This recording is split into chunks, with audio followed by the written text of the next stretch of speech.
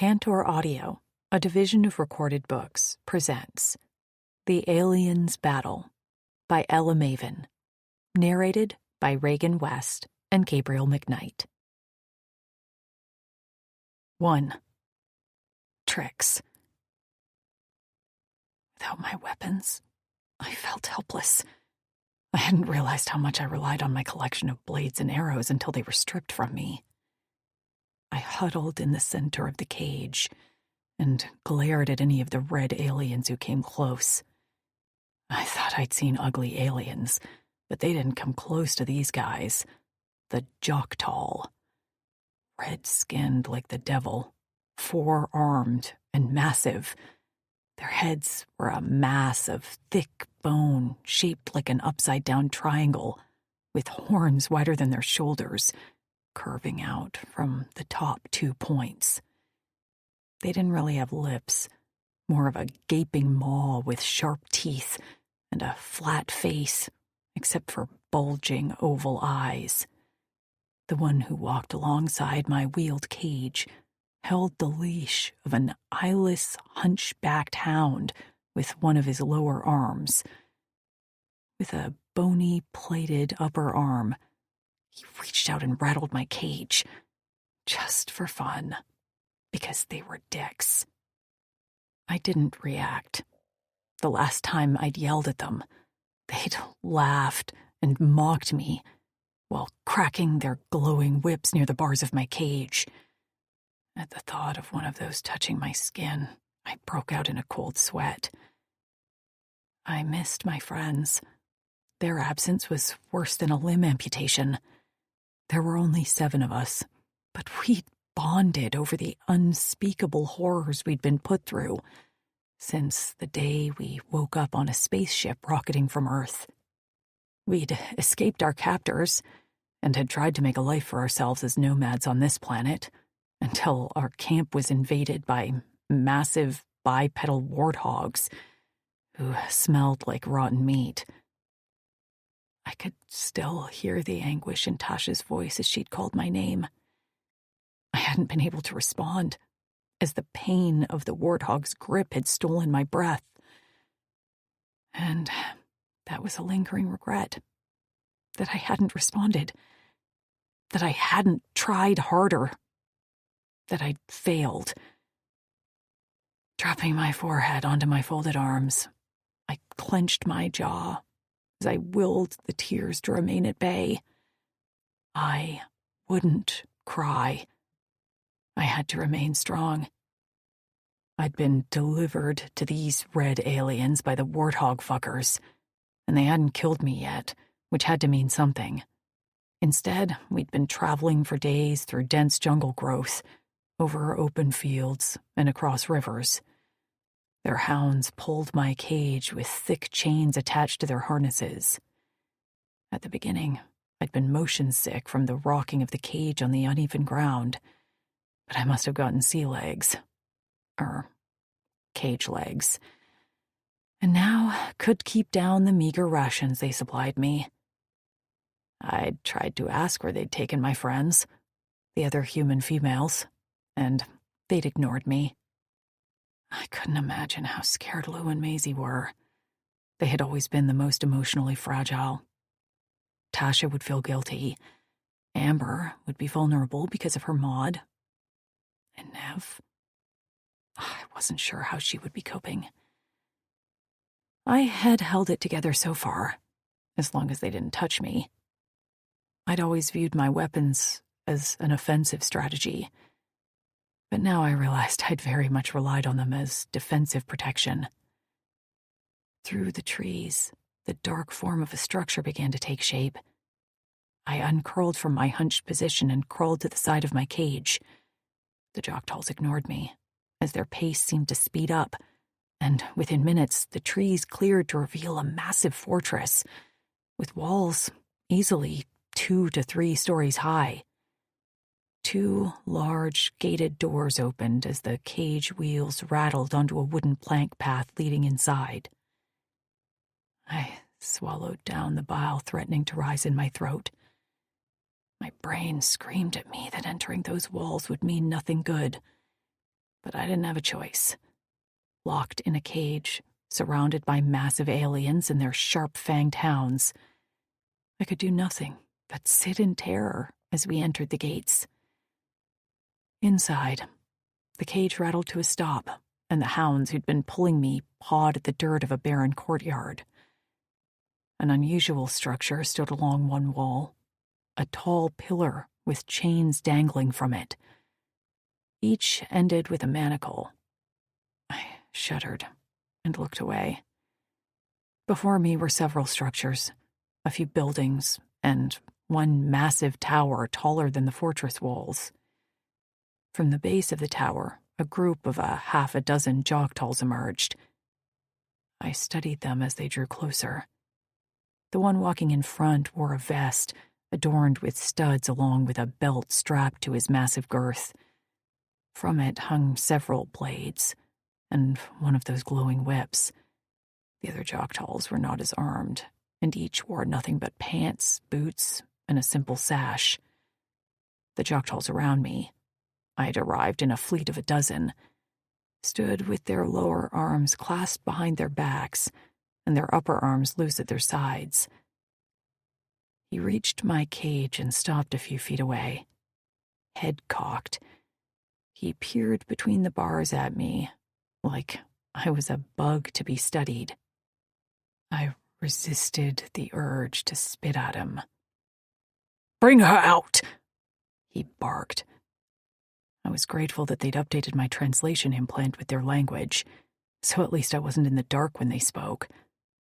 The fleet I'd traveled with rarely spoke, and I was sure that was on purpose, so I'd have as little information as possible. They'd only spoken to me when they gave me orders.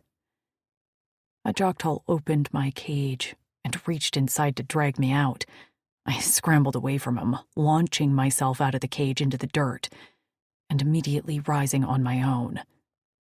They thought I just despised their touch, which was correct. But they didn't know that even the most minor of grips caused me immeasurable pain. I planned to hide that as long as possible, so they didn't use my weakness against me. My eyes darted around me as my instincts told me where to run. Of course, that would be stupid and get me nowhere. The hounds would be on me before I could take 2 strides. But I couldn't help the urge to flee now that I was finally uncaged. "I wouldn't advise running, human," the vested Joktul said. "You won't get far." I didn't respond as I clenched my fists at my sides and told myself to be smart. Stay calm. Get information. "I'm Uprith Hangrin, commander of the Joktul Curse and Joktulis," he said, and I didn't miss the way his chest puffed out, like I was supposed to be impressed. He gestured with his lower arms at the surrounding fortress. They'd named their city after themselves. Why did that not surprise me? He stared at me expectantly, as if I was supposed to respond. What did he want me to say? Congratulations? When I didn't answer, his bulging eyes narrowed, and he turned to the guard near my cage. "Can she talk? I was told her language had been identified and my implant was updated." "She does speak, Commander," the guard answered. "Mostly insults." "Oh, fuck off, asshole," I muttered. The guard tilted his head at me as if to say, "See?" Upreth flicked his fingers at another guard, who stepped forward with a large sack. He dumped the contents into the dirt, and I held back a gasp as my handmade bow, arrows, and several blades clattered to the ground. I'd thought they were gone forever. "Her weapons. She was the warrior of the band of females." That was stretching it a bit, but I'd take it. Upreth picked up one of my crude blades. Not much of a warrior, since she's been caged and lost her females. I felt my lips pulled back into a snarl. Fuck! She wounded one of the Wutarks, Commander. The guard cut me off. She should be considered dangerous. It was my turn to puff my chest out. I shot the commander a smug look, which he absolutely did not appreciate as he took a step forward and backhanded me with one of his bony plates. The world tipped as pain exploded in my face and echoed throughout my entire body. I hit the dirt in a boneless heap and gasped for air. My head swam, my vision blurred, and I fought to remain conscious. Without her weapons, she's a declawed and defanged Celebri. The commander's voice sounded underwater. I shook my head and tried to focus. Harmless, he spat. I had to get to my feet. I couldn't let him stand over me like this. It took a gargantuan effort to gather my legs under me and rise. For a moment, I saw two commanders, until my vision finally settled and he morphed into one vicious asshole. Pick on, I rasped. Someone your own size. He let out a bellow that sounded somewhere between a parrot caw and a hyena cackle. The sound sent a tremor down my spine, but I held my ground. I'm sorry for the disruption of your home. We made a mistake. I blinked. A mistake? You fought for your friends. You want them found and unharmed, yes? My pain took a back seat as I latched onto his words like a lifeline. Where are they? Where did the Wutarks take them? A breath's evil eyes gleamed. They were stolen from the Wutarks by a clavis of nasty species called the Drixonians.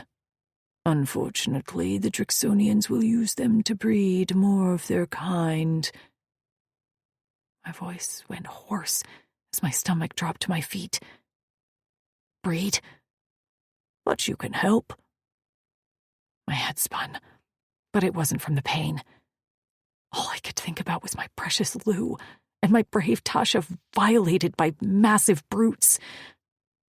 I'm gonna be sick, I mumbled. You will be the bait we need to capture their leader. Once we have him, we can use him to defeat his clavis and free your friends, and then we'll leave you humans alone. You won't see us again. How do I know you're telling the truth? I asked. He snapped his fingers, and a Joktal behind him handed him a tablet. He tapped the screen and then turned it to me. For a moment, I couldn't make out what I was seeing. But then I focused on the colorized grainy image. A large alien with blue and black mottled skin, a tail, and horns was in mid-stride beneath a tree. Draped over his back was a human form. I couldn't see her face, but the hair I'd recognized anywhere. Long, curly, and golden. Amber. I gasped and took a faltering step back. Losing my balance, I went to one knee. She'd been taken by an alien who planned to breed her. My sweet, quiet Amber. My heart pounded, and my stomach protested my last meal. I just barely managed not to vomit. This is the only image we caught of them, but we have learned they have the rest of your females. I glanced up. All of them? He nodded. I wasn't sure he was telling the truth, but it didn't really matter. Even if only Amber was in the clutches of these aliens, I had to do everything I could to free her.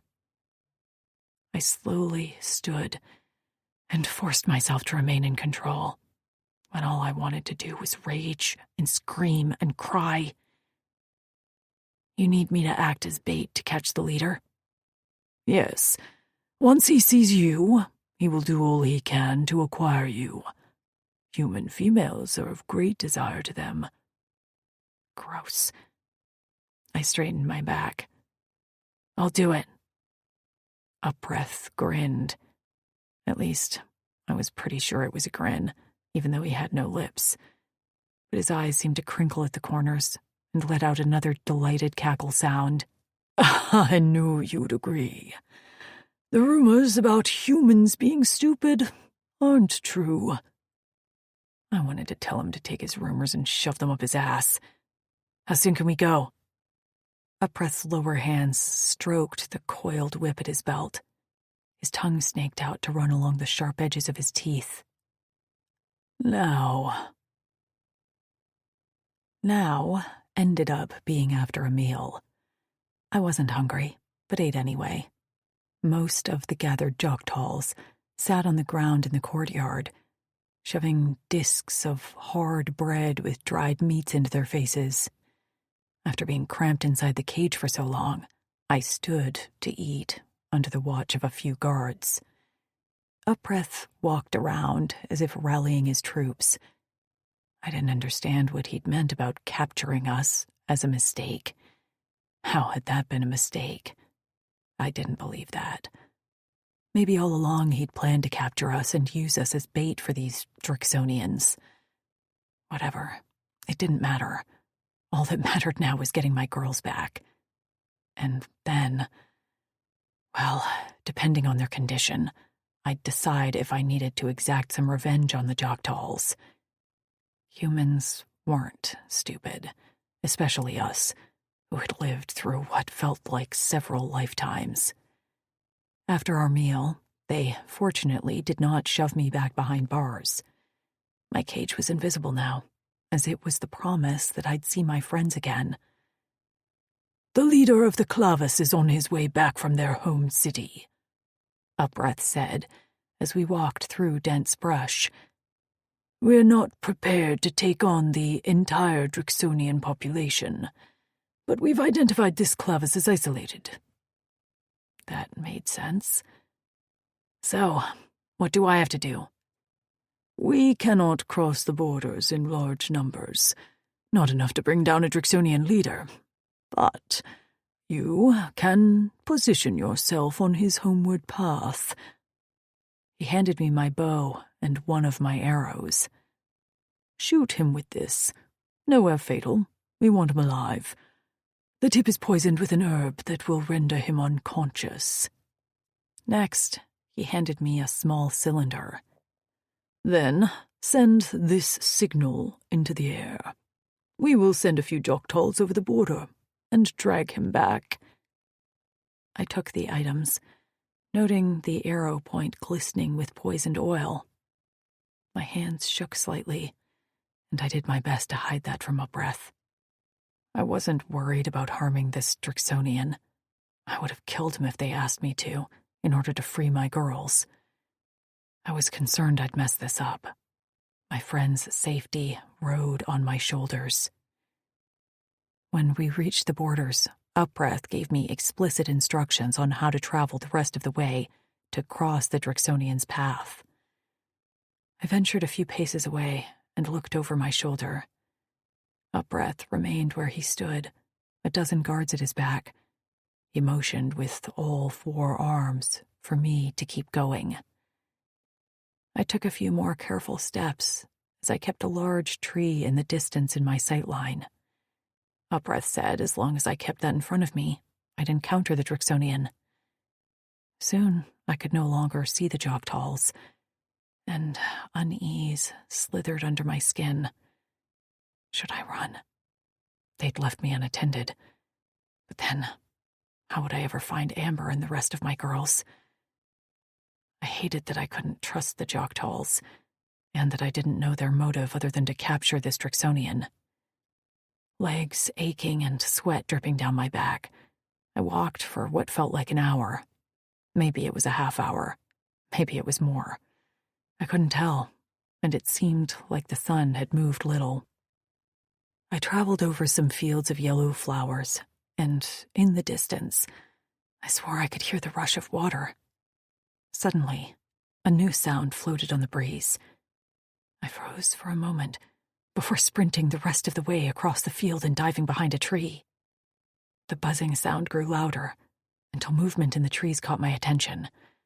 A large, black, wheelless motorcycle skirted the edge of the field and, perched on top like some sort of alien biker, was a massive blue and black alien. Sharp black horns corkscrewed out the side of his head, and a pelt of fur lay draped on his broad shoulders.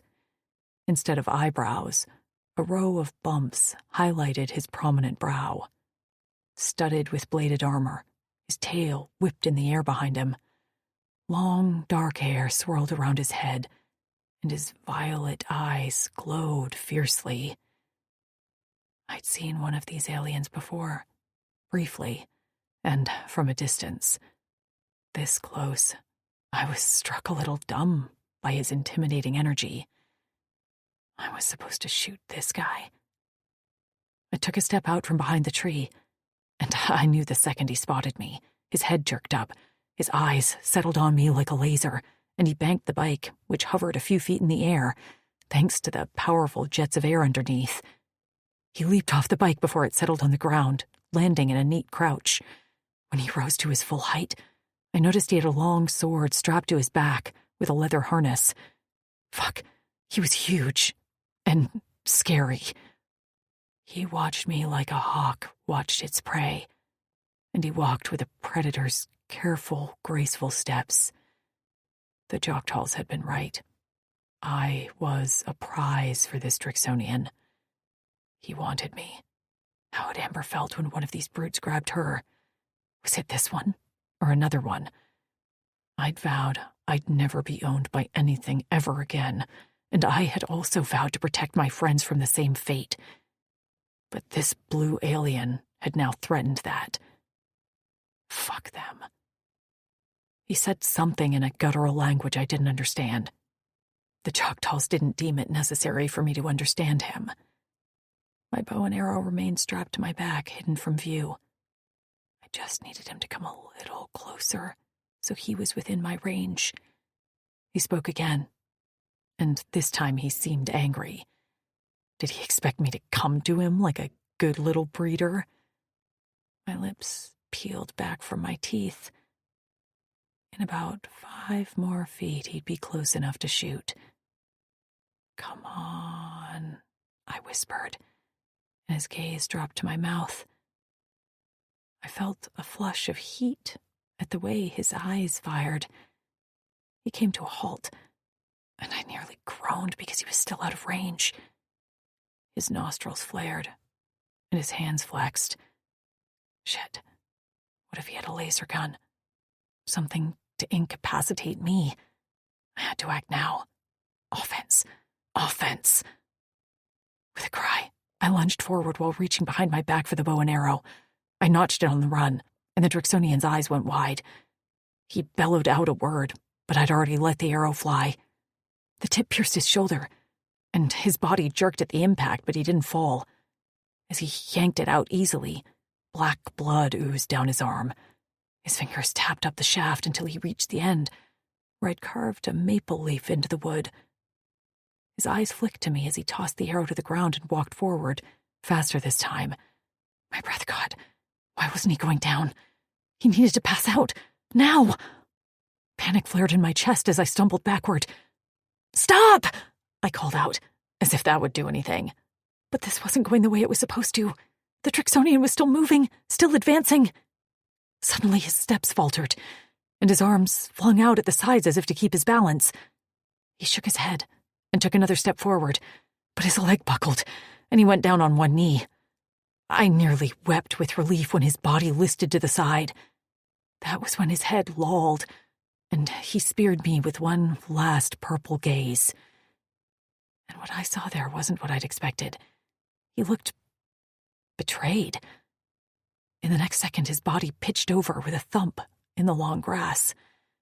I hit the dirt on my knees, slammed the flare against my thigh, and stared as the red spark bolted high into the sky. 2. Kutzal. My head ached, like I'd gone on a bender with too many spirits back at camp. I opened my eyes, but that action alone took more effort than it should have. I stared up at metal bars, which were a little too close for my liking, and rolled my head to the side to see vegetation beyond more bars. Briggers chirped somewhere overhead, and footsteps whispered through the grass. I caught sight of a few trees. Where the hell was I? I tried to sit up, but my stomach protested, and I bit back a groan. I had to take one thing at a time. I wiggled my toes in my boots, moved my legs and then my arms. I was alive, and apparently had all my limbs. A dull ache in my shoulder drew my attention, and my left arm was crusted with blood.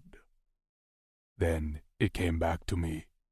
The female with dark red hair, green eyes, slender build. She'd shot me with a flecking arrow. I'd tried to walk toward her, and then everything went hazy. The arrow tip must have been spiked with something. When I'd pulled it out of my shoulder, I'd known immediately that she was a friend of Amber and Tasha's, the mates to my warriors Vince and Lucent, because those females had shown me the arrow with the 5-pointed leaf and identified it as belonging to their friend. Her name was... I couldn't remember. My mind was working a little slow. I rolled my head to the side, wondering if I was going to find myself captured by a roving band of human females, which might have been a Drixonian dream, but was actually my nightmare. But there I did not immediately see any human females. Attached to chains which pulled my cage on its wheels were hairy, eyeless hounds that trotted with hunched backs. And peering into my cage with a delighted sneer on his ugly face was a Joktal. At least I was pretty sure it was a Joktal, with his 4 arms, triangle head, and flat face. That checked out with the description Vince had used. He'd been captured by these Fleckers too, and then he'd escaped with his human mate. Speaking of, where was that flecking female who'd shot me? They must have captured her too. I sat up, expecting to find another cage with the female inside, but found her perfectly alive, well, and free. She walked near my cage of her own volition, appearing perfectly safe and unharmed. I growled low in my throat. Had she helped these Fleckers? This was why I didn't like anyone other than Drixonians. I couldn't trust them, even human females. I would do everything I could to protect females. She is all after all. But I didn't have to like them. Suddenly, the female's head swung to face me, and her eyes met mine. She didn't appear remorseful as her jaw clenched, and she sent me a nasty glare. "You're making a big mistake, female," I growled at her. She didn't respond at all. A Joktal slapped the cage with a bony plated arm. "She can't understand you, Drix. Don't bother." "It doesn't matter," she snapped. I could see the implant behind her ear and assumed she knew the Joktal's language, but not mine. I could understand her, as my implant had been updated so I could converse with the Drixonian's human mates. She turned a vicious glare on me that might have felled some of the younger Drix warriors. "I know all about how you stole my friends to breed them, rapist fucks." My Cora twisted painfully in my chest at her words. I spun in a circle in my cage, which was surrounded by about a dozen Joktals. "Is that what you told her?" I roared at anyone and everyone. "That we breed females against their will?" The cage rattled to a stop, and momentum slid me forward until I slammed into the front bars of the cage. But I didn't even register the pain as my body flared with undiluted anger. The Jok'tals in front of my cage parted, and a Jok'tal with an adorned vest stepped forward. He was clearly some sort of leader, and I tried to straighten with as much dignity as I could muster in the cage. "You are Kutzal Bane, Drexel of the Lone Howl Drexonian Clavas," he said. Seeing as I wasn't impressed that he knew my identity, I remained silent. He huffed, as if annoyed I didn't give a shit. He puffed out his chest. "I'm Upreth, commander of Jok'talis." "Great. Introduction's done," I said in a monotone. "Now, what the fleck am I in this cage for?" A guard nearby reached through the bars and cuffed me on the head. "Show some respect." "Fleck off," I spat at him. He seems to have learned his communication skills the same place the female has. Upreth inhaled sharply through his nose holes. I wasn't sure what that meant, so I didn't answer. They'd taken my weapons and my tail armor. Behind these bars, my machetes were useless. If only I could get out of this cage, I'd lay waste to these fleckers. The most important thing they'd taken? The translation implant updater I'd had on me. If only I could get that back and converse with this female, I could convince her to free me. She owed me, seeing as I'd helped keep her friend safe. Once I got my hands on this female, well, I wouldn't hurt her, but she'd get the sharp side of my tongue. Tasha and Amber thought I was a mean fleck. At least they hadn't shot me with a poisoned arrow. She caught me glaring at her and lifted her hand in the air with her middle finger extended. I had no idea what that meant, but I did it back anyway. Her eyes registered surprise, and I swore I saw the beginning of a smile before she coughed into her hand and turned away. Upreth drew my attention when he huffed out a snort. "We're taking you to your camp, where we'll use you to acquire the surrender of your clavas." I barked out a laugh. "Is that so? And what do you plan to do with my clavas after we surrender?" His eyes gleamed. "Eradicate you." My heart pounded, and my vision went white at the edges as I fought to keep from beating against the bars of the cage like a barbarian. "You can try," I snarled. "And I promised this human that we'd free her friends from their Drexonian oppressors, didn't I?" The red-haired female stared back at Upreth with undisguised disgust. "And you better hold up your end of the deal." So, she didn't fully trust him either. A seed of hope sprouted in my chest. "We will," he answered before turning to me. "One by one, we'll pick off every clavas until Granite is isolated and vulnerable. We have no desire to share this planet with you, and we don't intend to." I had been content to respect borders as Dazim Bakut, the head Drexel of the remaining Drexonian clavasses, had insisted on in order to keep the peace. We'd stayed on our land, and they'd stayed on theirs. It was a big planet. But now, fleck them all. They'd kidnapped me, they'd lied to this female, and they intended to kill my warriors using me as leverage. I'd eradicate myself before they used me against my own warriors. The only reason I hadn't sliced my throat with my own machetes yet was because I couldn't be sure what they'd do to this female. Once they didn't have use for her, they would likely kill her. Free her friends? No way. They'd use her friend Amber as labor in Jok'talis before she and Vince escaped.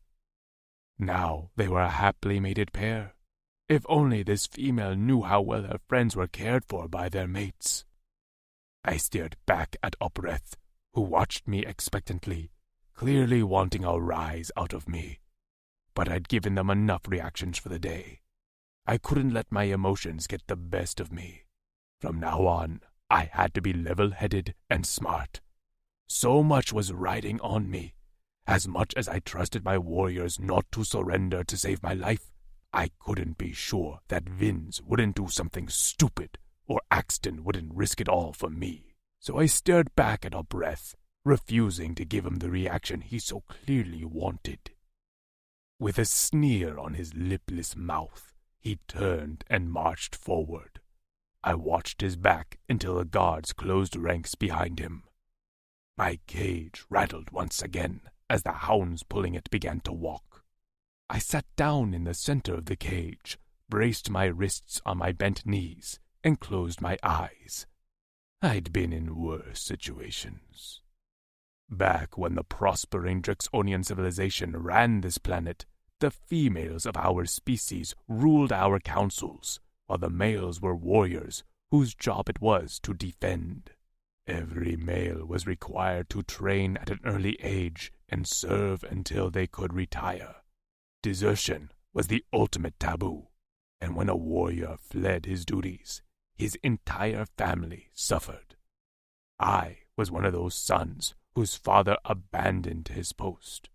Deemed a son of naught, I was branded on the back of my neck and shunned along with others like me. But then a virus struck our civilization, killing all our females and most of our elder males. Heartbroken, devastated, and surrounded by a crumbling society, we left to join the Uldani on our sister planet Torin.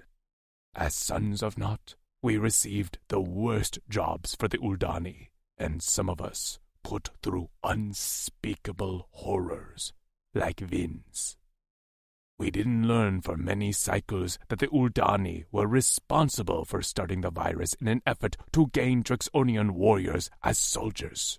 We rose up, gained our independence, and returned to our home planet, Corin. But it was different from how we left it. While Daz had relaxed the rules around the Sons of Naught and had no issue with our mating, I still felt fiercely protective of them. We'd come a long way since those shunned young Drix. I'd never let us be treated like dirt again, no matter how much was stacked against me. I would win this battle. Tricks. They hadn't fed him, and that shouldn't have bothered me. But it did. The sun had set, and we'd stopped our progress for the night. The guards and Upreath sat around a crackling fire, ignoring the Drixonian prisoner. Upreath had said his name. Kutzal Bane. I hadn't really wanted to know his name, because that made it even more real that I'd taken part in the capture of a being with a name, and a family, and a soul. But his soul was rotten, according to Upreath. And I had to believe that. I wanted to believe that. Because if that was wrong, well, then what had I done? I sat away from the fire, not eager to converse with the Joktal guards. While the cage had been cramped for me, this Drixonian was easily close to 7 feet and couldn't even sit up straight. His shoulder and arm, where I'd shot him, remained covered in dried black blood, but he didn't seem bothered by the injury, which had already begun to close. He had a long tail, thick at the base, and then tapering into a narrow tip. His pants were held up with a type of backwards belt which clasped above the base of his tail. He no longer wore his harness of weapons, as they'd been stripped of him before they'd thrown his unconscious body in the cage. I did, however, make note of where they were, hidden in a sack carried by a guard. There'd been a few gadgets on his harness as well, which interested me. In fact, the Drixonian himself interested me. I wasn't sure why. Upreath had told me he and his kind were a threat to my friends. But something about the way he looked at me was not congruent with how Upreath made them out to be.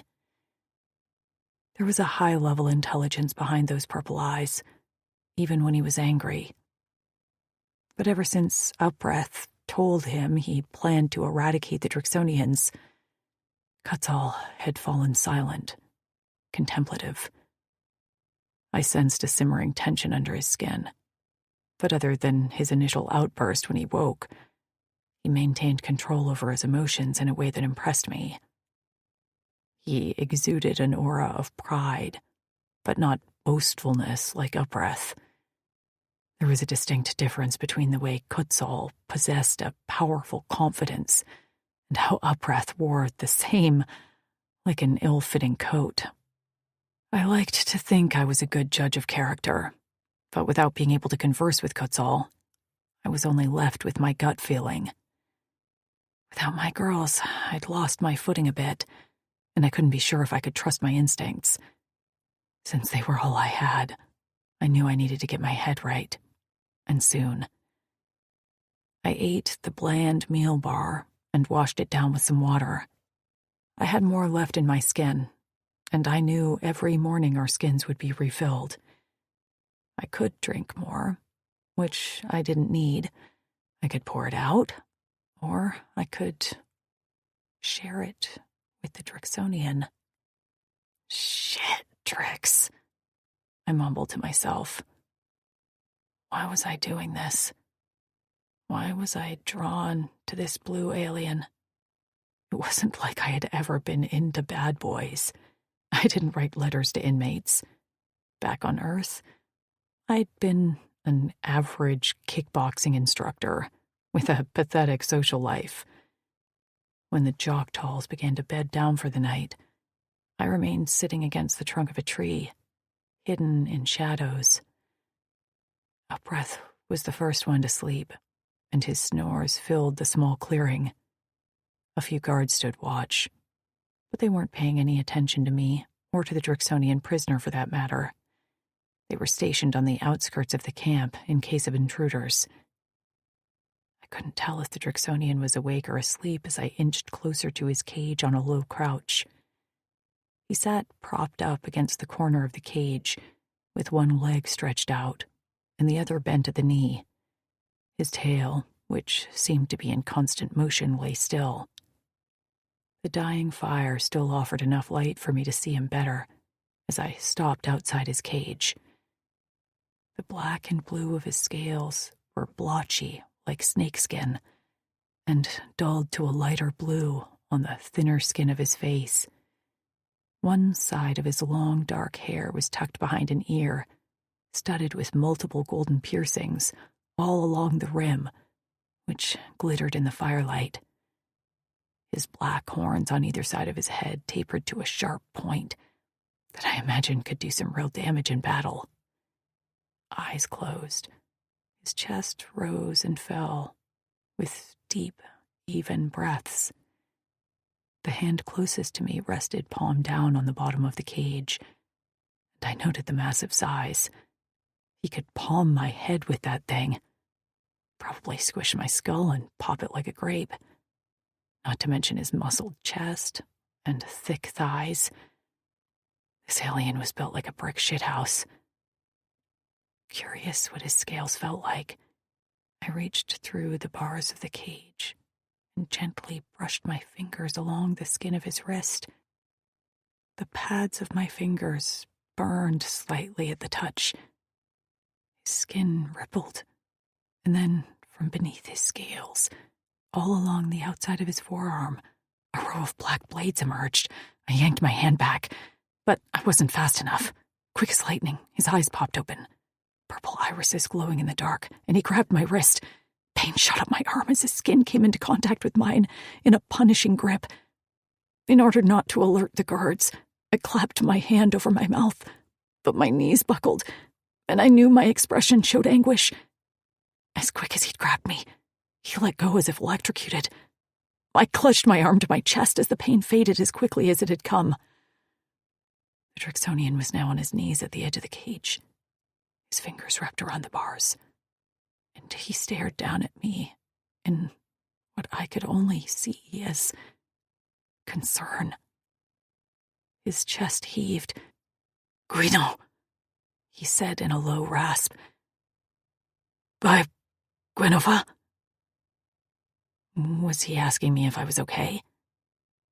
Maybe he was trying to gain my trust, but I couldn't help feel like he was genuinely concerned. He could tell I was in pain, and he didn't like it or want to be the cause of it. I felt that in my gut. I rose to my feet. I'm okay. He relaxed slightly and sat back on his haunches. His gaze held mine until I squirmed, and that was when I unhooked my water skin from my belt and held it through the bars of the cage. Here's some water. He didn't take it at first, and he looked at it suspiciously. He had every right, since I did shoot him with a poisoned arrow. I promise I didn't poison it. The corners of his lips twitched as he snatched it and upended the entire thing in his mouth. A few drops escaped to slide down his thick neck and muscled pectorals. I caught myself chasing the beads of water as they slid over his abdomen and then down the waistband of his pants. Instead of wiping his mouth, he snaked his tongue out to catch a few drops on his chin. Yes, his chin, because his tongue was like something out of a movie. Long and thick, it stretched under his chin. In the center of this inhuman tongue were 3 golden ball piercings. My mouth went dry. I shook myself out of my stupor to find him handing the skin back to me. He must have seen me ogling him, but he didn't leer or smirk or make any sort of reaction that I'd expect a male to make. His expression remained wary, but not hostile. My gut twisted. Had I made a mistake? But I couldn't get the picture out of my head of that blue warrior carrying Amber on his shoulder. My name is Trix. I chewed the inside of my cheek. Do you know a human named Amber? He surged forward to grip the bars of his cage, and his eyes held mine like a magnet. He opened his mouth, but before he could respond, his head whipped to the side. His rattling growl left his throat seconds before the pain exploded in the back of my skull. Somewhere above me came a pained grunt, just as my hip slammed into the ground so hard that my teeth clacked together. I cried out as another blow hit me in the ribs. Lashing out with my legs, my foot connected with something, and a jog-tall bellow followed. No more blows came, and I stumbled to my feet, hands in front of me, ready to fight if I had to. But the jog-tall guard who stood before me remained still, with his bony upper arms lowered. "What are you doing with the prisoner?" he snarled. I tried to remember the names of the guards, but most of them looked too much alike to tell apart. This one had a scar on his chest, though. Yearage. That was his name. I just wanted to look at him. I snapped back.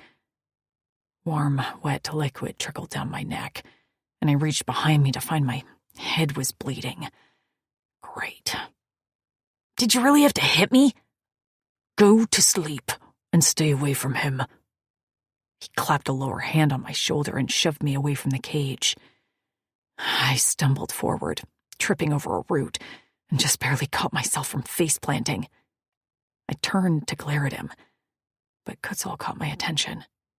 One hand was braced behind his head, fingers digging into his hair, and he stared at me as if he'd never seen me before. With my empty skin clutched in my hand, I retreated to my tree trunk to nurse my head wound and try to get some sleep. But those purple eyes didn't leave me. Even as I lay down on my side, I could still feel him watching me. That night, I dreamed of golden smoke. 3. Kutzal. I didn't sleep that night. I lay on my side facing the sleeping female, Trix. Her eyes moved from beneath her thin eyelids, and her face twitched as if she dreamed. I wondered what she dreamed about, and then wanted to smash my face against the bars for giving a shit. Now I understood why I'd been so captivated by that stupid flecking arrow when we'd found it in our camp and the females had said it belonged to their friend. This Trix, this fierce archer, was my mate. I rubbed the back of my head, which still echoed with pain from the blow Trix had received from the Joktal guard. I knew little about the Korra eternal commitment, or mating at all for that matter, but I knew that once an enemy spilled the blood of a female, and I felt the pain as if I'd been struck, that was the beginning of the bond. The last step was to kill the one who spilled her blood. The Joktal who hit her lay flat on his back, arms flung out at the sides. His maw opened as he snored. I couldn't kill him. Whatever happened, I could not complete this bond. A mate was the last thing I wanted. My entire class of warriors could find their mates, and that would be fine. But me? No. No way could I bond myself to a female. This planet was too harsh, and our civilization too fragile. I could barely keep my warriors and myself safe. I couldn't bear losing and burying another female who meant so much to me. I closed my eyes as I fought against the dizzying waves of nausea. Why was this happening? And of all females, it was this one who clearly had a death wish and who trusted the wrong flecking species. Not that I could blame her. She thought she was helping her friends. And one thing I'd learned about these females was that they were fiercely loyal to each other. So, why had she touched me, given me water? I also couldn't understand why she'd reacted so badly to my grip on her wrist. I hadn't squeezed that hard, and while she'd held in a cry, her eyes had teared in agony. I rolled on my back and folded my hands behind my head. I had to get out of this cage.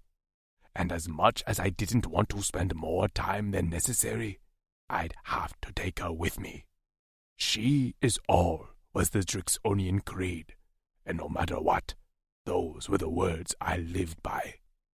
While I wasn't sure I liked human females, I still revered them.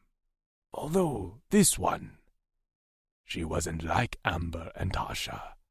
She didn't smile as freely, and her language was cruder. When she'd brushed the back of my hand with careful fingers, I'd felt the touch spread out to every limb like wildfire. I didn't understand what that was. As a son of Naught, I hadn't received the standard warrior mating lessons on how to pleasure females, as we weren't meant to procreate. So my reaction to her touch was unfamiliar and uncomfortable.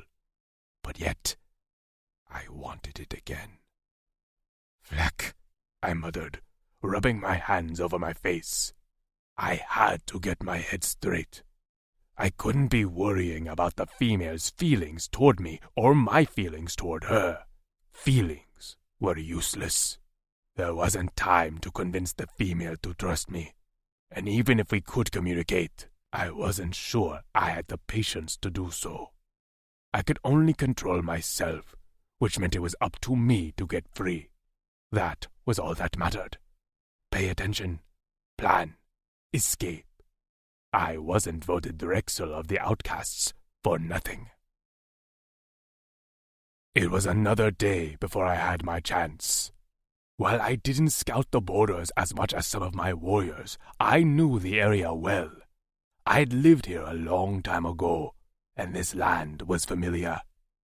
We ran parallel to the border with the common lands, so we remained in Wutark and Joktal territory on purpose.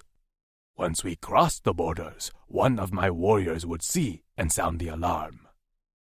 Confident they could hold me, Opreth had been free with his words to his guards, so I knew he wanted to surprise my crevasse at our camp.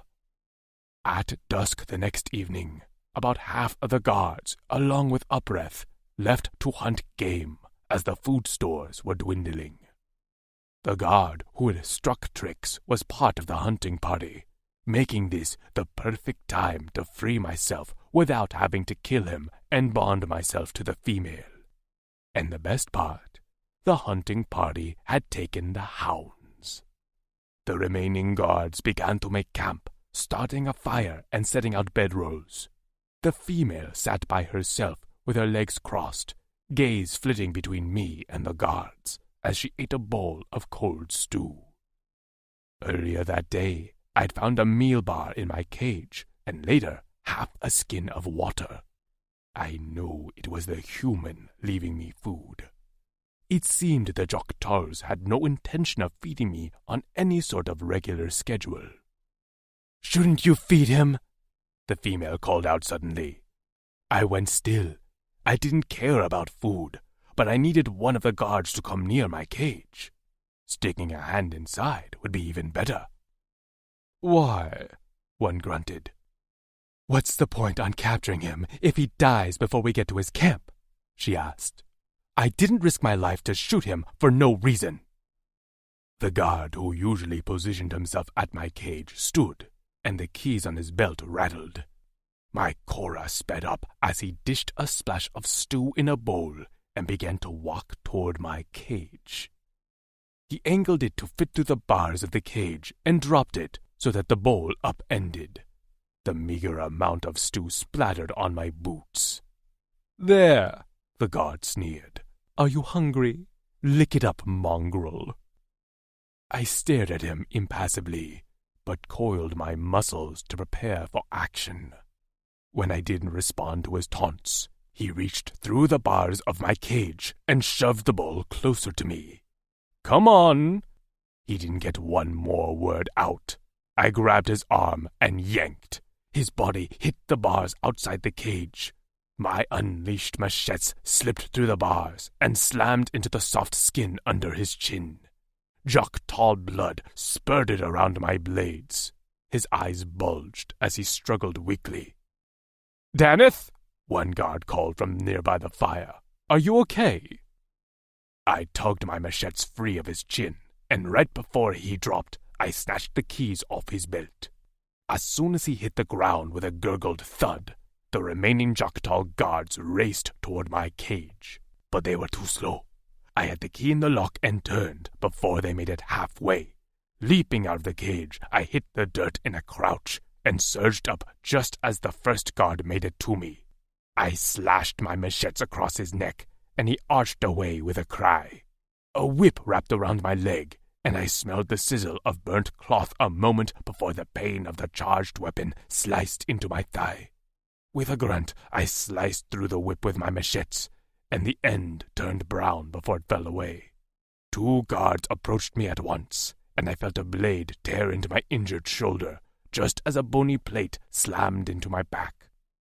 I lashed out with my tail, catching the Jok'tar behind me and tugging him off his feet.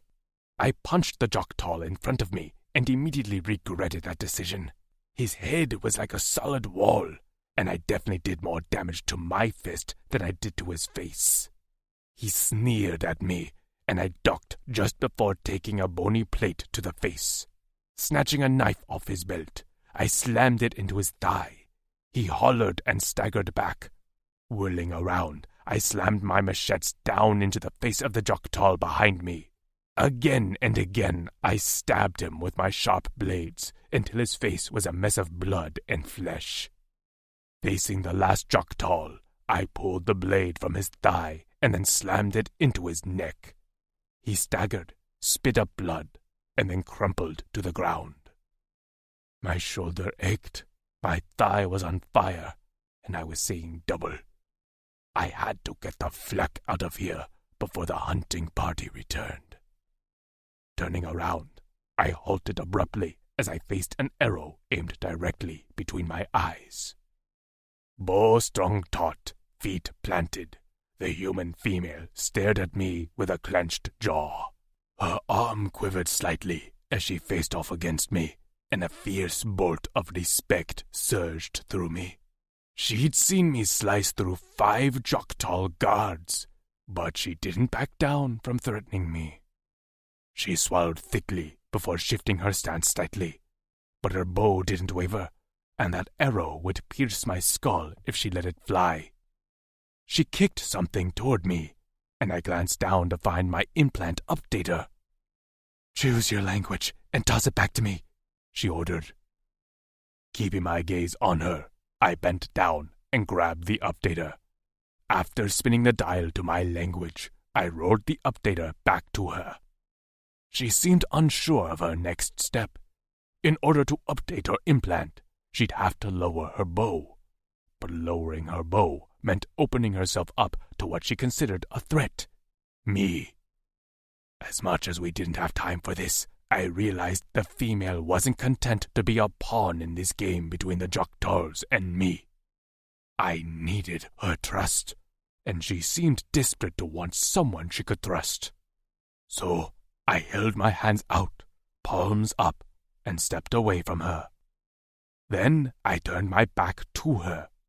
She could decide to send that arrow into my back or my head, but I had to believe that the female who left me food and water would hear me out before ending my life. I closed my eyes, and I waited. Tricks. This ranked up there as one of the scariest moments of my life. And that was saying something based on all the shit I'd been through. I'd just seen this Strixonian leap from his cage with deadly black blades emerging from his forearms, head, and down his back. He'd taken down 5 guards on his own, even while stabbed, punched, and whipped. The mark on his thigh oozed and bubbled, and I couldn't imagine how badly that hurt. But he walked with barely a limp. His shoulder with the arrow wound was once again bleeding profusely from a knife wound, and blood trickled from his ear. He'd taken some vicious blows to the head. I knew I needed to act fast, because the hunting party would be back soon, but I couldn't seem to lower my weapon. When I saw the Drixonian get loose, the first thing I'd done was retrieve my weapon from the now unguarded pack, which also held the Drixonian's things. That was where I'd found the implant updater. The fact he'd traveled with one intrigued me. And then there was the fact that he'd chosen to trust me. He'd turned his back on me, so I felt safer updating my implant. With my bow still notched, I bent my knees. When the updater was within reach, I dropped my bow, grabbed it, and jammed it against the implant over my left ear. I steeled myself against the jolt of hot pain, which rendered me immobile for a few minutes. When my eyes focused, I saw Kutzel had turned around. Scrambling to my feet, I notched my bow again. But he remained motionless. His palms remained in the air as he spoke in a calm, clear voice. "Amber is kind and likes to help with odd jobs around our camp." My heart skipped a beat. "Tasha doesn't like me a whole lot, but she tolerates me. We would never hurt them, as that goes directly against what Drixonians stand for." I blinked back tears. "How do I know you're telling the truth?" "They talk about you. Lou, Maisie, and Nev. We haven't found them yet, after you were all taken by the Wutarks. But we will. We promised Amber and Tasha." Did I dare believe him? Upbreath showed me a photo of Amber being carried on the back of a Drixonian. He chewed his lips thoughtfully. "That must have been when she escaped Joktalis with Vince." My arms ached from holding the bow taut. The arrow point wavered. "Escaped?" "She was held at Joktalis, and met Vince, who was a prisoner there. They escaped together. And now she's safely at our camp." I lowered my bow, and he remained where he stood. "You'll take me to them?" I won't ask you to act as bait. I won't hurt you. I will take you to your friends. I'm keeping my bow and this knife. I held up a blade I'd stolen from the guard's supplies. And I'll use it if you touch me. He didn't look impressed or amused. You saw my machetes. A small blade won't harm me. Are you trying to convince me to go with you or not? A muscle in his jaw jumped. I have no desire to touch you. Suddenly his head turned, and he cocked it as if listening to something. When he faced me again, his voice held a tinge of urgency that hadn't been there before. But we need to go. I can hear the hunting party returning. He rushed past me and grabbed his harness, fur shawl, tail armor, and single weapon, the massive sword that made my tiny blade look puny. In the cage, he had still looked terrifying, but outfitted in his armor and weapons, he was once again that fearsome alien I'd first seen, that had struck terror into my bones. He stared at me with thinly veiled annoyance. We need to go. I took a step toward him, nerves racing over my skin like ants. If you betray me, I'll kill you. He snorted. I would expect nothing less. He beckoned with his arm. Now run, female. Run faster than you ever have, or I'll carry you. I shuddered at the painful memory of the Wutark's hands on me. No way. No one was carrying me again until I was dead. Just keep up, Drix. I gritted out. Bow strapped to my back, blade shoved into my belt, I took off at a dead sprint toward Kutzal. He registered surprise for a moment, before he took off into the dense brush. I followed, focusing only on his back as the setting sun glinted on his sword. We wove between trees, sped through streams, and trudged through mudlands. My heart soared as the distance between us and the Joktalls widened. There was something about them that had never made me feel right. But I was blinded by the promise of seeing my friends safe and sound.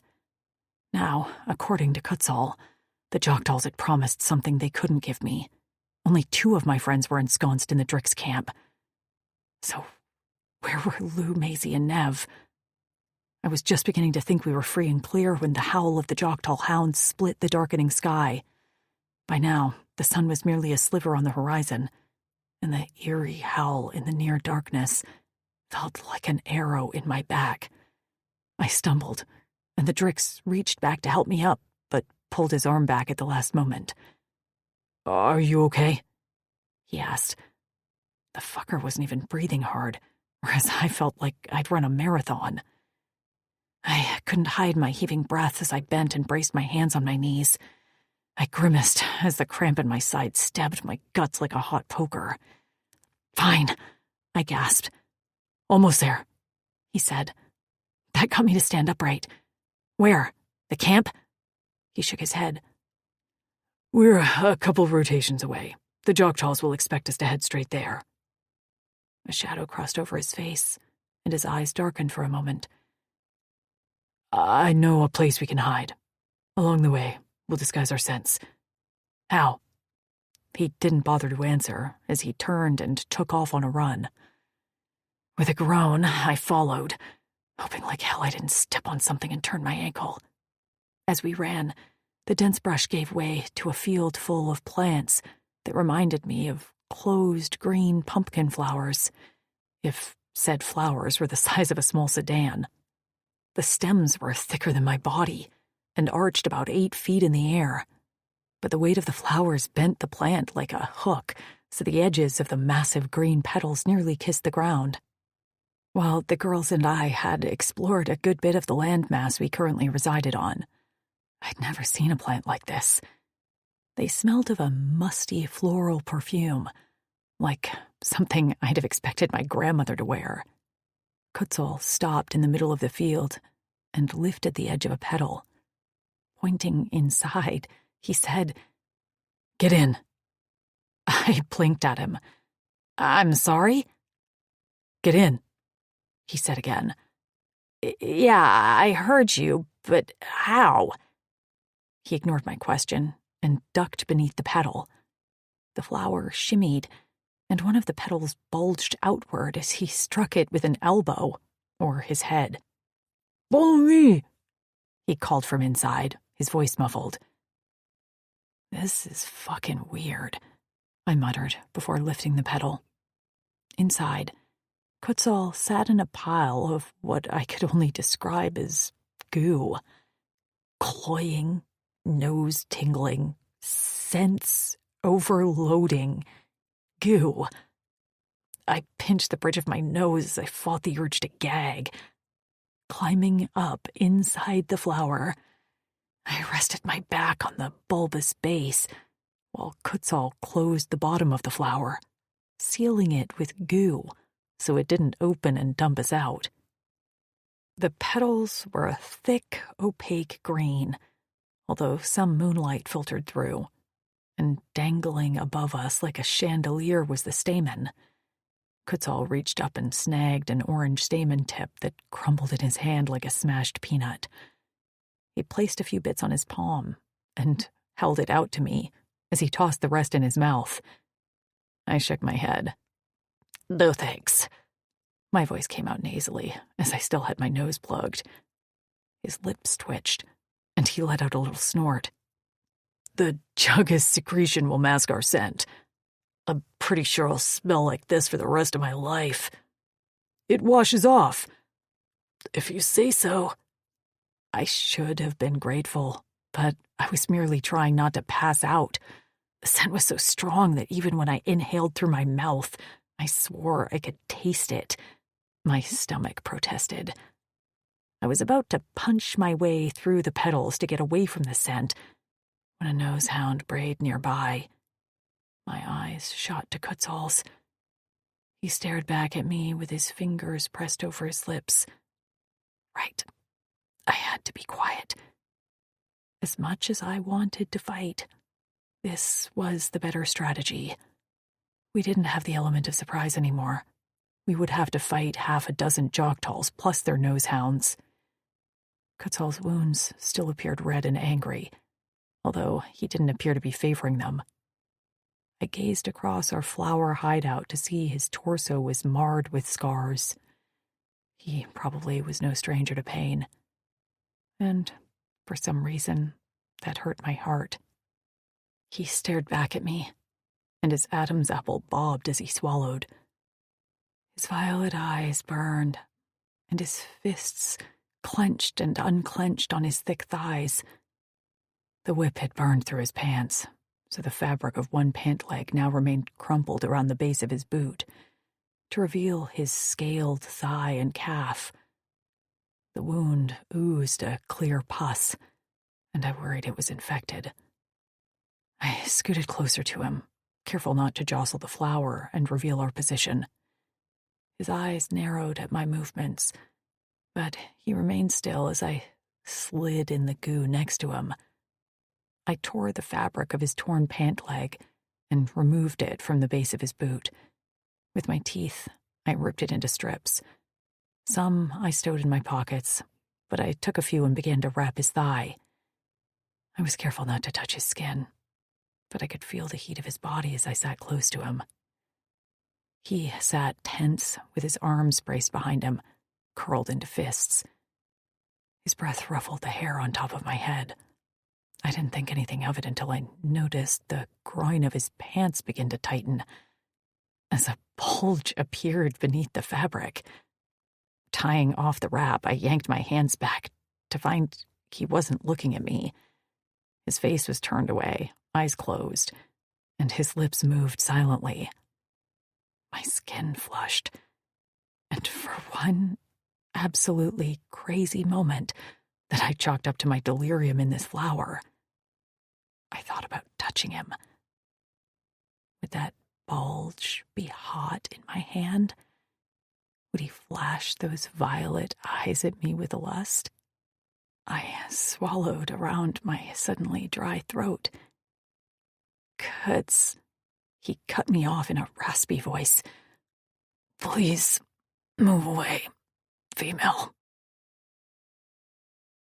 4. Kutzal. I needed her to get away from me. She hadn't even touched my skin, but the feel of her hands so focused on my thigh messed with my head. And my cock, the flicking thing, had never been of use to me. I expelled my liquid waste with it, and that was it. I never had the desire to mate, and never felt this heated flush to my skin and the thickening bulge in my groin. My balls felt full, and my head spun with the need to release my seed. I didn't want to touch it, unsure what would happen if I closed my fist around the hard length. Worst of all, the female saw it. For a moment, she remained motionless, hand poised in the air, before she gave a little nod and returned to her side of the bloom. But it wasn't far enough away. I needed her on another planet.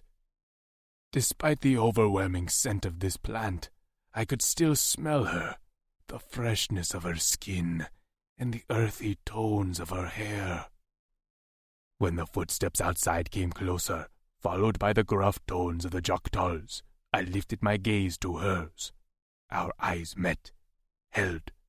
Despite the proximity of our enemies and the imminent danger we were in if they found us, the anxiousness zinging under my skin bled away as I stared into her green eyes.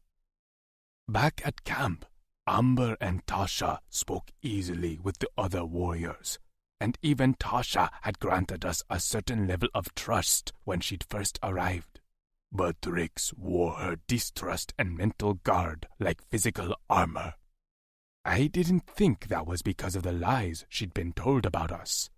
I was sure if I met her under better circumstances, she would have held me and others at arm's length.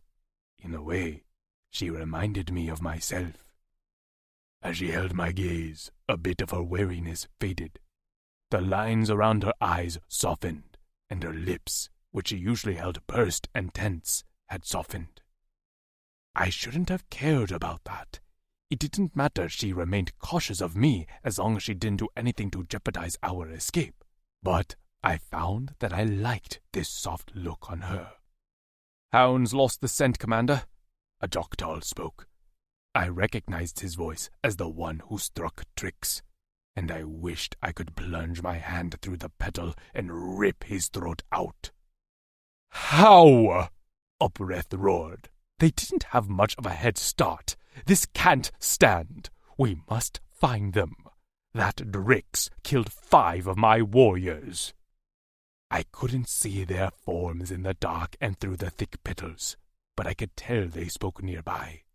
We were right under their noses, and they had no idea. I smirked to myself. Before I killed Upreth, I'd let him know how close he came to catching us, and how I outsmarted him. He didn't know this planet or the vegetation like I did. The hound snuffled as Upreth continued to rage. The footsteps retreated, but I didn't move or speak for a long time. Trix's head bobbed as she fought the urge to nod off. She shifted slightly and smacked herself lightly on the cheek before shaking her head. Taking pity on her, I whispered, "I'll get out first and check to make sure we're clear." Eyes gleaming, she nodded. I lifted a petal and hopped to the ground. My clothes and skin were slick with the plant's sticky seed. I slicked off as much as I could before scouting the edge of the field. There were no Jok'tals in sight, and they hadn't covered the clear tracks that led away from our hiding place. Jogging back to the plant, I lifted a petal and gestured for Trix to emerge. She tried to exit gracefully, but ended up sliding down the petal and landing hard on her hip. "Damn it," she muttered, and rose to shake her arms and legs. "What is this stuff? It smells like a floral couch where someone died." I wasn't sure what those words meant. "The plants seed." She froze. "I'm sorry?" "They secrete this to fertilize." "Are you telling me I'm covered in plant jizz?" "Jizz?" She waved a hand as she held a hand on her chest and gagged. "Oh, gross." I didn't understand. "What's gross about fertilization? this plant just saved your life." She straightened and stared at me. I stared back. Finally, she sighed. "You're right." Turning, she patted the large bloom. "I apologize for calling you gross. This is a natural part of life, and I hope you have a fantastic marriage and little plant babies." She stepped closer and lowered her voice, as if worried the plant would overhear. "But in all honesty, can we wash this off? It's giving me a headache." I didn't prefer the smell either. "Yes, there's a stream nearby." "Great." She grinned, and the sight caught me off guard. Even with her hair matted to her head and her clothes drenched in the plant seed, her smile shone brighter than the stars. I stared at her mouth too long, apparently, because she dropped the smile as quickly as she'd flashed it. Clearing her throat, she narrowed her eyes and crossed her arms over her chest. "So, about that bath?" "Follow me," I snapped, irritated I'd been caught looking. The stream wasn't far off, and the water sparkled under the moonlight. When we drew close, Trix let out a little exclamation of glee and rushed ahead. She splashed into the Kwa and then spun on her heels, flung her arms out to the sides, and let out a quiet laugh before falling backward. She disappeared under the Kwa, and I ran after her, worried she would wash downstream, when she flapped to the surface and sprayed an arc of Kwa out of her mouth. "It's cold as shit, but I would jump in the Arctic right now if it meant washing this off." My face must have betrayed my worry as she went still and cocked her head. "Were you worried I was going to drown?" I crossed my arms over my chest as I stood in knee-deep Kwa. "You were under the surface. I wasn't sure you'd come back up." "I can swim." Her lips curled in amusement. "Good for you," I snapped. "Don't disappear again." I began to splash Kwa over my body, face, and hair in order to wash off the sticky seed. "Bossy," she muttered. "Do you know what Amber and Tasha would do to me if I returned you harmed in any way? Do you want to know what their mates would do to me if I upset them?" She stood up so quickly that I thought she saw a Juktol. I whirled around to search the banks. "What? Did you hear something?" "Yeah, I heard something," she barked. "Mates? Did you say mates?" I turned back around slowly. Never in my life had I gotten in trouble for giving away too much information. And now I was barely in this female's presence for half a rotation, and I'd already said something I hadn't intended to tell her. Her friends could tell her their life situations. That wasn't my responsibility. So I went for casual denial and continued to wash myself. "Is that what I said?"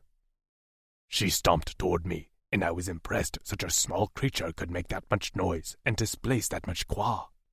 Her bow was in her hand, an arrow notched. When had she done that? "That's exactly what you said, fucker. Explain." I resisted drawing my machetes. That was an act of aggression, and I wouldn't react that way to her, despite her own violent tendencies. She was such a fierce, angry little thing. When I didn't speak right away, her jaw worked, and I realized that she was less angry and more actively terrified for her friends. I sighed.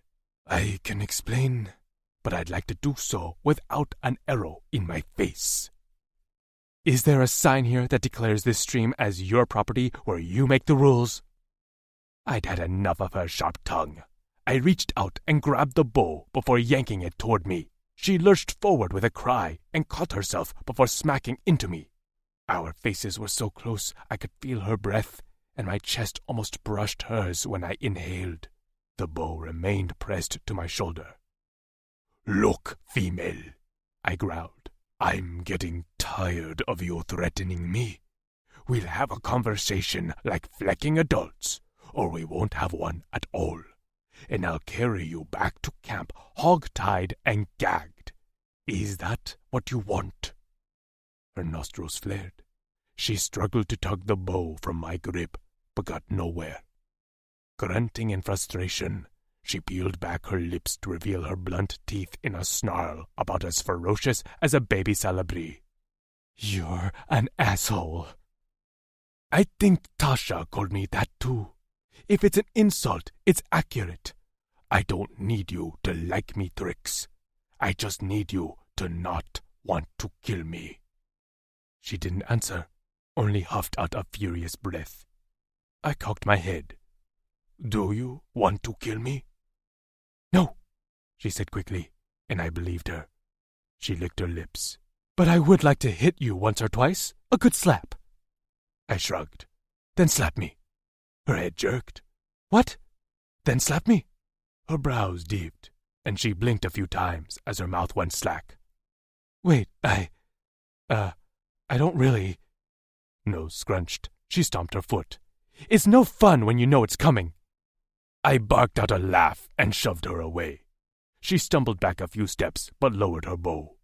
Her bravado had faded, and instead she stood panting slightly while nibbling her lips.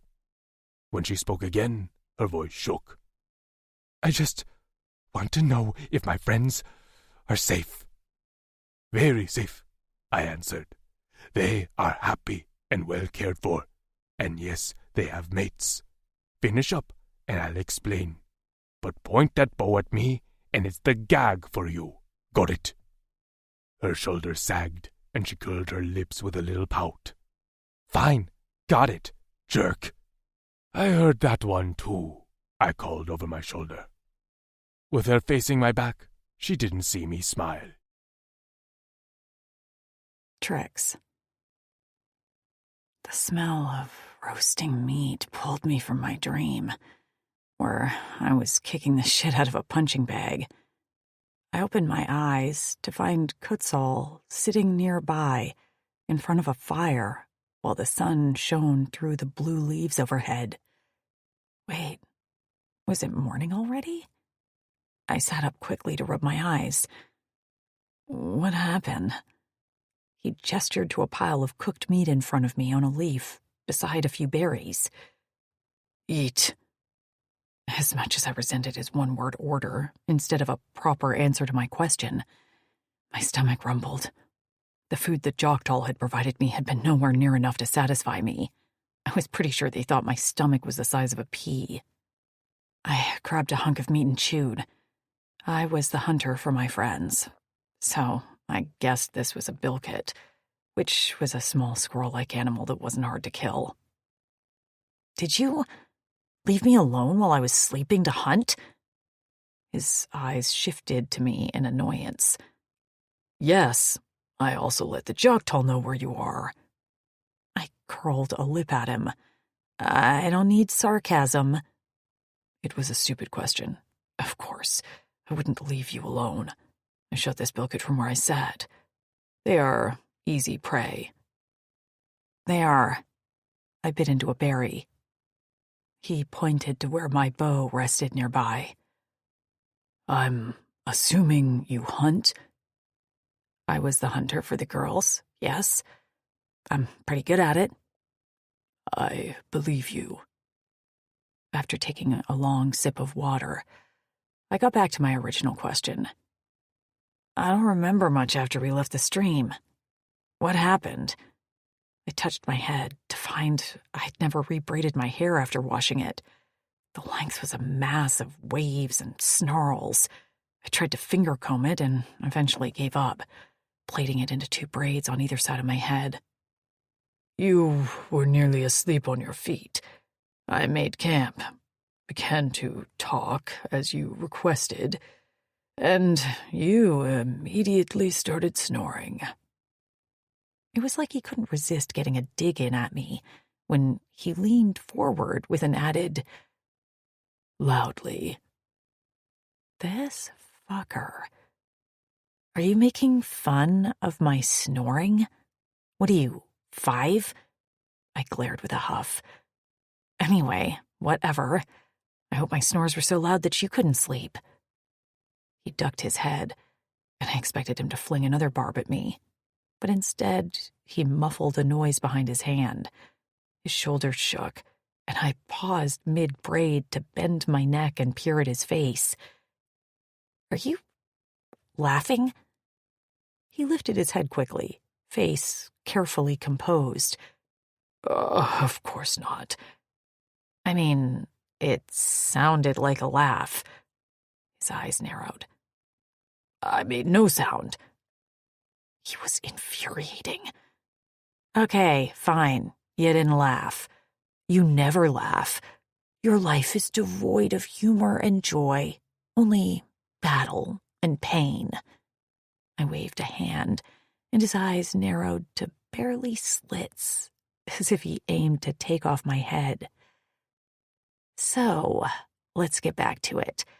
Explain to me how my girls are now somehow alien mates.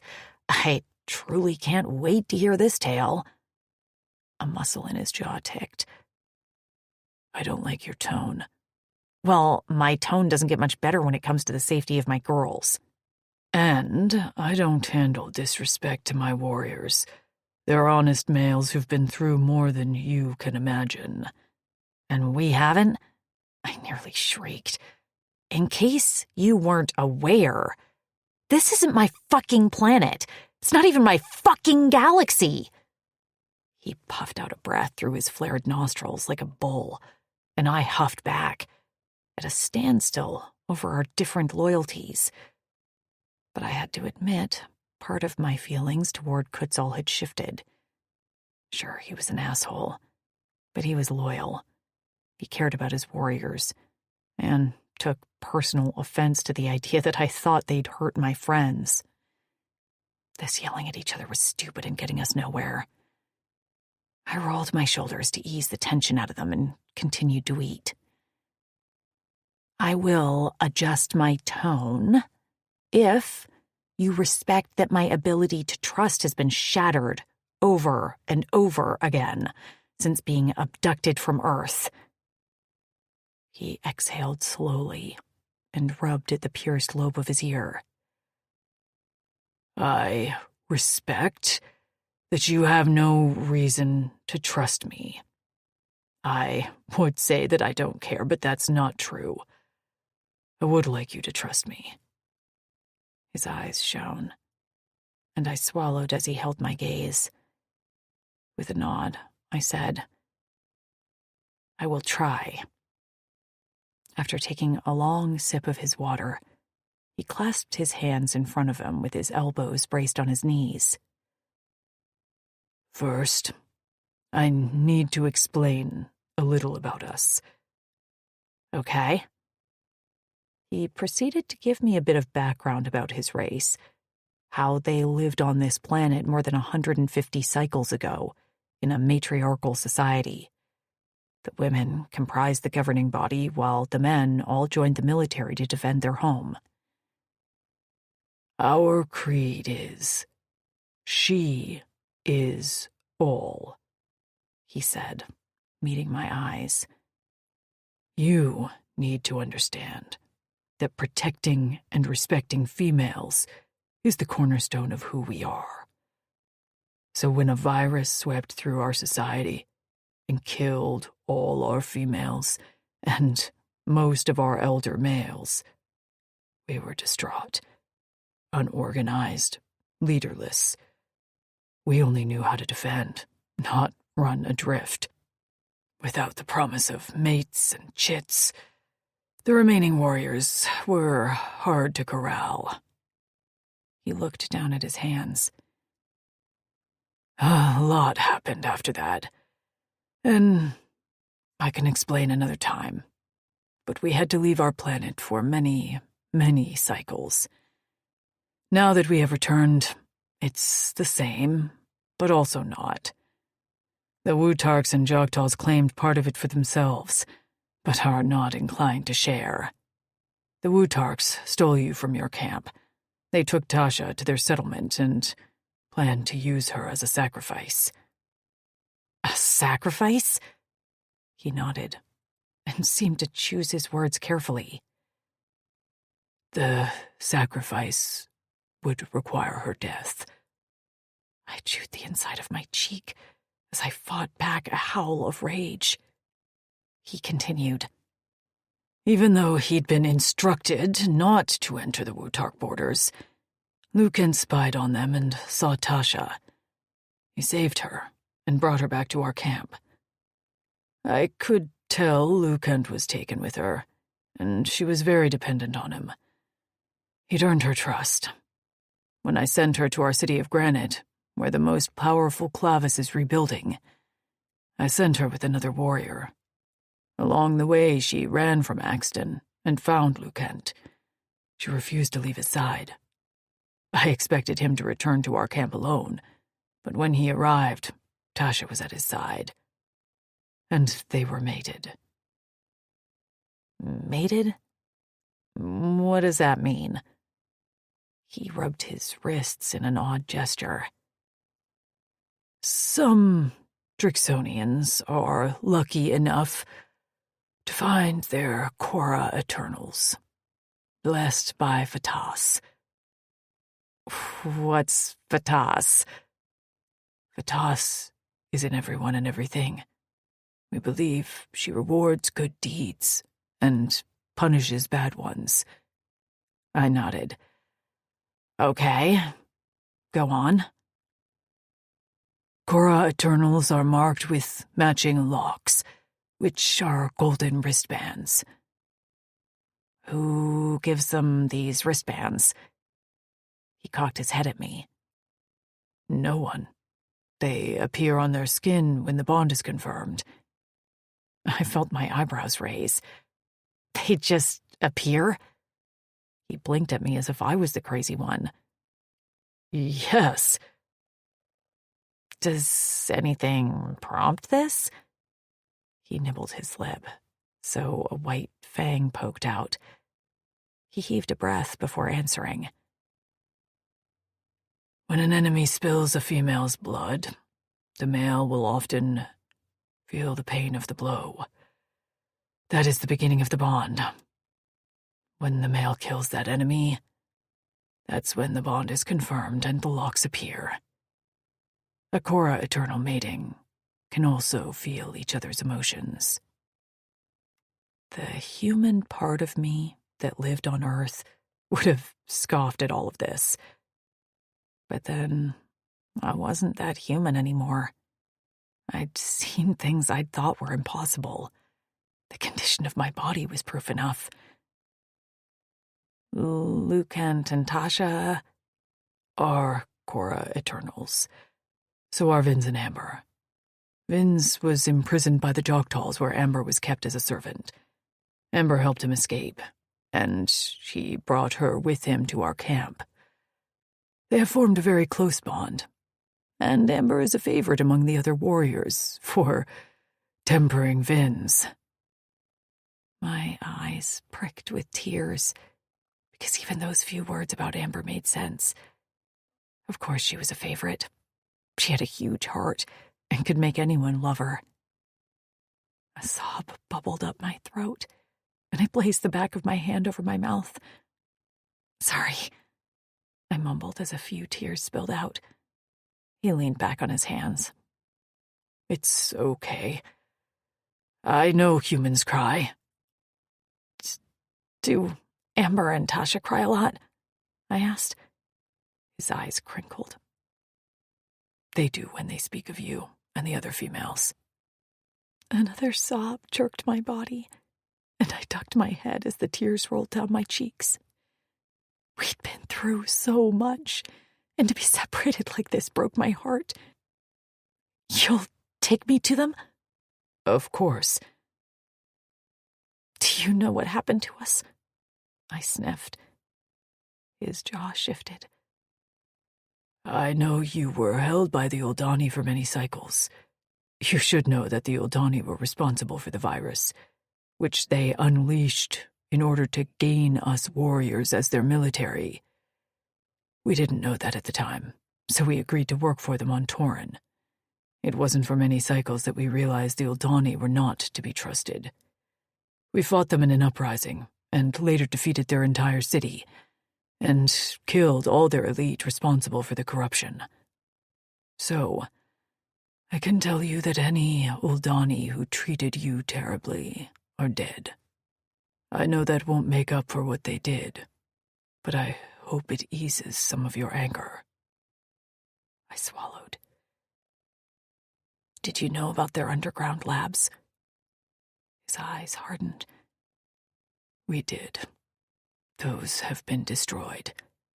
A harsh breath escaped my lungs. Good. But he was like a dog with a bone. What do you know about the labs? I saw them and heard about them. They conducted experiments there on other species. He didn't need to know that was where I'd lived several years of my life. Amber and Tasha must not have told him about their altars, which would make sense. We'd all agreed they were our own business. And to be honest, I still wasn't sure about the extent of my altar. Skin-to-skin contact was painful for me, like a hot burn. But sometimes, on rare occasions, if I initiated the contact, the pain would be delayed. It varied. Sometimes the pain would flare in 30 seconds, sometimes longer. I could never be sure. And I hadn't experimented much because, well, it fucking hurt. I wasn't sure he believed me, but he dropped the line of questioning. Eager to change the subject, I went back to a question I was curious about. And is that the desire for all of you? To meet your mates and produce little human Drix hybrids? I cannot speak for all warriors, but I would say that's a desire for a good amount of them. I wasn't sure why I wanted to know this, but I kept going. And you? No. His answer was quick, rapt, and definite. I do not desire a mate. Ever. He gave me a look when he said it, as if I alone was responsible for this decision. I know you don't care for me, but most human women are more likable than me. Not that I wanted any of my friends to have to deal with his grumpy ass all the time. His eyes settled on me, studying me. This has nothing to do with whether I like you or not. You have some desirable traits that many warriors, other than me, would find value in, as they considered you for a mate. I was ready to spit fire. Like I gave a shit about being desirable to a Drixonian warrior. Consider me as a mate? Fuck that. Long ago, I'd wanted to meet the love of my life and start a family.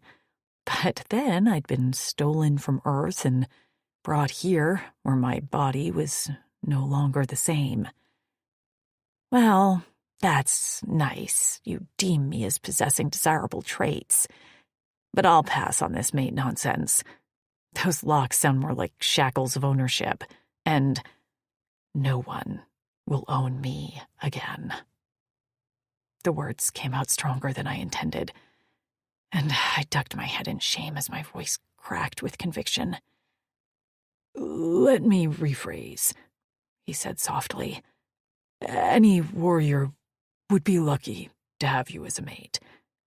You are strong, have archery skills, and are intelligent.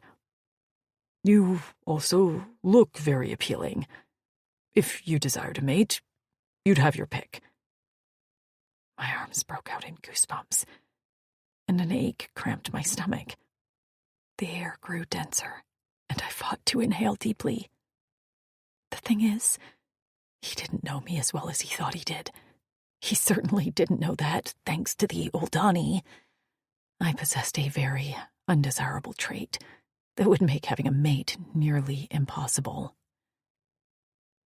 You don't know everything about me. My voice didn't sound like my own. His tongue probed the corner of his mouth before he answered. I know all I need to know. And Trix, I promise, as long as I live, you'll never be owned again. His eyes held mine, and the ache in my stomach bled away into a familiar and surprising heat. My heart pounded loudly in my ears as a bead of sweat dripped down the back of my neck. Had the temperature increased in the last minute or so? Why was I so affected by his words? Suddenly his nose scrunched like he'd tasted something bad. No more of this. Being nice to you makes my head hurt. And just like that, the tension broke. My lungs inflated with fresh air as I let out a relieved bark of laughter. Yeah, your compliments make me want to hurl. He shivered, but his eyes held just a hint of amusement. Good. We're in agreement. Yes. Never do that again. Never. You're an annoying female who shot me. And you're a giant asshole who threatened to gag me. That threat remains in effect. His lips twitched. And I still have my bow and arrows. I patted them beside me. So, watch your tongue, Drix. Eyes glittering, he leaned forward. And you watch yours, female. 5. Tricks. I was determined to get this mandrel before Kutzal. Because we were both too alpha to wait at camp, we decided that we'd both hunt for our next meal. Whoever got the game first won. Won what? Bragging rights. And in my weird relationship with Kutzal, bragging rights meant everything. I didn't know why I felt like I had to prove myself to him, but I did. The mandrel had a densely muscled body about the size of a hog. Snorting up a storm, the green-furred animal ran on 2 bird-like legs. I'd never chased an ostrich, but I imagined it was sort of like this. If an ostrich was a mammal with a snout and pointy ears. It ducked and weaved among the trees. I crashed through the foliage, not bothering to keep quiet. The mandrel knew I was on its tail. It was just a matter of time before one of us tired. I hoped it wasn't me. I let an arrow fly when I thought I had a shot, but the arrow flew wide and stuck into the trunk of a tree with a solid thunk. Cursing under my breath, I snatched it out as I ran by. I couldn't waste arrows. A rustle to my right drew my attention long enough to see Kutzal to my left, racing toward the same prey. "Hey, find your own fucker!" I shouted at him, but he only shot me a feral grin before running harder. God damn it, I huffed. He was faster than me, but I wasn't going out without a fight. Suddenly, the mandrel banked a hard right, sending us in a totally different direction, and I took off after it. "Tricks!" he bellowed after me. I whooped with glee. He was so pissed I was gonna win. I could tell the mandrel was tiring, and as soon as I got an open shot, the little animal was gonna be dinner. I notched my bow and arrow, and just as we burst out into a small clearing, I stopped, planted my feet, and took aim at the furry butt. I let the arrow fly, but at the last minute the mandrel turned a hard left and avoided sudden death. The arrow went sailing into a nest of vines. With a hard thwack, it stuck into something solid behind the vines, and the end quivered. Frowning, I crept forward and yanked out my arrow. Through the vines, I detected planks of wood nailed together in what could only be made by an intelligent species. What is this? I whispered to myself as I tugged a section of vines aside to reveal a door. Stepping back, I studied the vines more closely and realized there was some sort of cabin underneath the plant life. It certainly hadn't been inhabited for many years, but someone at one point had built it with a purpose. I pressed on the door, and it swung inward, just as loud footsteps came crashing into the clearing behind me. I turned around to see Kutzal standing just at the edge of the clearing, chest heaving. "I missed the mandrel, but I found something better." I brandished my arm at the door with a grin. "We can sleep here tonight." With dark eyes and a face devoid of color, he rasped out a quick, "No." I frowned. "What? Why?" "We need to leave." He took a step forward, and then seemed to flinch, as if shocked by an electric fence. "Why?" I asked again. "Is this the home of something that's gonna eat us?" His chest heaved. "No." A breeze swung the door open further with a creak. Dust swirled in the beam of sunlight, shining on a spot on the floor. Blue weeds poked up through the floorboards, but a hint of red and purple caught my eye. I took a step inside and brushed the weeds aside to reveal a large stone with a childlike drawing in vivid colors, untouched by the sun. 5 figures were unmistakable. Blue and black aliens with black horns and long dark hair. The 2 adults wore dresses, and one held a baby. Of the other 2 children, one had a bare chest and wore pants, while the other wore a dress. I rose slowly and peered outside at Kutzal, who remained where he was standing, while staring at the stone as if it was a poisonous snake. My heart pounded. I should have left when he told me to, but I had always been too curious for my own good. Maybe he knew the family who had lived here. Kutzal? I asked gently, taking a step outside. He didn't react to his name. His body seemed to shake, and his eyes had dulled to a nearly matte black. Shit. What had I done? I took another step toward him. "I'm sorry," I said softly. "I should have listened when you told me to leave."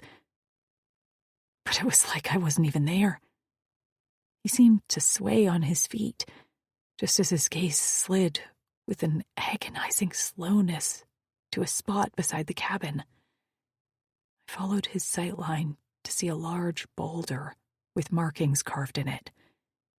Kutzal bucked forward, and his legs seemed to carry his reluctant body toward the stone, where he fell to his knees as if boneless. I hurried next to him as he knelt with his head bowed and his hair covering his face. Crouching next to him, I bit my lips as I studied the stone.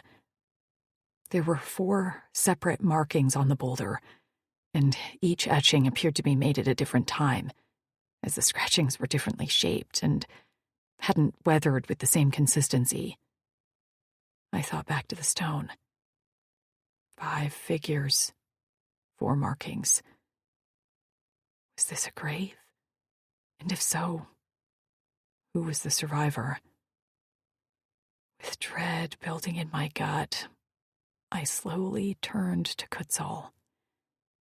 He stared at the stone with eyes opened to mere slits.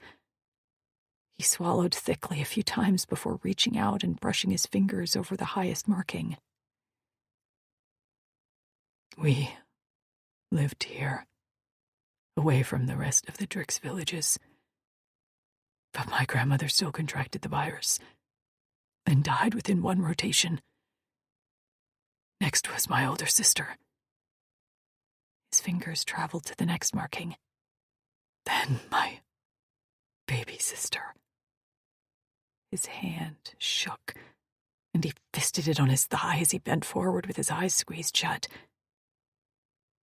"Last was my mother," he whispered, and opened his eyes long enough to brush his fingers over the last marking. Tears flowed down my cheeks as empathy bled through me. "How old were you?" "About 4. My throat closed. I pictured a small Kutzal with nubs for horns and a stubby tail carving his mother's name in this rock. All alone, a child. His hands probably shook then. He must have been out of his mind with grief, and so scared." "I didn't want to leave," he said. "I made traps to catch my food, and tried to keep the cabin clean just how my mother liked it. But they still came for me when it was time to leave this planet. I had no choice." This cabin had been a source of pride for him and his family. Their final resting place was now overrun with weeds. "You want to know why I don't want a mate?" turned his head, and I held back a gasp at the naked anguish shown there. "This planet is too volatile, and our survival here is too fragile." He gritted his teeth. "I won't lose another female who has a part of me." He thumped his chest. "I refuse." I nodded, unable to speak without sobbing. I rubbed my damp palms on my pants and reached a tentative hand toward him. He watched my fingers as they brushed the back of his hand, and when no pain flared, I laid my hand on top of his where it rested on his thigh. That touch was all I dared. At first, he didn't move a muscle, but his gaze remained where we connected. And then, slowly, he turned his hand until his palm met mine. I laced my fingers between his thick ones. I hadn't held hands with anyone for years, maybe longer. I kept expecting pain to consume my hand and travel up my arm until it stole my breath. But when the pain never came, I finally lifted my gaze to Kutzal's. The lines around his eyes had softened, and when he spoke next, his voice was so quiet, I barely heard it. "Thank you," he murmured. I shifted closer, and together we bowed our heads in honor of his family. Kutzal. When Trix withdrew her hand from mine, I immediately missed the warmth. I curled my fingers in my palm as I stared at the rock memorial for my family. The pain of their loss had never really faded. It had just twisted and warped inside my body into something ugly and isolating. We'd all lost our families, so I wasn't unique, but most had the support of their villages. After being branded a son of naught, my mother refused to see me treated like Luke Kent was. I remembered being so sad to leave him when we'd packed up and ventured out on our own. My mother and grandmother built the cabin with their bare hands. Alone, we hadn't been aware of the virus until a messenger came to tell us, and that messenger brought said virus to our doorstep. One by one, they'd died until I was the only one left. Every death had been a blow so strong that once my mother was gone, I'd expected to die next. I hadn't known at the time that the virus killed mostly females. I'd waited to die, alone in the cabin, until I'd been forced to feed myself. I had vowed then that I'd never lose another female. I wouldn't have a mate or a family. As a son of naught, I'd never expected one anyway. Scuffling behind me drew my attention, and I turned to find Trix ripping the vines off the walls of the cabin to reveal 2 windows. She swiped her hands together and then propped them on their hips. "Some light will help, right?" I didn't answer, unsure what she was doing. But then she marched right inside. What followed was more thumping, a few swear words, and then a bundle of weeds came flying out of the open door. I forced myself to stand, even though my body felt weighed down, and made my way to the doorway of the cabin. Inside, Trix was hard at work. She'd found an old broom of my mother's and was busy sweeping out the fire pit in the center of the floor. "It's not so bad." She glanced up at me, and a streak of green dirt marred her forehead. Another marked her chin. "Just needs a little, inside gardening and some sweeping." I finally found my voice. "You don't have to do this." She leaned on the handle of the broom and blew a stray strand of hair out of her eyes. "You said your mom liked to keep this cabin clean?" I nodded. She built it with my grandmother. Trixie's chin went up and out with a defiant jut. Then we clean it for her. Her tone was so matter-of-fact as she went back to sweeping, and she made a sound in her throat that rose and fell in pitch. In the other corner was a chest, and I didn't dare to think that our belongings remained inside. I'd taken a few things with me to Torin, but not much. Surely someone had raided this cabin long ago. Stopping in front of it, I swiped off the thick layer of dirt, undid the latch, and lifted the lid. My breath caught. I wasn't sure that I could do this. Not now. Not after retelling the truth of my past to Trix. I'd look through it again before we left.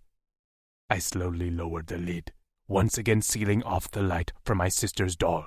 Its eyes seemed to stare back accusingly. When I rose, Trixie's head jerked down, and she resumed sweeping. She cleared her throat. We don't have to sleep here if you don't want, and you don't have to help me clean. If you want to go hunt for our dinner, I'll take care of this. I want to help, I blurted out. Her eyebrows lifted as she stopped mid-sweep. You do? I'll work on the walls and roof to tear down the weeds. She grinned. Great idea. This isn't a big cabin and it's only one room. I'll have it cleared out in a jiffy. I didn't know what a jiffy was. Okay. She smiled at me, and for some reason, this smile raised the hair on the back of my neck. I paused. Are you only being nice because you pity me? My voice came out harsher than I'd intended. Her smile faded, but she didn't frown or yell. No, she answered casually. I don't pity you. I think now I understand you. At least a little bit. She chewed the inside of her cheek. It was brave to share with me what happened to you and your family. So I could kill 6 Choctaws, and that wasn't brave, but this was? Now she did frown. There are different kinds of brave, and this? She gestured outside toward the rock. I think that was the bravest thing I've seen you do. She might have understood me, but I wasn't sure I understood her. Humans are interesting, I mumbled. Laughing, she went back to sweeping, and I went outside to help clean the cabin. The smoke from the fire filtered through the hole in the roof as I picked the last bit of meat from the roasting mandrill and handed it to Trix. The cabin was cleaner than I expected was possible.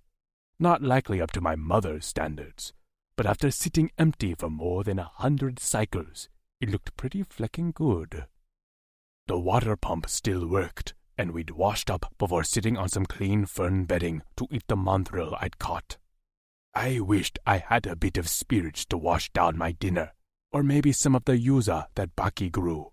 I could use something to make my mind fuzzy for just a bit. The sun had long since fallen, and the stars twinkled through the smoke above us as the fire crackled. Trix stretched out on her side with her head propped on her fist. She'd stripped down to her pants, and a thin fabric band wrapped around her chest. Even her feet were bare. She wiggled her toes as she finished her meat as she once again made that noise in her throat that raised and lowered in pitch.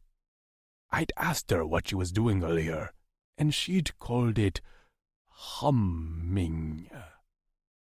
I'd never seen her this relaxed, or happy for that matter.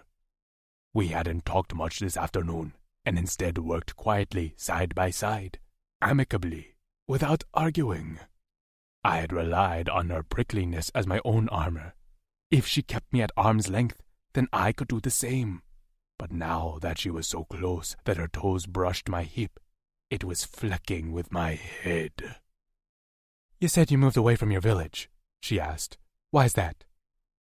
Of all questions about my past, this wasn't one that made me angry. I'd long since shed the shame of the Sons of Notbrand. In the traditional Drixonian society, all males were drafted to the military of defense. If a warrior deserted, which was considered one of the worst offenses, his family was punished, most specifically his sons. We were labeled the Sons of Naught, and while we were still ordered to serve, we were not given high-level positions. In fact, we were given the worst positions, and the females of the family were stripped of all important titles. Her toes stopped wriggling. She certainly wasn't happy and relaxed now. You're kidding. I'm not. I shoved my hair to the side and turned so she could see the back of my neck. I have the brand to prove it. They branded you too? Her voice ended on a shout that made me wince. A long time ago, we also were not allowed to have mates or cheats. All the members of my Clavas are Sons of Naught. Lucent, Vins, Axton, all of them. So things have changed then, right? Because Lucent and Vins have mates. Yes. The head Drexel of the remaining Clavasses is Dazim Bakut, and while I'd always respected him, I hadn't expected him to be relaxed about the Sons of Naught. It was important to me as the Drexel of the Lone Howl Clavas to protect my warriors from further hurt, so I was cautious of Daz. But he has so far treated us well. We still feel like outcasts from the other warriors as we were raised differently than them, but at least this won't carry through to future generations. You're the Drexel? What does that mean? After we gained independence from the Uldani, the Drix warriors separated into Clavasses. I was elected the leader or Drexel of the Sons of Naught, and I promised my warriors I wouldn't let them be treated as disposable again. I'm sorry, she said in a quiet tone. What happened when you were under the thumb of the Uldani? Did they treat you differently? My teeth ground together. Yes. She sat up with her legs bent to the side, the smooth skin of her stomach stretched over her muscles, distractingly. How so? We were treated as the disposable warriors. A lot of us were less skilled as we hadn't undergone the training the other warriors had. Some of us, I swallowed. Some of us saw the inside of those labs you mentioned. She leaned even closer, and her breathing quickened. Did you? I met her eyes. I did not.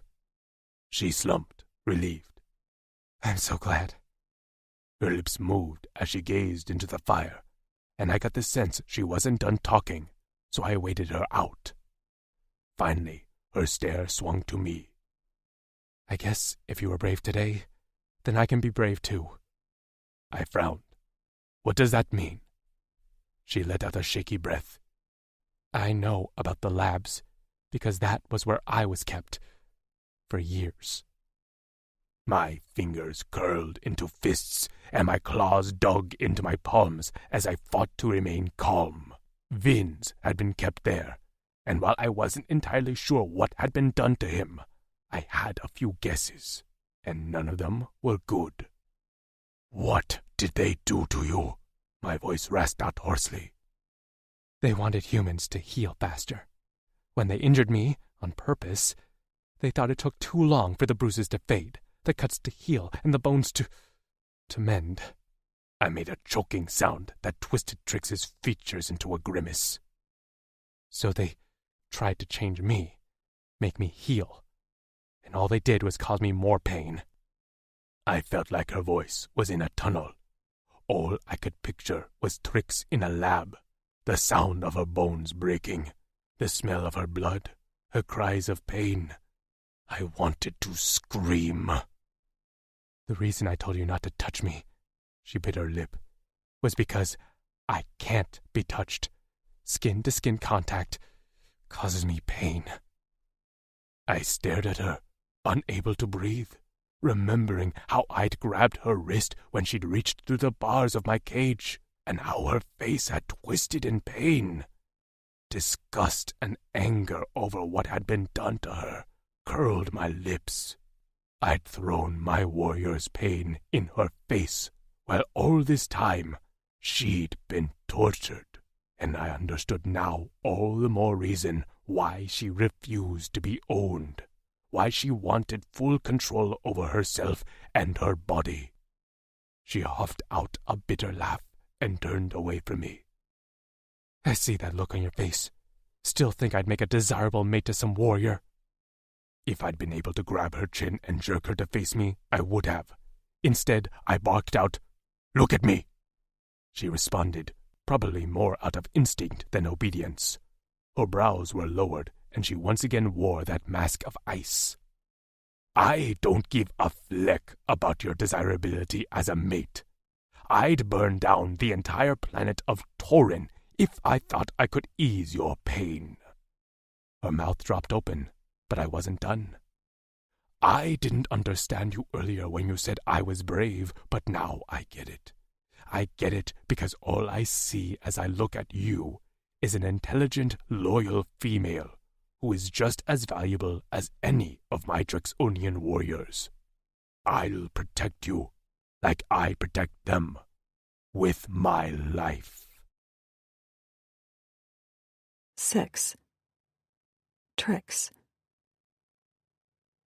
My heart thrummed in my chest as my attention, my vision, hell, my entire world tunneled down to this male in front of me.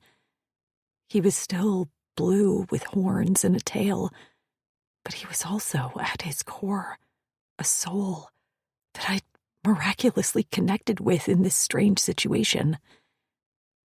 I hadn't wanted to like him. I'd have been perfectly fine hating him. But I couldn't deny that our odd relationship had shifted today into something. He'd more or less given me the honor of calling me one of his warriors. Not a female he was bound by duty to protect, not a walking womb, but as a person with valuable skills. And that mattered to me. Maybe it shouldn't have, but it wasn't like I'd arrived in this galaxy with hunting and bow skills. I'd taught myself so my girls and I could survive. Goosebumps broke out on my arms as our eyes locked. I hadn't realized how close we were, but from here I could feel the damp heat of his breath on my face. The muscles in his neck remained tight and corded, and the intensity with which he focused on me made me feel a bit like prey. And for the first time in my life, I didn't feel scared of the predator in front of me. Heat swirled in my belly, confusing my senses. The fire seemed to get hotter and hotter, and sweat dripped between my breasts as my nipples pebbled against the thin fabric of my chest wrap. I swallowed, but my mouth had gone dry. Quetzal's gaze broke mine to home in on my throat before sliding down my chest. There, he paused, and a shiver rippled over the skin on his back. His chest heaved, and his stomach expanded and contracted rapidly over his muscles. It was then I saw the bulge in his pants. I thought I'd seen it before, when we hid in the plant, but this was unmistakable.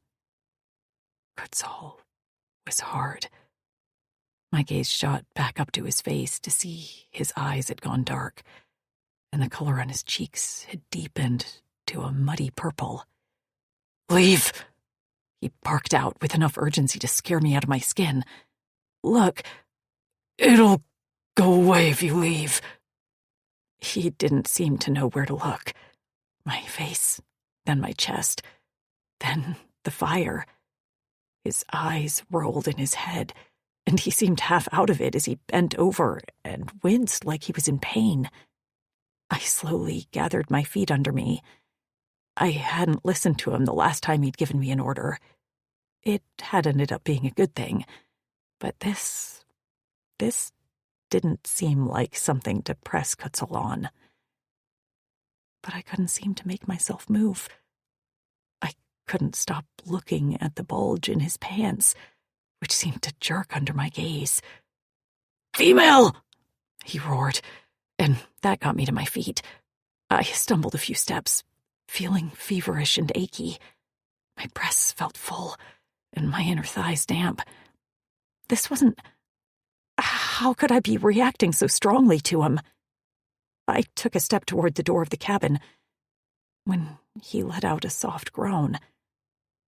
With my hand on the doorframe, I turned back around to see him, hunched over with one hand braced on the floor, the other fisted against his groin. "Just go on," I said quietly. "Get yourself off, it's okay." His head turned, and his lips were peeled back into a snarl. "What?" I made a handjob gesture. "Just do it." He stared at me like I was crazy. "Do what?" A tight band wrapped around my chest as I turned fully. His nostrils flared. "I thought I told you." "Do you know how to make yourself come?" I asked him. Every line in his body was tense. "I haven't been hard like this. Ever." I tried to hide my shock, but I wasn't sure I succeeded. Crouching down, I pushed his hair out of the way so I could better see his face. "What do you mean?" "Our females died, and so did our desires." I felt the blood drain from my face. "Oh my God," I whispered. Have you ever?" "I've never touched a female." He didn't seem embarrassed by that admission. He only seemed angry at his aroused state, which, understandably, was probably a little scary to a full-grown man. I shook out my hands. I couldn't believe I was about to suggest this, but he was in pain. As someone who lived in fear of pain, I couldn't just let him suffer. And I didn't know what his anatomy was like. Maybe his balls would burst or something if he didn't climax. "Sit back against the wall," I instructed. Grimacing, he studied me for a moment before complying. His eyes still roamed my body, as if he was incapable of not peeking. And that didn't help my situation either. Because underneath the thin layer of pain was undeniable lust. I hadn't realized I was capable of those feelings, but my body had reacted before my brain could keep up. Ridiculously, I wanted to know what his cock felt like in my hand.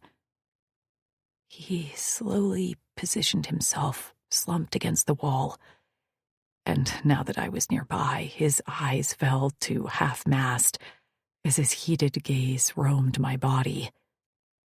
I'd never felt this desirable in my life, and I wasn't even naked. What would he act like near a bare pussy? He'd probably lose his mind. "Lower your pants," I murmured. His nubbed brows dipped for a moment, and his fingers twitched first, before finally complying. He winced a few times as he unclasped the belt at the base of his tail, and then lowered the waist of his pants to mid-thigh. His light blue cock sprang free, and the mushroom head dripped copiously with a thin, clear liquid like the best lube money could buy. I could barely believe it. No spit needed. His balls hung below, full and round, with the skin stretched tight over the sacs. He had no hair, and while his cock was more girthy than a human's, it wasn't that uniquely different, except for a protruding bump at the upper base of his cock. I'd touched him earlier, and I hadn't felt pain for a long time, the longest stretch I'd ever had. "You can do this, Trix. You can do this." The thing was, I wanted to do it. I ached to touch him so badly that I felt my core clench with need. Right now, he watched me like I held the secret to eternity in my palm as I reached for his cock. It jerked against his stomach, smearing the clear fluid on the ridges of muscle there. Swallowing my nerves, I let my fingers brush the wet, silky head of his cock. A string of the thin liquid stretched between my finger and his tip. From just that one light touch, he moaned. His abs contracted. "Trix," he whispered in anguished lust. What will you do?" His tone held a bit of reverence, and I marveled that right here, right now, I was in control. I was the expert.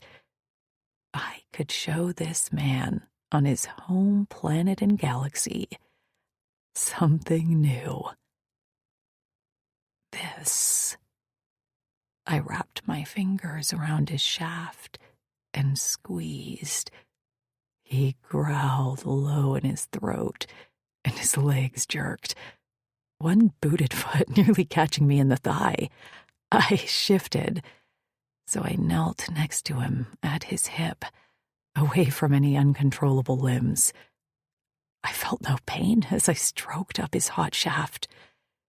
His scaly skin had a slight furry texture over a hard casing, like a short velour. When I got to the mushroom tip, I twisted my wrist, and he kicked out again as he choked on a gasp. I'd never, ever been with anyone who reacted to a hand job like this, and I found I loved it. I focused on every reaction he had, when he gasped, when he moaned, and when he shuddered as I continued to stroke his cock. When I touched his balls with my other hand, he let out a keening cry and threw his head back. "Are you?" he gasped out with his eyes squeezed shut and his teeth clenched. "Doing this out of pity?" There was a vulnerability there in his tone, and in the way he avoided my eyes. So I answered honestly, "Nothing about this is about pity." His eyes met mine, and I wasn't sure what he saw there, but he let out a shaky breath before rasping, "I want to. Please, let me taste you." Taste? He panted like he had just run around the entire planet. "Your cunt, Trix. Let me taste you off your fingers." My breath left my lungs in a rush, and I felt a rush of wetness dampen my pants. Can you do this to yourself?" "Can I make myself climax?" He nodded eagerly, and my hand went still on his cock. "Do you want me to touch yourself? Come, and then let me taste. I can't touch you, but you can touch yourself." "Oh my God," I breathed, unable to do anything as my stomach cramped. Releasing his cock, I unbuckled my belt and reached my hand into my pants. I was in some sort of fever dream now. That was really the only explanation. I touched my clit, and my entire body jerked. My high-pitched cry was more of a whine as I swirled my finger over the engorged bundle of nerves. It wasn't as good as something long and thick filling me, but I was so keyed up and turned on that it didn't take long before the tingle of an orgasm began building in my lower spine. "That's it," he murmured, his tongue lolling out of his mouth. I fixated on the piercings there, imagining those rolling around my clit. I can smell your wet cunt from here. You're dripping, aren't you? The noise I made wasn't human. As my hips jerked, my fingers spasmed, and then I was coming as I rubbed my clit in timing with the pulses of my orgasm. Exhausted, muscles like noodles, I slapped my free hand on the floor. Breathing hard and just barely sated, I pulled my hand from my pants. My juices glistened there, and my fingers were nearly prune-like from the moisture. "Fleck," he rasped out. "Let me taste. Please, Trix." I lifted my hand to his mouth, and I wasn't even that close to his lips when his long tongue snaked out and wrapped around my fingers. I yelped, expecting pain at the touch, but none came as he tugged them into his mouth. His lips closed around my fingers near my knuckles, and then he proceeded to suck and lap at them in the heat of his mouth. He ate at them like they were my pussy, and I couldn't believe that my core clenched again at the thought of feeling his tongue there. He moaned and hummed delighted, pleased sounds, and I swore a slight rumbling emanated from his chest. Suddenly his eyes popped open, and the sound stopped. He released my fingers, and I drifted them down his chest, over his abs, until once again I reached his groin. Grasping his cock, I tugged, and when his hand settled over mine, I felt just a licking heat of pain that abated quickly. Together we stroked him, and his cock began to swell in our hands. "I can still taste you on my tongue," he panted. "Wish I could spend all day between your thighs, drinking that sweetness." Kutzal. I could do nothing but say his name, and it came out as a plea. He had to stop. This was already too intense, and my feelings were jumbled with this physical craving and the real need to maintain a distance. "Trix!" he hissed out. I gripped harder, stroked faster, and when I swiped my finger over the tip of his cock, he nearly went feral. He kicked out, his hips bucked, and then his cock pulsed like a strobe light. White cum spurted from the tip, landing on his collarbone, his chest, and his abs. The smell of him perfumed the air, and the sweet smell of his release surprised me. His hands fell limply to his sides, and I released him to slump down onto my hip.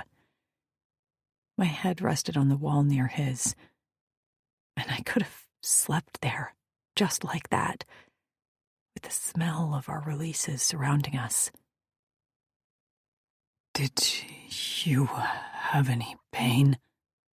he whispered in a soft voice. And just like that, my heart lurched. After all that, he was worried about me. I shook my head. "None." He nodded, and his eyes fell to his abs. He dragged a few fingers through his release. I was too tired to feel awkward. "Are you okay?" He lifted his head.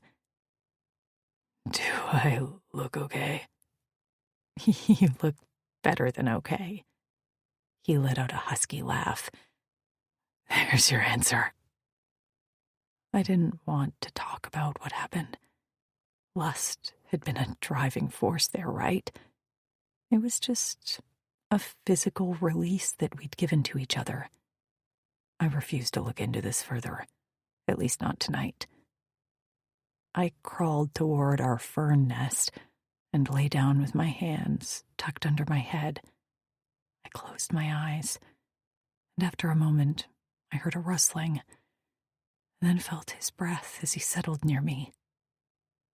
I pretended to be asleep, and just when I thought he had fallen asleep too, I felt a finger brush a lock of hair off my forehead. "Thank you," he whispered so softly I barely heard him. "Every day, you reveal new skills."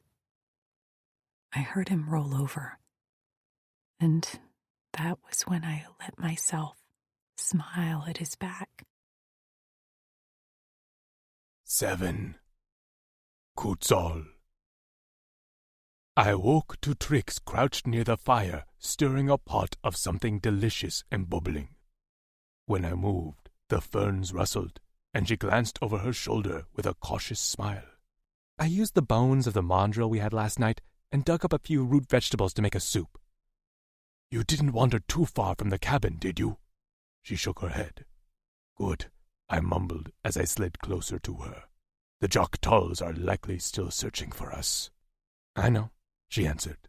No snarky response, no attitude. I leaned over to inhale the soup's fragrant steam.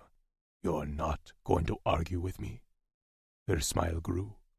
Now that I know you look at me more like a partner and not a helpless female, I don't feel the need to snap at you. Ah, a shame. I sort of miss it. She let out a soft tinkling laugh and settled back on her haunches. Withdrawing the stick she used to stir, she set it down on a clean leaf before folding her hands over her knees and resting her chin there. I wanted to say something about last night, but I found myself without words for it.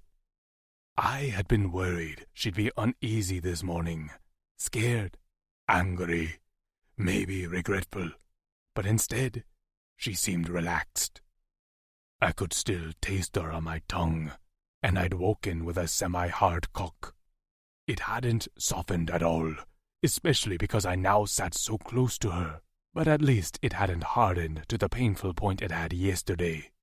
Bowing my head, I tried not to think about the feel of her hands on my shaft and the sounds of her moans as she came on her own fingers. But that was all that was on my mind, playing behind my eyelids on a loop. Was it because the mating bond had started? She didn't want a mate, and I didn't either, so all I had to do was avoid physical contact with her, and I could not kill that Joktul who had struck her. Are you okay with yesterday? Her voice cut in my thoughts. I lifted my head with a jerk. Yesterday? Her head slowly turned to face me. Yeah. The intensity of her gaze made me feel like a bug. I am. I'm sorry you had to help me. I guess we got a little carried away. She brushed off imaginary dirt from her pants. That's normal. Did you have any pain? Her mouth opened, but it took a moment for her to respond. Interestingly, no. So, skin-to-skin contact doesn't always cause you pain? I don't know. She nibbled her lip. Usually it does. It's not consistent, but often, if I initiate the contact, the pain is delayed. Yesterday was an anomaly. I've never been pain-free that long while touching someone. You were willing to risk it, though, for me. She smiled. I was. We ate after that, taking turns drinking the soup out of the pot. When the pot was empty, I sat back and wiped my face with the back of my hand. Thank you. That was very good. Best I could do on short notice. What do you eat at the camp? We have a few cooks, mostly the younger Drixonians. There's one named Trapped, who I know wants to be a warrior, and he will be one day. But he's also a great cook, so I put him in the kitchen a lot. He makes stews and even some sweets if he's feeling nice. I'll meet him? I nodded. You'll meet them all, including Amber and Tasha, and then we'll find the rest of your friends. She reached for me, and her fingers trembled slightly before she lightly brushed the back of my hand. Thank you. I decided in quiet moments like this with the sun streaming through the windows of the small cabin, that I liked the soft tricks without the attitude. She pulled back her hand and began to tidy up. We should probably move on today, right? Yes, stopping here maybe wasn't the wisest decision, but I think it was necessary. She pursed her lips and turned to me with raised eyebrows. Don't you think? My Cora did feel lighter. I no longer felt like every heartbeat was gushing blood through all of its cracks. One last thing I had to do before we left was tackle the chest in the corner. While Tasha finished disposing of the evidence of our meal, we didn't want to attract predators. I slid the family chest into the center of the cabin. When I unlatched it, I let out a long exhale. Vivi's doll stared back at me with its black pebble eyes. I had retrieved those for her from a nearby stream. I could still remember spying them through the rippling water and splashing triumphantly to my older sister Bemi with the treasured rocks. She'd made the doll for Vivi, who ended up not having much time to enjoy it. Trix crouched next to me, but didn't speak. I appreciated the silence. I pulled out the doll and ran my fingers over the strips, making up its hair. The fabric nearly disintegrated in my hand, and I quickly set the doll aside. Inside were more rocks with drawings made by Bemi, along with some clothes which were stained and covered in holes and stains from vermin and age. I found a slingshot I'd made myself and had used it to scare prickers until my mother taught me to respect the species we shared the planet with. My hands closed around a familiar set of smooth stones, and I withdrew a necklace I'd made for my mother just before she'd contracted the virus. I'd picked the stones from a cave myself and polished them with sand and water until they shone. The band was a thick piece of camphor vine that dried into a flexible rope. Even after all these cycles, it had held. That's so pretty, Trix said, her finger grazing one of the stones. Who did it belong to? My mother. I made it for her, and would have burned it with her body, but she made me promise I'd save it. Why? She wanted me to wear it. She believed the stones had luck left in them for someone else, but it was too big for my wrist then. I don't remember keeping it in this chest, but I guess I saved it here. I turned and slid the stone bracelet onto Trix's wrist, careful not to touch her skin. Her eyes lifted to mine. I don't think I should wear it. The sight of it on her wrist did something funny to my chest. I could still picture the beads on my mother's thicker arm. Couldn't describe why I felt so strongly about this, but I knew that Trix needed to own this. I gifted it to you. It's yours now. It's all, she whispered. I stood up and closed the trunk before pushing it back in its place. She remained crouched where she was, but I walked past her. Kutzal, she said again as she rose to her feet. I whirled around, pointed a finger at her, and said the first thing I could on my mind. I want you to wear it. She jerked back at my sharp tone. Then she let out a huff and propped her hands on her hips. Fine, she said. But in the future, let's discuss the proper way to give someone something.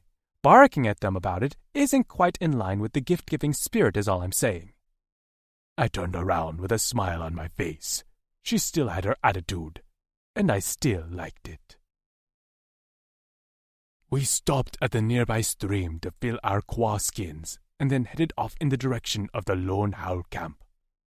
I told Trix I wanted to cover as much distance as possible, and she agreed. I'm ready to see the girls, she said with a tough jut of her chin. She kept pace with me, which didn't surprise me. Trix was a tough human, and I was proud to have her at my side. I hadn't been lying when I told her I viewed her on the level of my warriors. No matter what happened, for the rest of my life, I'd protect this female. I worried how much she was getting under my skin, but promised that once we got to camp, she'd be busy with Amber and Tasha. We'd have distance between us, and that was a good thing, right? As we walked, the silence of the forest seemed almost too quiet. I kept looking for Draktal tracks and listening for the braying of their hounds, but only an eerie silence and the rustling of our own footsteps could be heard. I didn't even see much wildlife. Trix seemed on alert too, her sweaty brow furrowed as her gaze constantly darted around to take in our surroundings. We rested that night only briefly, and were on the move again before the sun rose, and still that eeriness pervaded. At one point, Trix and I made eye contact, and I caught a sliver of fear hiding in her green gaze. My scales prickled, and I had to force myself not to raise my machetes as a creeping dread soured my stomach. Suddenly, Trix lightly smacked my shoulder and pointed in the distance. Barely detectable was a thin plume of grey smoke wafting up between the trees. It didn't smell like a wood fire. It smelled mechanical. My gut churning, I signaled for her to keep the noise down as we made our way toward the smoke plume. As we drew closer, evidence of a crash could be seen. Brush was trampled and burned, while a few tree trunks had been notched out with something hard and jagged. When I caught sight of a familiar hunk of metal, my stomach plummeted into my feet. I motioned for Trix to remain where she was, as I unleashed my machetes and stalked forward slowly. A familiar boot came into view, as well as a blue arm, and as much as I wanted to rush to my warrior's side, I had to be cautious. What if this was a trap? I listened for breathing other than my own and Trix's. I tossed a rock at the crashed hoverbike where it plunked off the handlebars and thunked to the ground. The arm didn't move at the sound, and my Cora bounded. "Fleck it," I murmured to myself, and crept closer. My gaze traveled up the arm, noting the coating of black blood on the warrior's shoulder, before my eyes landed on a face I knew all too well. "Trapped!" I shouted as I lurched toward the crash site. Sliding to my knees at his side, I took in the warrior's wounded body. Trix ignored my orders and came rushing to my side. She clapped her hands over her mouth at the sight of my youngest warrior lying motionless on the ground. Her eyes immediately filled. "Is he—" Bending down, I held my ear above his parted lips. When I felt the softest, lightest, barely there puff of air, I nearly collapsed. "He's alive, but I don't know for how long." I tried to assess what happened, but could only determine that Trapt had crashed his bike. He was an accomplished rider, like all of us were, so that didn't make sense. Trix was already on her knees, wetting some spare cloth and swiping at his injuries. As she wiped away the blood, I was able to see better how he'd been injured, and his wounds weren't all indicative of a crash. I rolled his shoulder to check under him, and sure enough, an arrow lay bent beneath his body, while the point remained embedded in his back. I slowly withdrew it from his body and pressed on the wound to stem the bleeding. When I held the arrow up to Trix, her eyes narrowed. "Jackdaws! I can't understand why he's here and not at camp. Why would he leave?" "Was he looking for you?" I shook my head. I left Lou Kent in charge. He'd never authorized Trapt to search for me on his own, and Trapt wouldn't disobey an order. I swiped at a smear of blood on his cheek as my throat tightened. "He's a good one." His chest hitched, and he let out a muted moan as his eyelids fluttered. I glanced up at Trix. "We have to get him back to camp so the healer can tend to him." "Of course," she nodded, eyes wide as sweat beaded on her forehead. Trapt let out another moan, and I could have sworn he said no. "Trapt!" I turned my head so his hot breath tickled my ear. "What is it?" His hands flailed before finding purchase on my arm. His fingers squeezed my scales as a low, pained tone rumbled from his lips. "Can't Go. Can't go? Where? His eyes opened a crack, the violet rimmed in streaks of red. Camp. Need help. My Cora beat a rapid flurry in my chest. I shouldn't have ignored the sense of foreboding. What do you mean they need help? What happened? Jackdaws, he whispered. Surrounded. Oh my God! Drix's hand pressed against her mouth. Siege, he continued. Waiting for you. He groaned as he shifted in my arms. His tongue snuck out to lick his cracked lips. A bit more awareness came back into his eyes, but his expression remained tight with pain.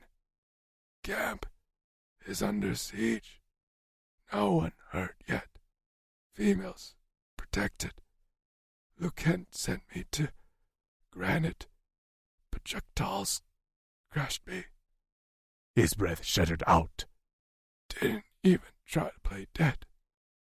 Thought I was dead till I heard your voice. His head lolled on his neck. Sorry, Drexel. I failed. Drix let out a short sob from behind her hand. Watery eyes, swirling with concern and anger, met mine. Draped over my leg, Trapped's hair, once shiny hair, hung limp and knotted with leaves and matted with blood.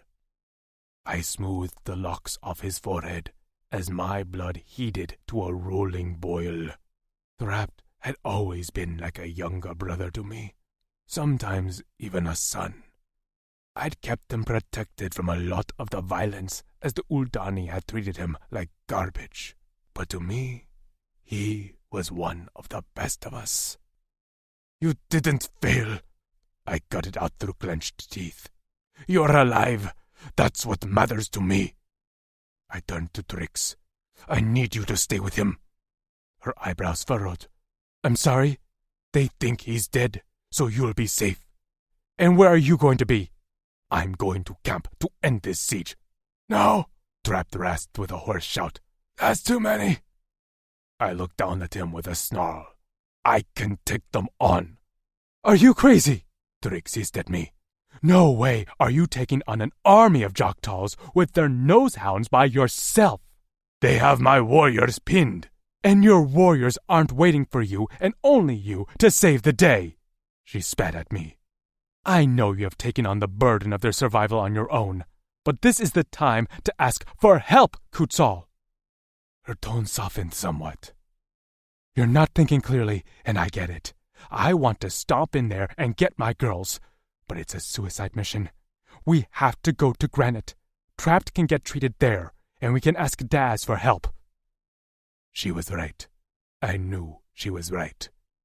Informing Daz of the threats to us and keeping his warriors on standby had been one thing. It was in his interest to contain the threat before it reached his family.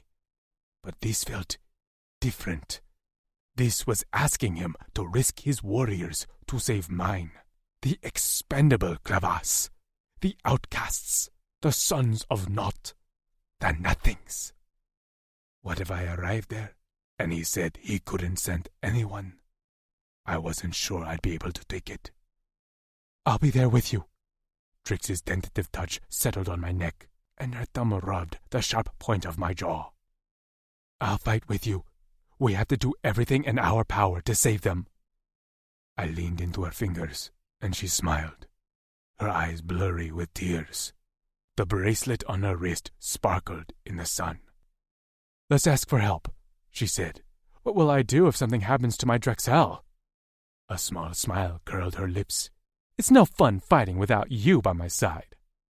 Trapped coughed weakly in my arms, and I curled my arms around him tighter. With a nod, I met Trix's eyes. Then, let's get going to Granite. She grinned in triumph. 8. Trix. I could feel the simmering panic underneath Kutzal's stoic exterior. Carrying a half-conscious Trapped on his back, Kutzal weaved around trees, sped across meadows, and splashed through streams with a single-minded focus. Sometimes when Trapped would moan in pain, Kutzal would murmur some reassuring words to him. But other than that, he barely spoke. I just tried my best to keep up. He moved at a blistering pace, and while I was in shape, the journey was taxing on my body. I scooped water in my skin on the go, and snatched berries off trees as we passed them. I didn't dare ask Kutzal to stop, and truthfully, I didn't want to stop. Kutzal wasn't the only one with the lives of loved ones on his shoulders. Trapt wasn't able to give us much more information as he seemed nearly delirious. While his flesh wounds had already begun healing, I worried about any internal wounds and a possible head injury or an infection. Did Drixonians even get infections? And would they have antibiotics at this granite city? The questions and the anxiety swirled in my mind and gut until I was nearly sick with it.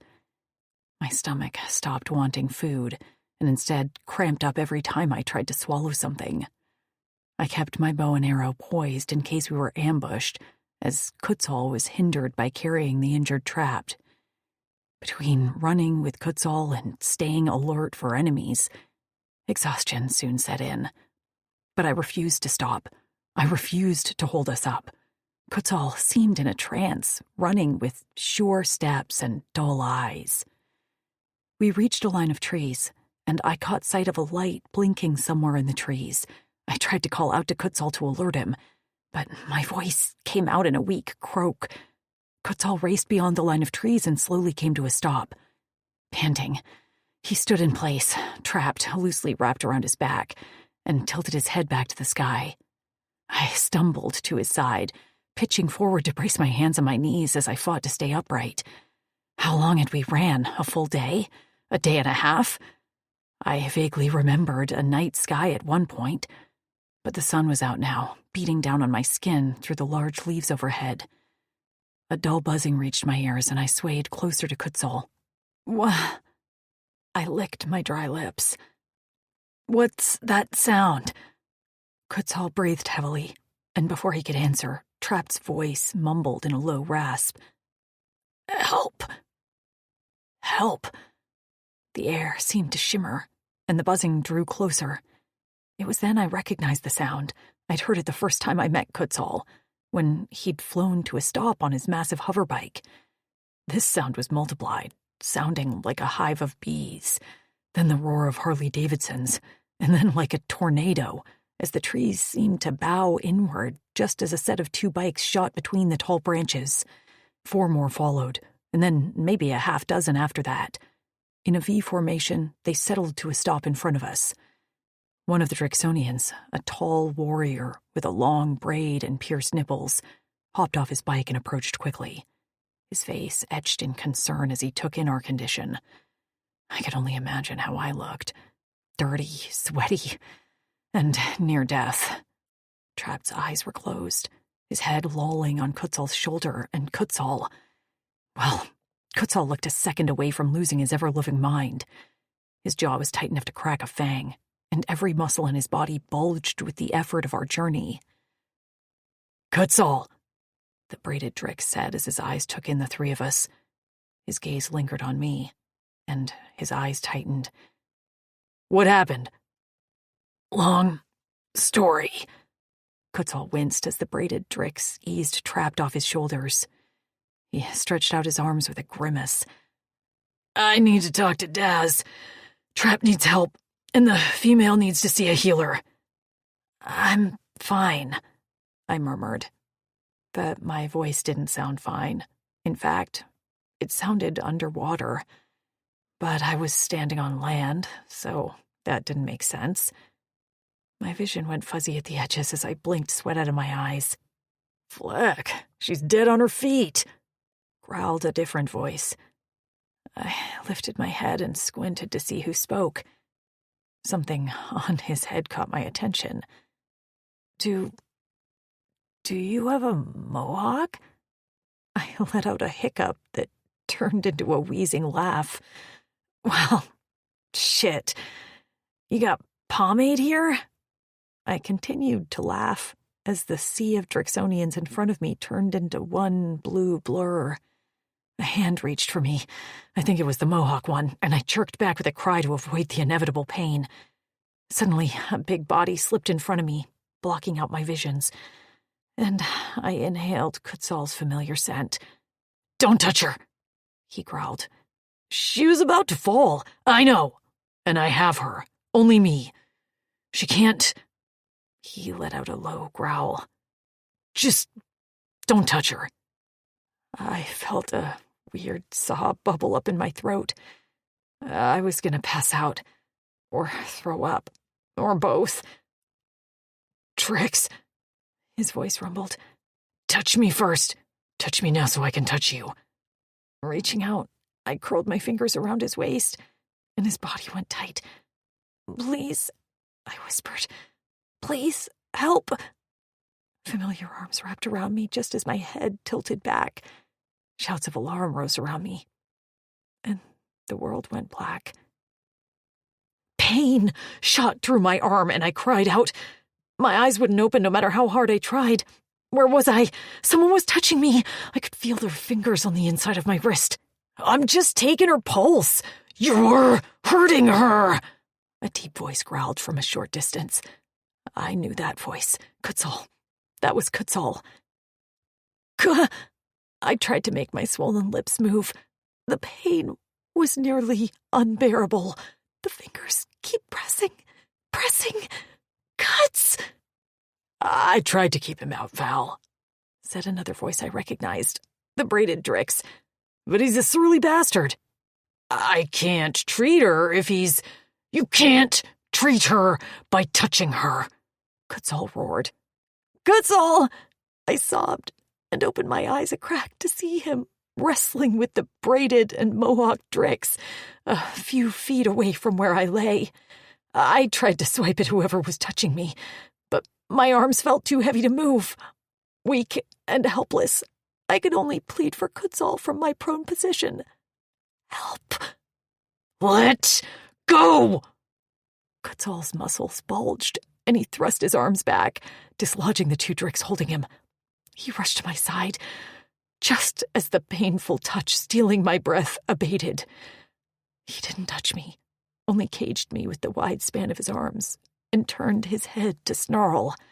"I said you're hurting her!" Finally, free from pain, I took in my surroundings. The room was fairly plain, with a series of cabinets lining the walls, wheeled trays, and a row of cots. I lay on one, a blanket pulled up to my chest. I fingered the cloth to find it was soft and pleasing to the touch.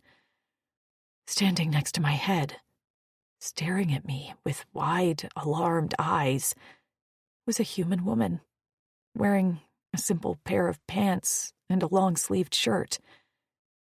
A human woman.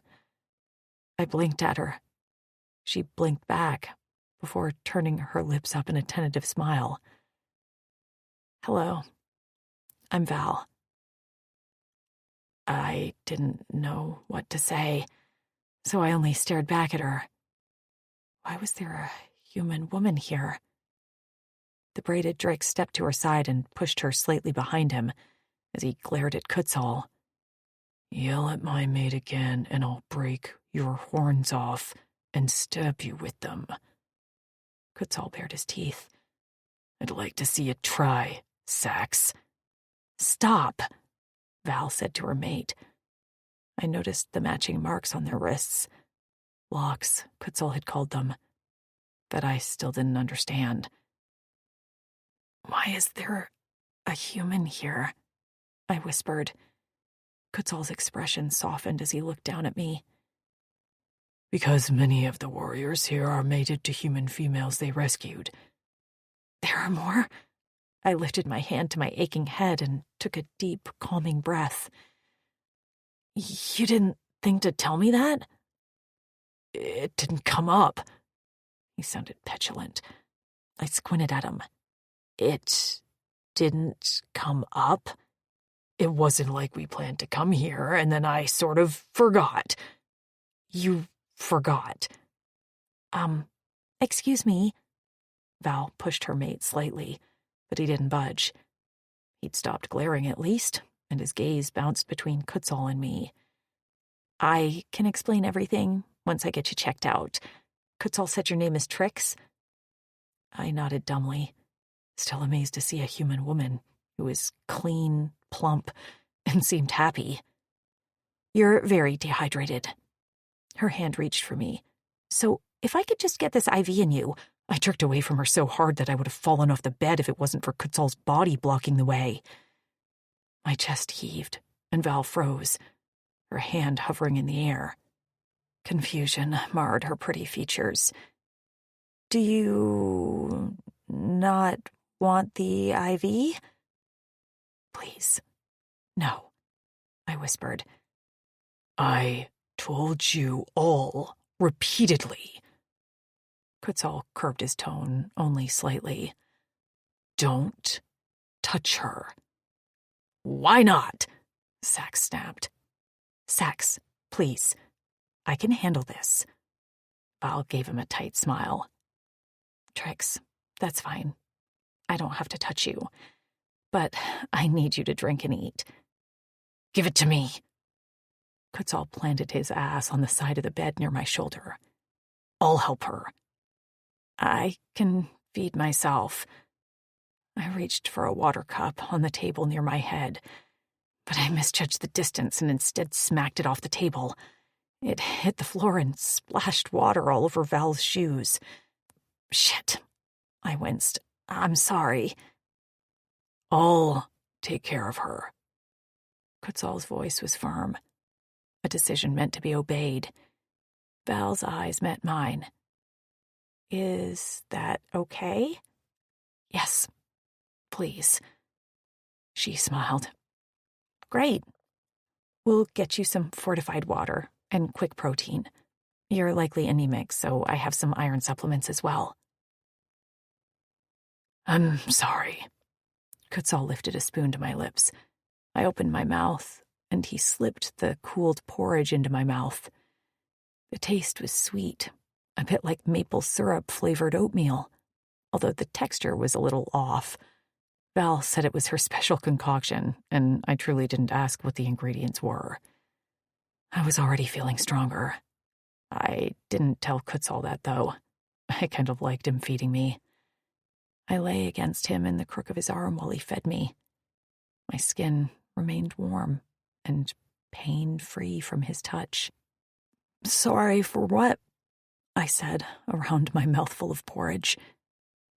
I should have been more attentive to you. I was so focused on getting to Granite. He shook his head, clearly angry with himself. Hey, I brushed my fingers along his thigh. I could have spoken up. I wanted to get here as fast as you did. I swallowed and craned my neck to look him in the eye. I was trapped. Kutzal pointed to a bed at the far end of the room, where I could see Trapped's feet hanging over the edge of a cot. Val stood over him, talking softly. He's doing all right. Some broken bones that we're trying to get mended properly before they heal incorrectly. But he's okay. He'll live? Kutzal nodded. He'll live and thrive. Now, focus on eating. A few minutes later, and he was scraping the bowl with the spoon while I rubbed my full stomach. Val had placed a pitcher of water near me and instructed me to drink it all slowly. I took a few careful sips and then placed it back on the table. I looked at my hands, which were streaked with dirt and covered in scratches and dried blood. Is there somewhere I can get clean? He frowned. You need to stay in bed. I can't lay here a minute longer in my own filth, Kutzal. Please. He sighed. I guess we could both use the cleanser. He helped me up, and once he made sure that I could stand on my own 2 feet without falling over, he led me to the back of the room. My gaze drifted to Trapped, who was sleeping. As we walked past his bed, Val turned to us and smiled. After the scene we'd made, I felt a little guilty. I'd like to start over between us, if that's okay. Her laugh was light, Of course. I'm sorry for... Don't apologize. She waved a hand. I should apologize for touching you without your permission. But you were in such bad shape, and the only thing on my mind was getting fluids in you. You look much better now that you've eaten and hydrated. I feel a lot better. I gestured to the slender doors at the back of the room. Kutzal said we can use the cleansers? Well, I hadn't used a cleanser in a long time.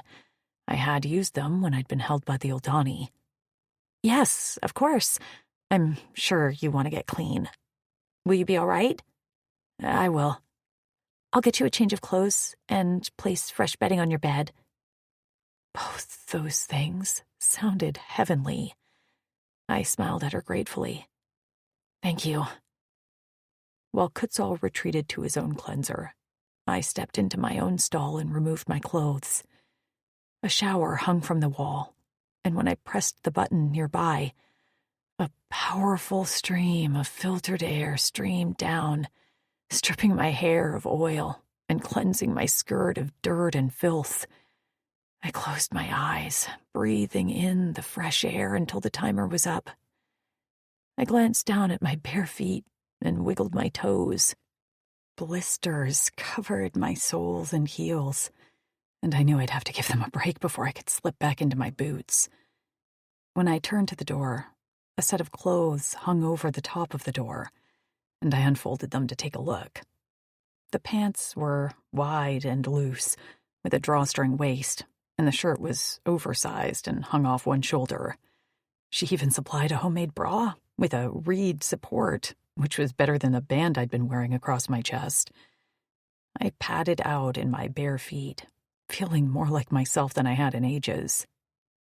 Kutzal stood in the center of the room, wearing a clean pair of pants and nothing else. His shiny hair hung down to the center of his back. He turned at the sound of my footsteps, and his eyes softened as he took me in. Feel better?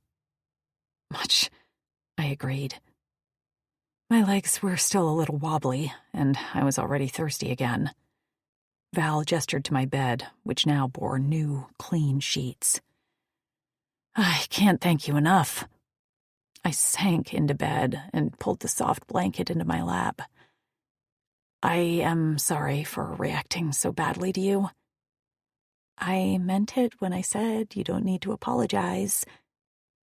Is Sax, your mate, angry at us? She smiled. Don't worry about him. He's probably forgotten all about it. Kutzal snorted. Not likely. He sat down in a chair near my bed and handed me a cup of water. Drink. I took a few gulps, while Val stood nearby organizing a tray of instruments. So, are there more of us here? I asked her. Humans? I nodded. She smiled. Yes, quite a few. About a dozen. Many of us have children, too. My eyes nearly bugged out. Children? Sax and I have a son. How long have you been in this galaxy? She tapped a finger to her lips as she thought. I'm not sure. Maybe 5 to 6 years? Most of us were rescued by the Drixonians before we could be sold to the Oldani, and lived on Torn until we all migrated here to Corin. I felt Kutzal's hand brush my thigh in a comforting touch. I see, I murmured. So, she was a lucky one, saved before being sent to the Oldani. Well, life with the Oldani wasn't fun, so I'm glad you avoided that. I expected her to smile, but instead her eyes went a little distant. I was not one of the ones rescued first. I spent time with the Oldani. Underground. I knew the surprise showed in my face when her eyes held mine. Did she know about me? I met Tasha, she went on. Kutzal said she's your friend? I sat up. You met Tasha? We were separated before any of us met the Drixonians. She nodded. She came here with her mate, Lucent. He was very sweet to her. She stepped forward and seemed to reach to pat my hand before thinking better of it. You'll meet your friends again. I know you will. The door opened, cutting short our conversation, and a large Drixonian stepped through. His long hair hung in around his shoulders in a shiny sheet, like a shampoo commercial. Wicked horns curled out of his temples, and he wore a large septum ring. His eyes were a piercing violet, and his presence was overwhelming, commanding. I forced myself not to shrink back into Kutzal, even though I wanted to. Val retreated to the back of the room to make notes at a small desk. Kutzal jerked at the sight of this Drixonian, and slowly stood. His hands crossed at the wrist in front of his neck, and he murmured in a deep, reverent voice. "Hello, Drexel. I'm sorry I haven't come to see you yet." The big warrior shook his head. "You were attending to your female, which is important, so I came to you." Kutzal nodded before dropping his hands, and once again sank down into the chair next to my bed. He kept his gaze on the big warrior. "I'm Dazim Bakut," said the big warrior.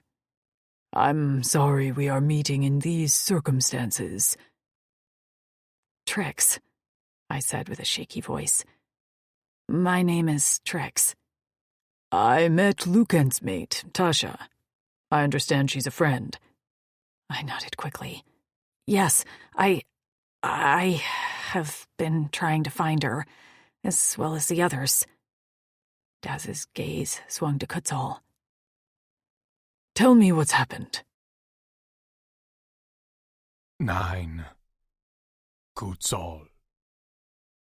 I didn't leave anything out. Daz had to know the Jok'tals weren't above using the females as bait. "She shot you?" Daz's lips twitched, and I didn't bother to hide my glare. I feel bad about it now, Trix said. but at the time I was doing what I thought was right. I shrugged. I was impressed. It was a good shot. Daz nodded. "Go on." I let him know what the Uppereth planned to do with me and how we escaped. Trapt said the Lone Howl camp is under siege, and Lucent sent him to ride here to Granite to ask for your help, but the Jok'tals intercepted him and crashed his bike. They thought he was dead.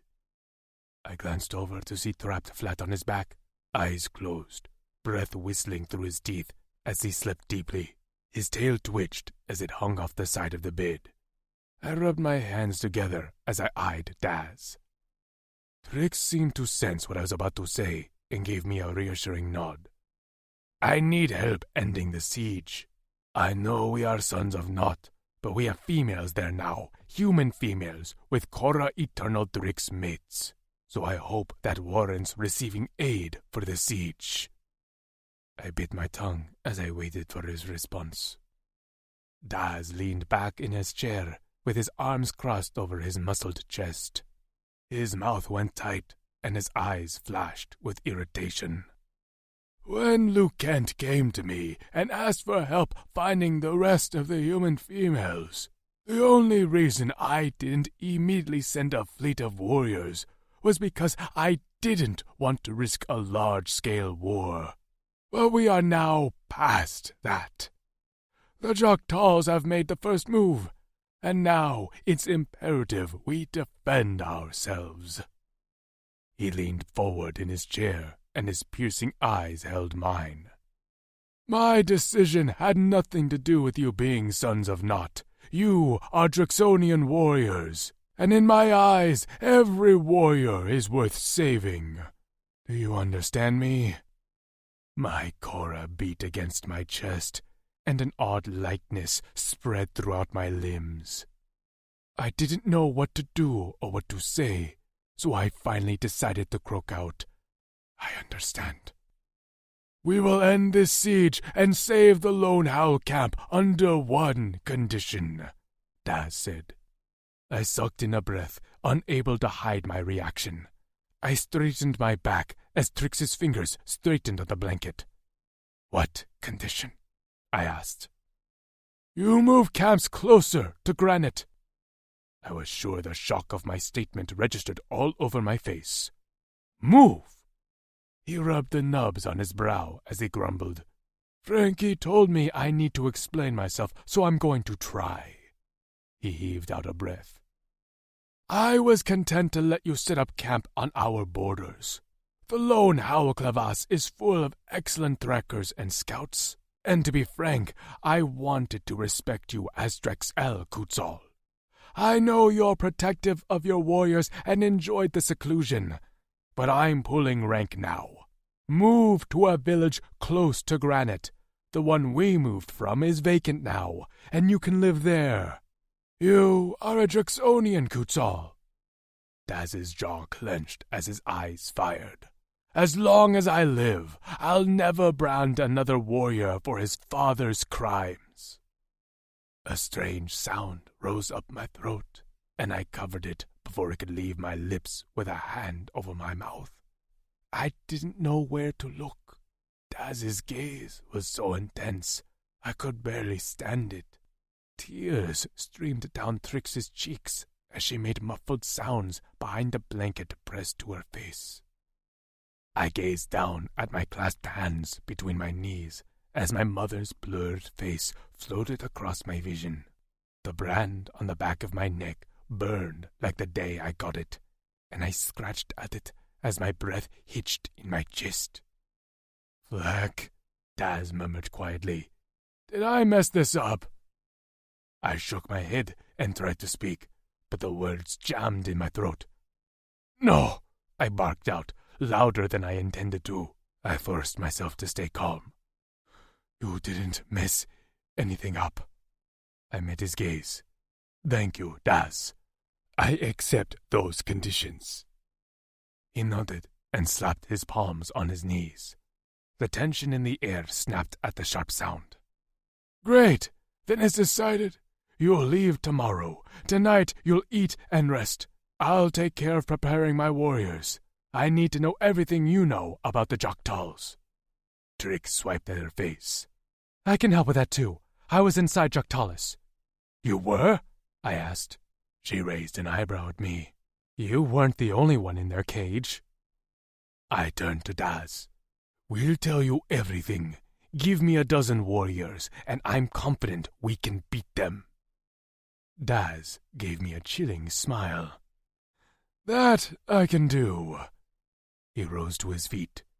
Trix, my mate can get you set up in a room to wait for the warriors to return. I bristled, but Trix was faster than me. I'm sorry, what? Daz frowned. You are welcome at Granite, well... No.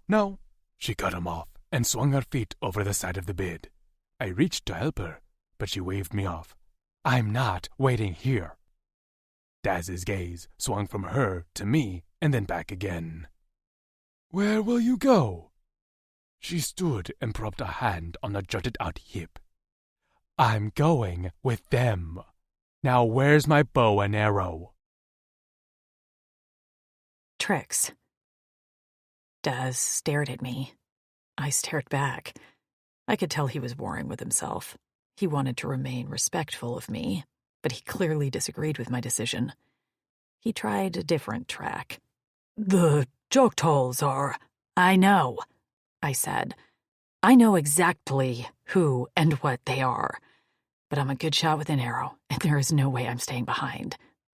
I whirled on Kutzal, who had remained quiet during this exchange. He met my eyes steadily. For a moment, my confidence faltered. Would he back me up on this, or insist I stay locked inside this city like a damsel in distress? He said he viewed me as part of his clavis, but did he really? Kutzal? I queried, and cringed at the wobble in my voice. He hesitated a beat before lifting his eyes to Daz. She will come. My shoulders sagged with relief, while Daz tensed up. Why? You heard her. She's a good shot, and she knows how to hunt. She's as invested in ending this siege as I am. She's loyal to her friends, and I respect that. His words sent a warm flush up my neck. Thank you, I said to him softly. He nodded at me, but then stood so he was even with Daz. I'll move to your village close by, but Trix comes with me. A scuffling could be heard outside the door, and Val stood from her desk with a roll of her eyes. If you don't let them in, they're going to end up breaking down the door. Who? I asked. Daz sighed, and voices filtered through the door, several high-pitched ones, followed by one deep voice. He walked quietly toward the door before resting his hand on the doorknob. He held up his hand and curled a finger, one by one, into his palm. When he made a fist, he swung the door open with a jerk. A pile of bodies rushed through. A Drixonian warrior landed flat on his stomach, while several human females flopped onto his back. Daz stood above them with a suffering look as they scrambled to their feet. How long were you out there? He asked. A short white woman with long dark hair, big brown eyes, and freckles shot him a ferocious glare. Why was the door locked? Because I needed to talk to Kutzal, and I knew you wouldn't be able to help yourself. Behind her stood a tall black woman with braids, who was busy fixing the clothes of the other woman who had fallen through the door. She was white, with dark purple hair and an ornate necklace. What caught my eye was that on each of their wrists was what looked like a golden tattooed bracelet, all in different patterns, except the short woman's matched Daz's. These were all mated women, and they were happy. The warrior who'd fallen through the door reminded me of Trapped. He seemed younger, with unlined skin and a kind, open smile. He reached into a sack that was slung over his shoulder and pulled out a familiar weapon. I let out a gasp of delight. My bow! I reached for it and cradled it to my chest. It was crude and a little ugly, but it was mine. I knew it like I knew myself. I had worried they'd throw it away, thinking it was trash. You were low on arrows. The warrior's voice was kind, and he gave me a wide smile. I made you some more. I hope I replicated them well. He handed me the sack, and I peered inside. Sure enough, only about half a dozen of my own arrows were inside, but there were about 24 more freshly made. I pulled one out and ran my fingers down the shaft. He'd cut the wood down to the same thickness of my other arrows, and he'd even notched my symbol at the end, a 5-pointed leaf. My eyes went misty, and I blinked back the tears of gratitude. I don't know what to say. These are perfect, and this is so kind. Thank you. He beamed brightly, and the purple-haired woman held up her hand. He slapped her high five in a human-like gesture that was funny to see in a warrior.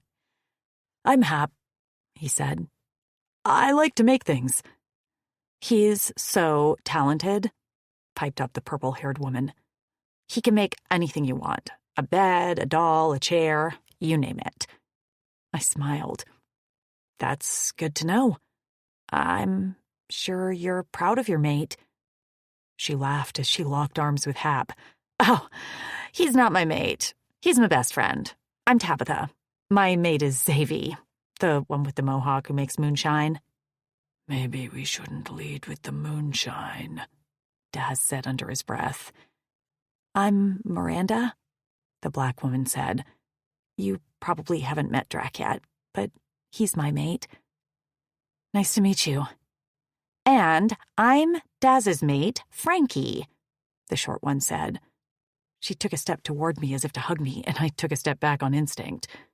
Val sucked in a breath behind me, and Frankie's gaze swung to her before she stopped short and ducked her head. Shit, sorry, I forgot. She offered me a smile. I respect no hugging. Frankie's love language is definitely physical affection.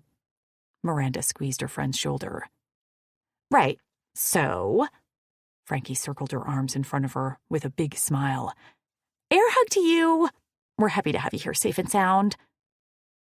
For some reason, the gesture pierced me right in the chest. I loved my friends, and I'd established myself a bit as their untouchable protector. These women didn't know that was my role. To them, I was just another human woman who deserved to feel safe and loved. The arrows, the introductions, the smiles, all of it was more than I could have imagined. I circled my arms in front of me as I tried to swallow around the lump in my throat. Air hug to you all. I'm Trix. We met your friend Tasha, Frankie said. She was very nice, but I think we overwhelmed her a bit. We had a large meal in our dining hall, and it was all a bit much. After what you've been through, we thought maybe you'd want to take your meal privately. We set up a room for you. She stopped herself suddenly and then followed up with a rush of words. But if you want company, we're more than happy to join you. She bit her lip. We've really been trying to work on accommodating each new woman with a welcome befitting their situation. We can be a lot all at once. Miranda nodded. Kids, babies, loud talking. The kindness was nearly overwhelming. I want to meet you all, but now might not be the best time. I think it's best I take an early meal with Quetzal and get some rest. Knowing Tasha and Amber were out there in danger made celebrating my safety feel hollow. We'll be moving closer to one of the nearby villages, so once we find my friends, I'll definitely be in the mood for a big party. Frankie's eyes went wide, and she turned to Daz. They agreed? Daz smiled and draped his big arm across her shoulders. They did. Cora Eternal. Frankie beamed and pressed her palms to her cheeks as she stepped closer to Quetzal. That's great news! I never liked you out that far. Quetzal blinked at her, seemingly confused. You know about us?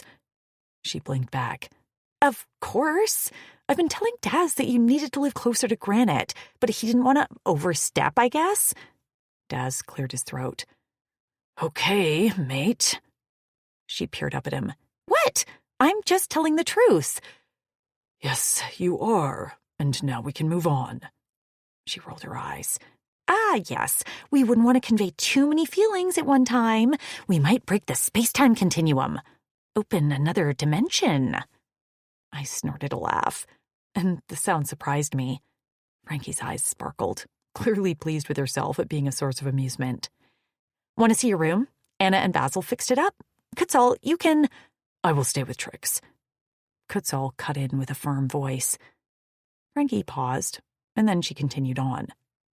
Right. You two can stay together. The room is big. Let's get you settled, and then we'll send up a sampler of our best foods. We've been working on it since you arrived. Well, you haven't been working on it because you're not allowed in the kitchen for at least a week after the last episode, Tabitha said to Frankie. She narrowed her eyes at her friend.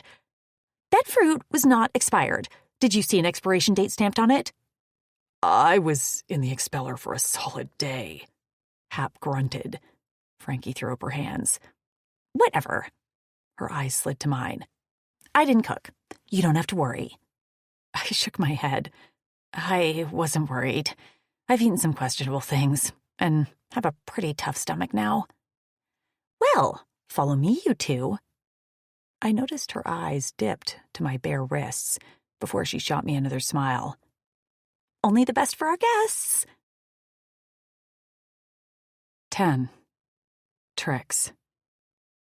As we walked through the main residence building of Granite, called the Hall, I was glad Frankie had given me the option of a quiet meal in my room. I hadn't been around this many people in years, and the noise alone was a lot to take in. The halls were bustling with warriors, humans, and little pale blue children with nubby horns.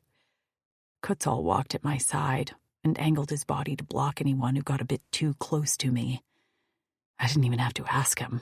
He just did it. He protected me like it was second nature, all while still respecting my abilities that had kept me alive this long.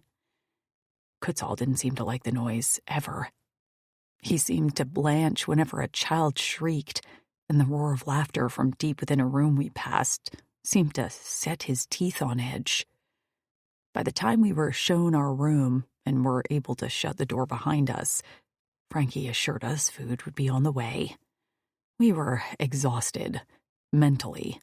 Our room was bigger than I expected, about the size of a hotel suite, with a large bed pallet, a small dining table with 2 chairs, and a few other furniture pieces scattered around the room. There was even a painting of a sunset on the wall near the table.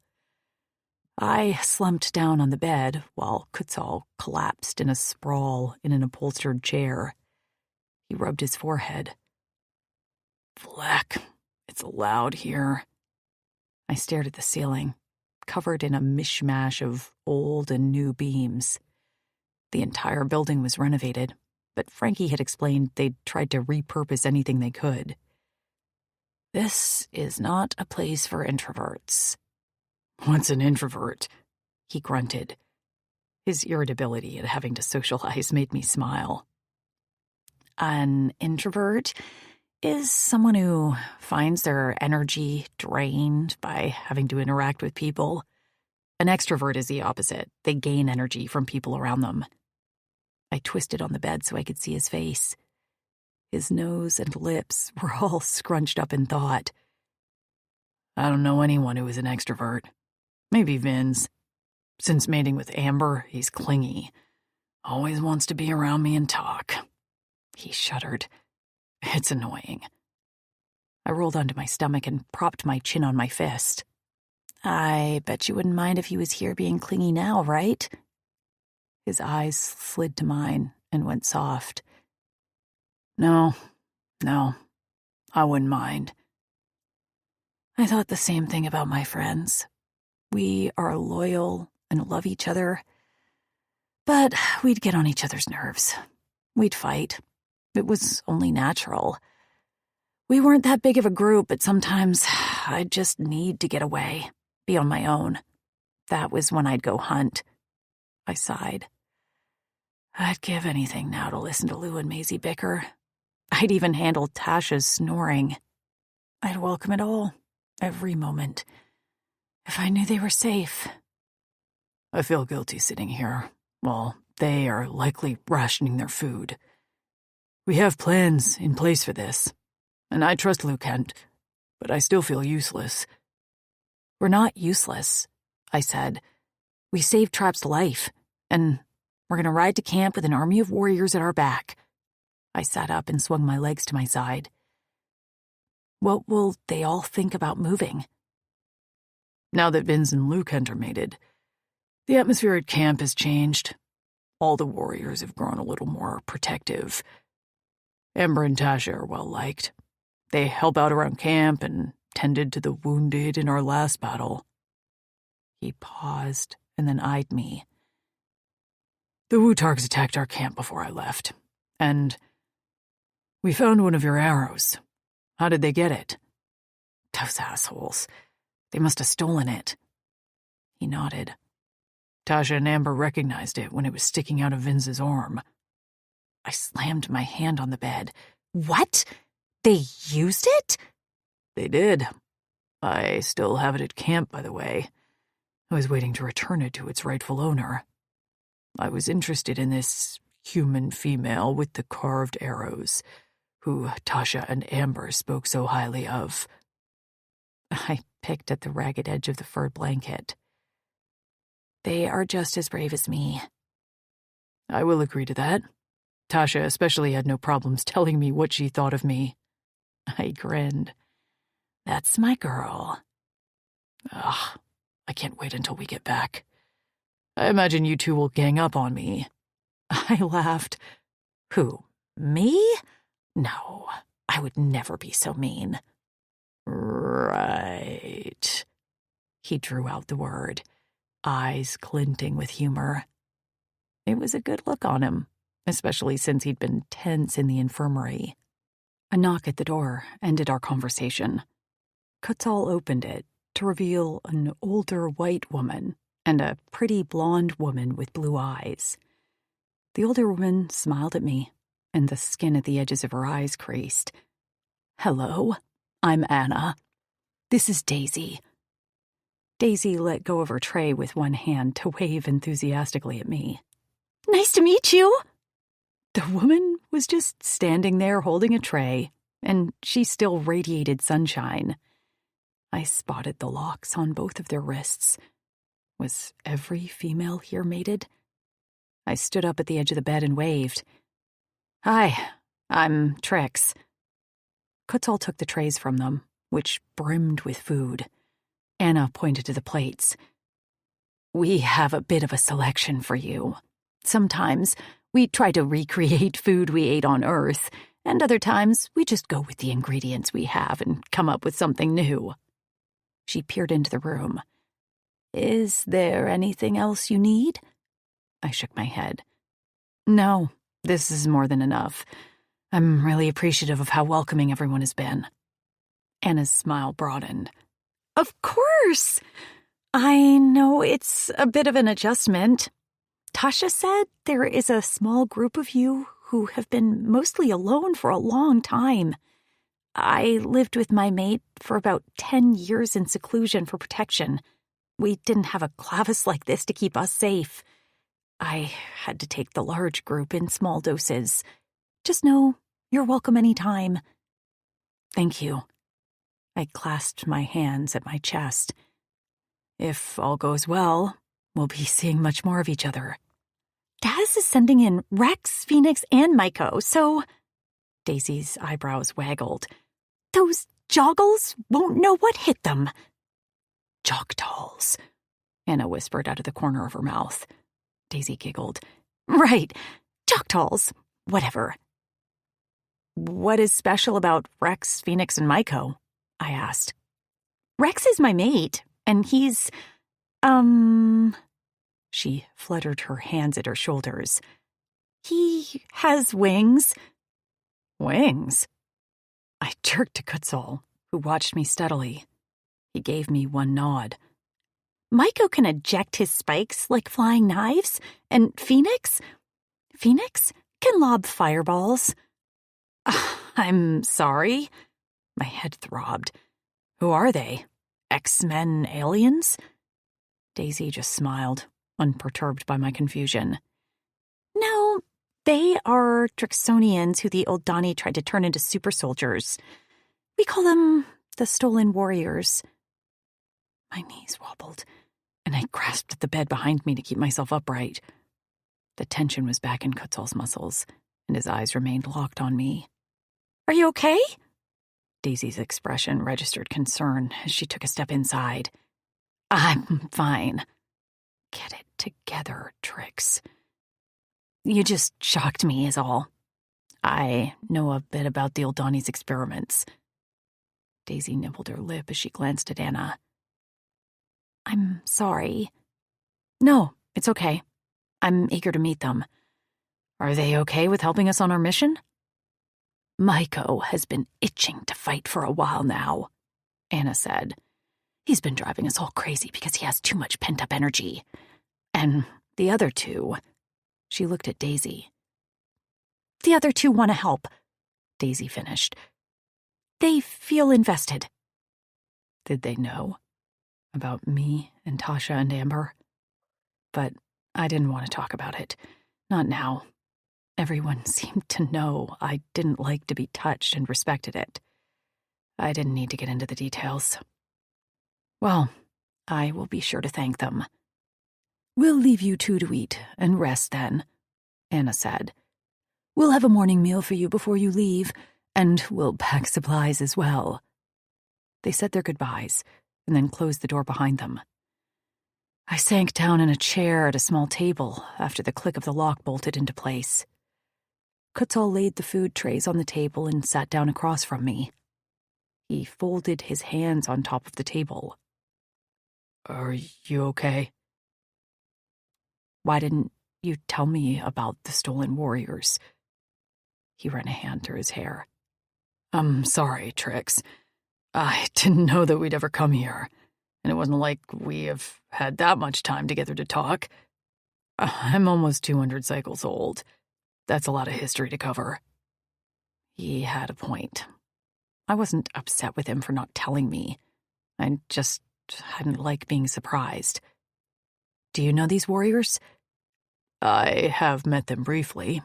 Daz and his brothers, Sax and Rex, were from a prominent family before our society fell. I didn't exactly run in the same circles as him. He dipped his head to meet my eyes. Are you angry with me? I shook my head. No, I was just surprised.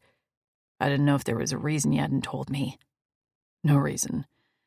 Other than worrying that talking about them would be too traumatic for you. You nearly collapsed when Daisy mentioned it. He wasn't wrong.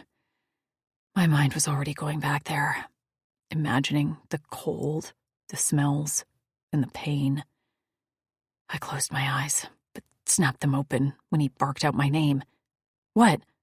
Alarmed, I looked around the room. He pointed a finger inches from my face. Don't go there. I could see your eyes go vacant. You're not there. You're here. You're Trix, and you're going to save your friends. Understand? His deep voice rattled my ribcage like a soldier. I nodded. I understand. Now eat. He grunted as he reached for a plate. He sniffed the dish, which looked a bit like green spaghetti with meatballs. What is this? I reached for a plate that had slices of pink meat on it. Do you know what this is? Mordix, he muttered before stealing a slice and dropping it whole into his mouth. He barely chewed before swallowing.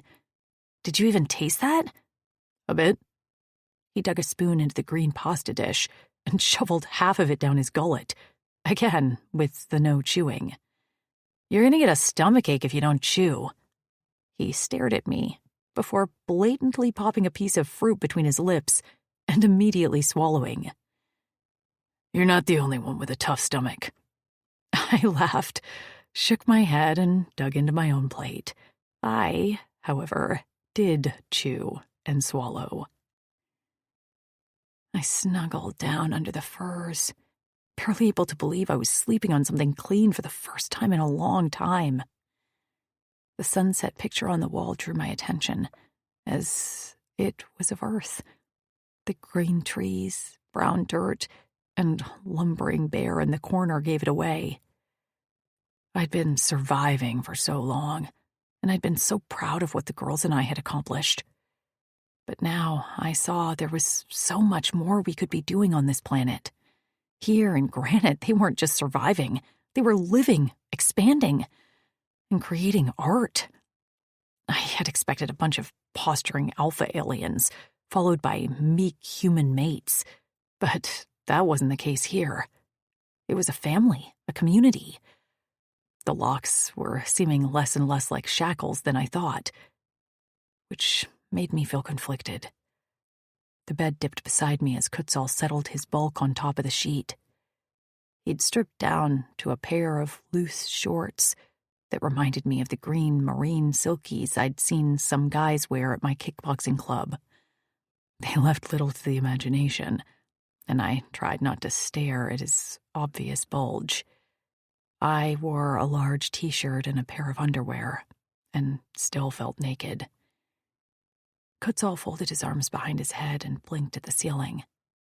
Deep in thought, he remained silent while a muscle in his jaw ticked. Are you worried? I asked. He rolled his head to face me. Worried? About tomorrow? Riding to camp? Defeating the Jok'tals? He studied my face before answering. You don't want false reassurances, right? The question felt a little like a kick to the gut. I would never admit this to anyone else, but a part of me wants you to just tell me it'll all be okay. that everyone we care about will be safe. And the other part of you? The other part of me needs to know the reality. He rolled onto his side and rested his palm flat on the bed between us, his little finger inches from mine. I'm not worried, but I am also not overconfident. I will say that the addition of the stolen warriors will likely give us the upper hand. I have seen what Phoenix can do from a distance, and it is devastating to enemies. He snapped his fingers. He creates fire as easy as this, and can manipulate it to fling at enemies. Did they escape the Eldani, like us? He shook his head. They were the experiments that went bad. Each of them has an enhancement, but with negative side effects, so they were told. Phoenix worked the mines on Vic's Listen, while Rex was a gladiator. That's horrible. They didn't think they would be welcome back. It took them meeting their mates to realize that they would always be welcome among us. He paused. Just like you and your friends will always be welcome among the other females. You know that, right? I didn't know that, I answered honestly. But now, I'm starting to see that I would be. I swallowed. I tried to tell myself all this time that my inability to be touched without pain wasn't a hardship. I didn't need physical affection. But seeing the way these women are so tactile with each other, it's reminding me more of what I lost. His hand crept closer to mine until I felt the slight brush of skin against skin. No pain flared. Why can we touch? I shook my head. I'm not sure. I've tried with the other girls plenty of times, but it was never as successful as it is with you. His fingers lifted off the fur. Can I? When I'd first met Quetzal, he'd been an enemy. His touch had pained me like everyone else. But slowly, he'd become someone I trusted as much as Tasha. He protected me, respected me, and cared for me. I could still feel the heat of his body as he'd caged me with his arms to protect me from touch, and how he'd snarled at Val to leave me alone. He'd fought 2 of his own warriors to get to me. I'd trusted my girls, but they hadn't been able to touch me like Quetzal had. Maybe it was that not only did I trust him, I also felt protected. I couldn't be sure, as whatever the Eldani did to me hadn't made sense. Like the stolen warriors, most of us had negative side effects of our mods as well. Quetzal was an anomaly, a curveball life threw at me that I hadn't seen coming. I didn't just want to be touched. I wanted his touch. I nodded, and he curled his hand around mine before lacing our fingers together. A lump jammed in my throat as the warmth of his scales coated my palm. I felt no pain, only the heat of his body and the soft puffs of his breath. Will you touch me more? I knew it was a lot to ask. Quetzal didn't want a mate, and I wasn't sure I did either. But the vivid images of that night in the cabin flashed in front of my eyes. I could still hear the raspy, lust-laced heat of his words, and I could still smell the pungent scent of my arousal as it hung in the air between us. While his expression didn't change, his eyes reacted immediately, flaring within. He swallowed before speaking. What are you asking of me, Trix? You're gonna make me spell it out? He nodded. I am. I don't want there to be confusion here. It's too important. It's too important. His words cracked open my chest like a hammer to porcelain. This mattered to him as much as it mattered to me. How had we gotten here after all we'd been through? I want you to make me come, I whispered. His breath shuddered out, and the bulge in his shorts jerked against the thin fabric. The outline of his mushroom head was visible, and a damp spot had already soaked through. And you want me to touch you to do it? I nodded. How, Trix? He slid a little closer until his hair tickled my skin. How do you want me to touch you? I licked my dry lips. I don't. My fingers, my tongue, my cock. How do you want me to make you come? Holy shit. I was going to just from his voice if he kept talking. Instead, I heard myself say, any of it, all of it. His nostrils flared. I need you to promise you'll tell me if you feel any pain. I promise. I mean it, Trix. Understanding this was important to him, I nodded solemnly. I know. And I mean my promise. Let me see you first. At the same time, we kicked off what little clothes I had on. Kutzal peeled the furs below my feet as I lay on my back. I'd never been overly self-conscious about my body, but I did think a lot about how I looked during sex. Did I have a double chin?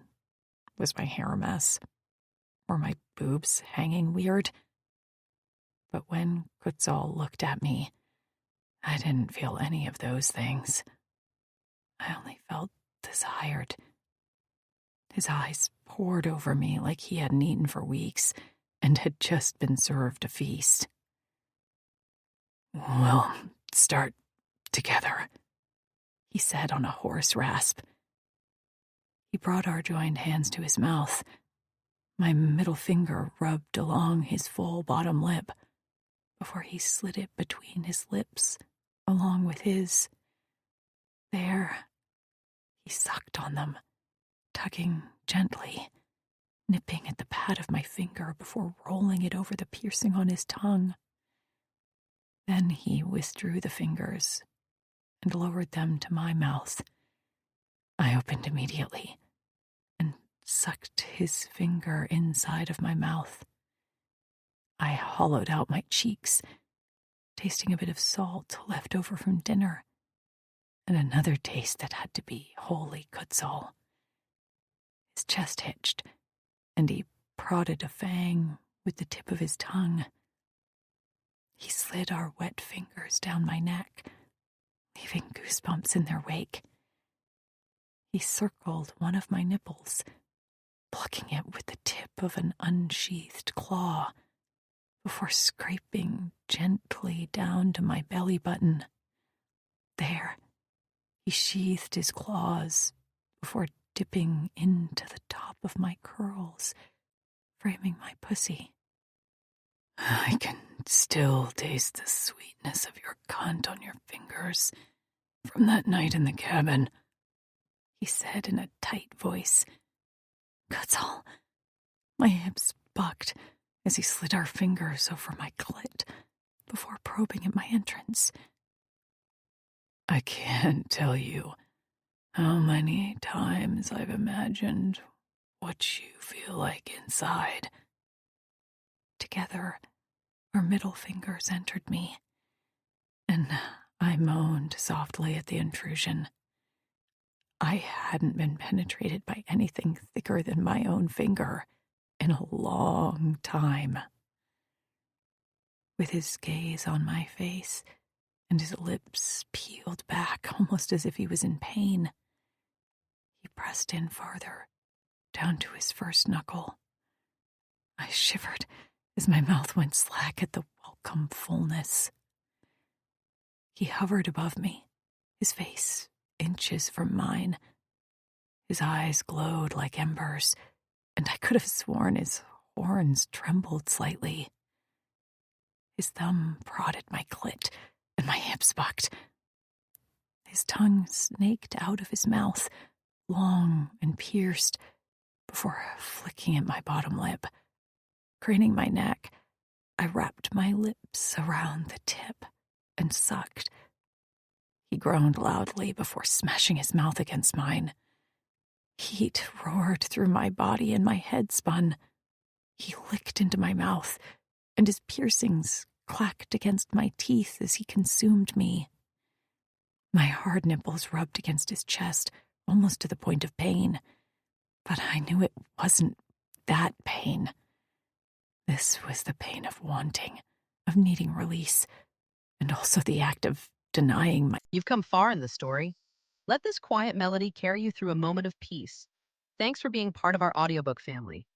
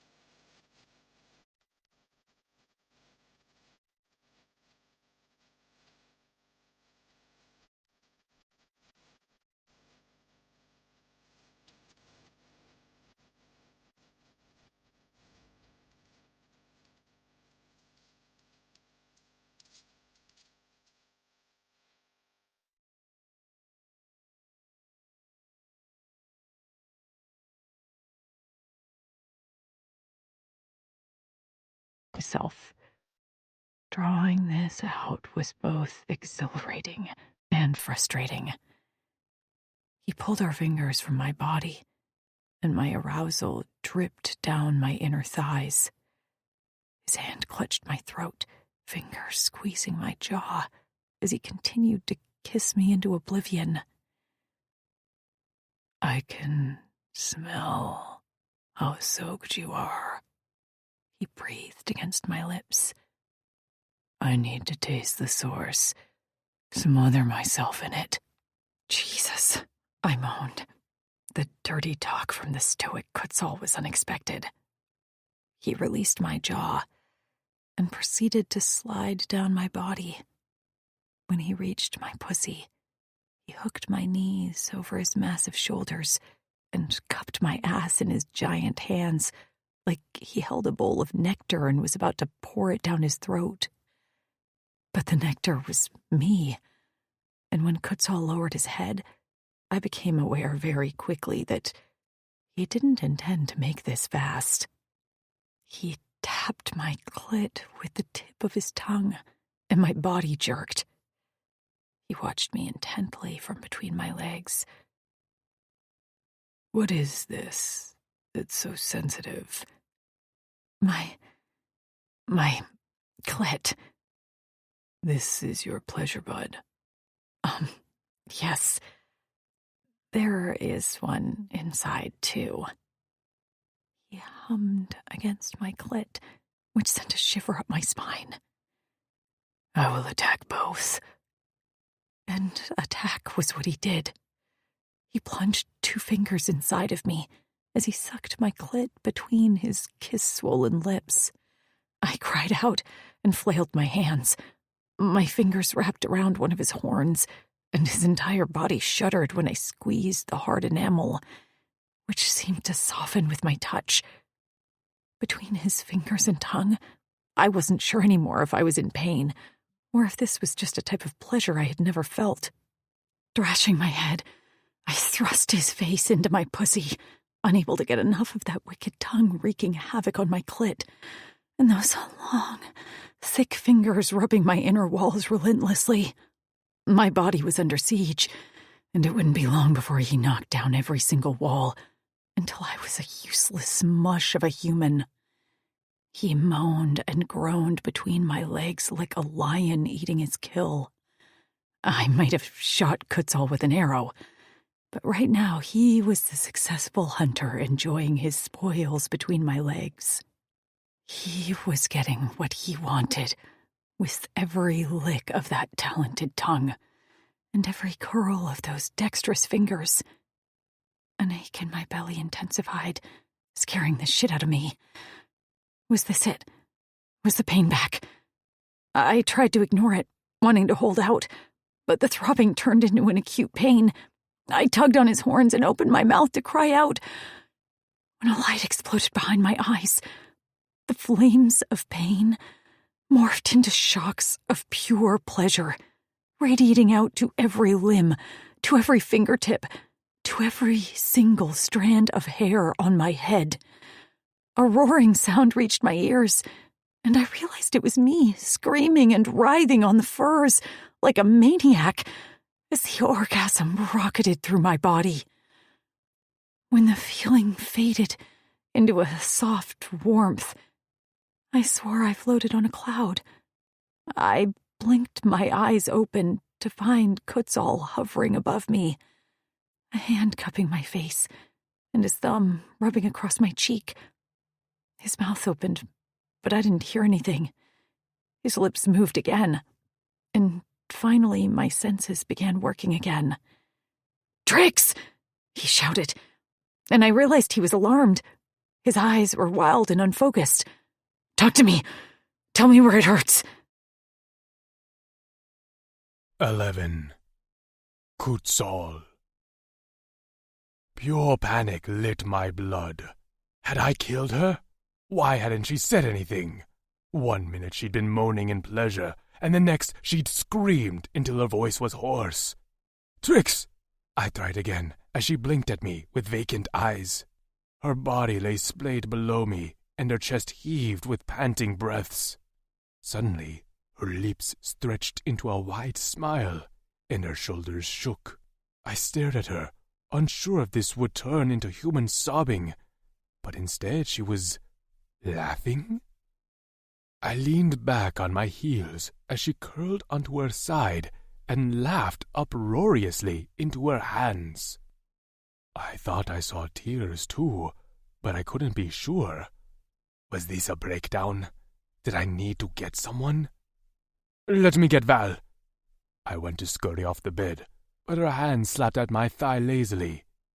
No, need, she gasped, face streaked with tears, but eyes bright with mirth. Just need a minute. Giggles still shook her chest, and I was distracted by her full breasts. Focus, Kutsal, she's hurt. Where did I hurt you? I demanded to know. You didn't. She finally let out one long breath and flopped onto her back. That was just my body breaking into 1,000 pieces with the most intense orgasm of my life. I frowned. You're not hurt? She shook her head and gave me a wide smile. I'm not, I promise. I just hadn't ever felt that before. Ever.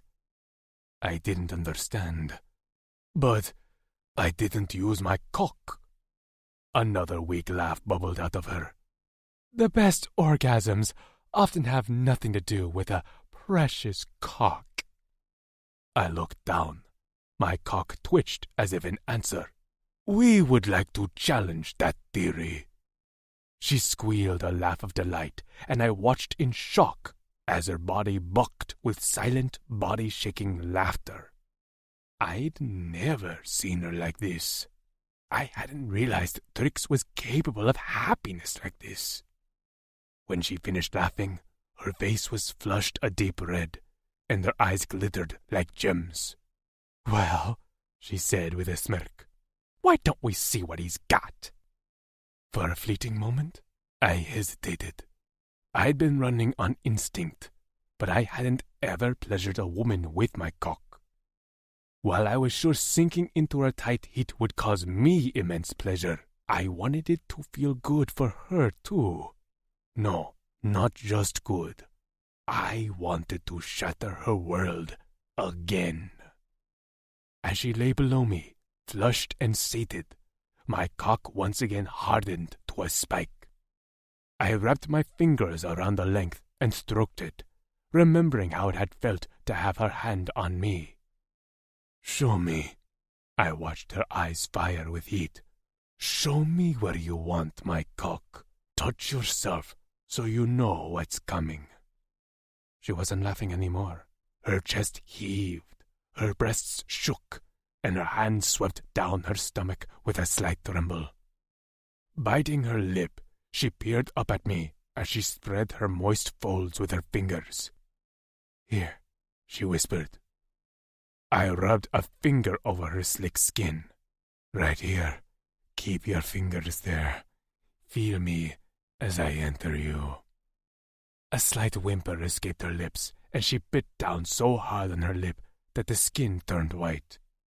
She nodded as I guided the tip of my cock to her entrance. I reached her, and the feel of her surrounding my head took my breath away. I resisted the urge to plunge into her depths and pound away like an animal. Her fingers brushed my shaft as I slowly pressed inside, and the combination of her heat and the backs of her knuckles on my cock made my eyes roll back into my head. My arms shook as I restrained myself, and when I was fully seated in sight of Trix, I braced myself with my fists planted on either side of her head. Do you feel me? Her throat bobbed as she spoke in a hoarse whisper. Yes. Just me. Only me. Only you. I feel you too, Trix, squeezing my cock. Her fingers flexed at the base of my shaft, and my subcock began to elongate. She glanced down, and her eyes went wide. I followed her gaze to see the swollen subcock pressed against her clit. I felt the moment the organ began to suck. Her entire body tightened, and she threw her head back with a cry. Her body bucked, and then her inner walls rippled around me, tight. An instinct triggered inside of me. I reared back and slammed into her so hard she slid up the bed pallet. "Yes!" she hissed out between her teeth. Her fingers dug into my waist as her eyes met mine, the green in them wild and feral. "Again! Fuck me, Kutzal!" I snapped my hips again and again. I plundered Trix like captured prey.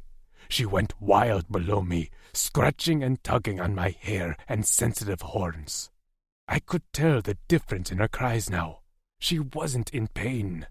She was in a cyclone of pleasure, and I was right there with her. My vision tunneled down to nothing but this beautiful female in the furs. Her hair spread around her in an auburn cloud, and her skin marked with my mouth and hands. "Come on my cock," I growled. "I want to see you lose it again right before I spend my release inside of you." Her fingers dug into my neck, her mouth went slack, and then her entire body shook. She didn't make a sound as her eyes went hazy, and her inner walls squeezed me so tight I had to grit my teeth. A spark bolted down my spine and exploded in my balls as I roared my release into the room. My cock pulsed inside her, coating her with my release until I was drained, spent, and exhausted. My arms gave out, and I went down onto my elbows on top of her, our chests pressed together. I touched my lips to hers, slowly, reverently, because I didn't have much coordination left to do much else. My muscles trembled, and Trix shivered below me as if she were cold. I forced myself to roll off her and gather a spare shirt to clean between her legs. She let me, laying like a limp doll, eyes focused on my ministrations. When I was finished, I pulled the furs up to her chin and tucked them in around her. She watched me with a small smile. "You don't want to look at me anymore?" "You're shivering?" I focused on securing the furs to her body. "Is that tight enough? Warm yet?" She laughed softly. "I'm not cold. I'm just post-coital. I don't need to be in a fur burrito." "What?" She wriggled out of the furs and stretched her arms toward me. "Quit worrying. I can speak up for myself. I'll let you know if I'm cold, okay?" I slipped into the circle of her arms and rested my hand on her chest, careful not to poke her delicate skin with my horns. Her hands sifted through my hair. "What's a burrito?" I murmured. A burrito," she yawned. "I could go for one now. It's a type of food that's delicious. Spiced meat and all kinds of toppings in an edible wrapper called a tortilla." "Edible wrapper," I echoed. "I want to try that." "When we're settled, I'll see if the girls here have found a way to make anything resembling a tortilla, okay?" "I would like that." Her hand stilled. "Did you ever think we'd come this far in our relationship? I wanted to shoot you when we first met." "You did shoot me." "Yeah, and I wanted to shoot you again after that. Multiple times." "I wanted to string you up in a tree and leave you there, but I have self-control." She laughed. "I'm glad we both restrained ourselves." We laid in silence for a while, and I wondered if I should move. "Are you okay? This is a lot of touching." "I'm okay," she said quietly. "Very okay. Thank you for this." I glanced up at her. She met my eyes before looking away quickly. I blinked, coming back to my senses a little now that I was out of the orgasm haze. What was I doing? Laying with her as if she was my mate. She was likely confused, too. I shifted away from her, and she let me go. I cleared my throat. "Of course, I'm glad it was successful." I winced at the word, and she didn't seem to like it much either. "Now you know." I coughed as I slid to my side of the bed. "Now you know you are capable of reaching this level with someone." Her eyes shot to mine and held. Something simmered there. "No, now I know I can reach this level with you." My mouth went dry. Trix, I know you don't want a mate, but I don't want one either. So please don't talk about what we just did like it was some sort of training exercise. Once we are settled in the new village, we can decide what boundaries we want to set in our relationship. I'll tell you now, you try to pawn me off on someone else like I'm a used car, and I'll stick an arrow somewhere very unpleasant. The thought of her with another warrior made me grind my molars. I have no intention of finding you a mate. Good, she spat. Great, I barked back. We both lay there, seething, and I felt like we'd taken a step back in whatever this was. Trix, she rolled over, showing me her back. Let's get some sleep. It'll be a long few days capped off by a battle I'm not looking forward to. She was right. But why did I get the sense that this battle, the one between us, was going to be the hardest of my life? About 36 warriors from various clavasses milled around the fields surrounding Granite. Some were jovial as they talked amongst themselves, and others were grim-faced as they prepared for the upcoming fight.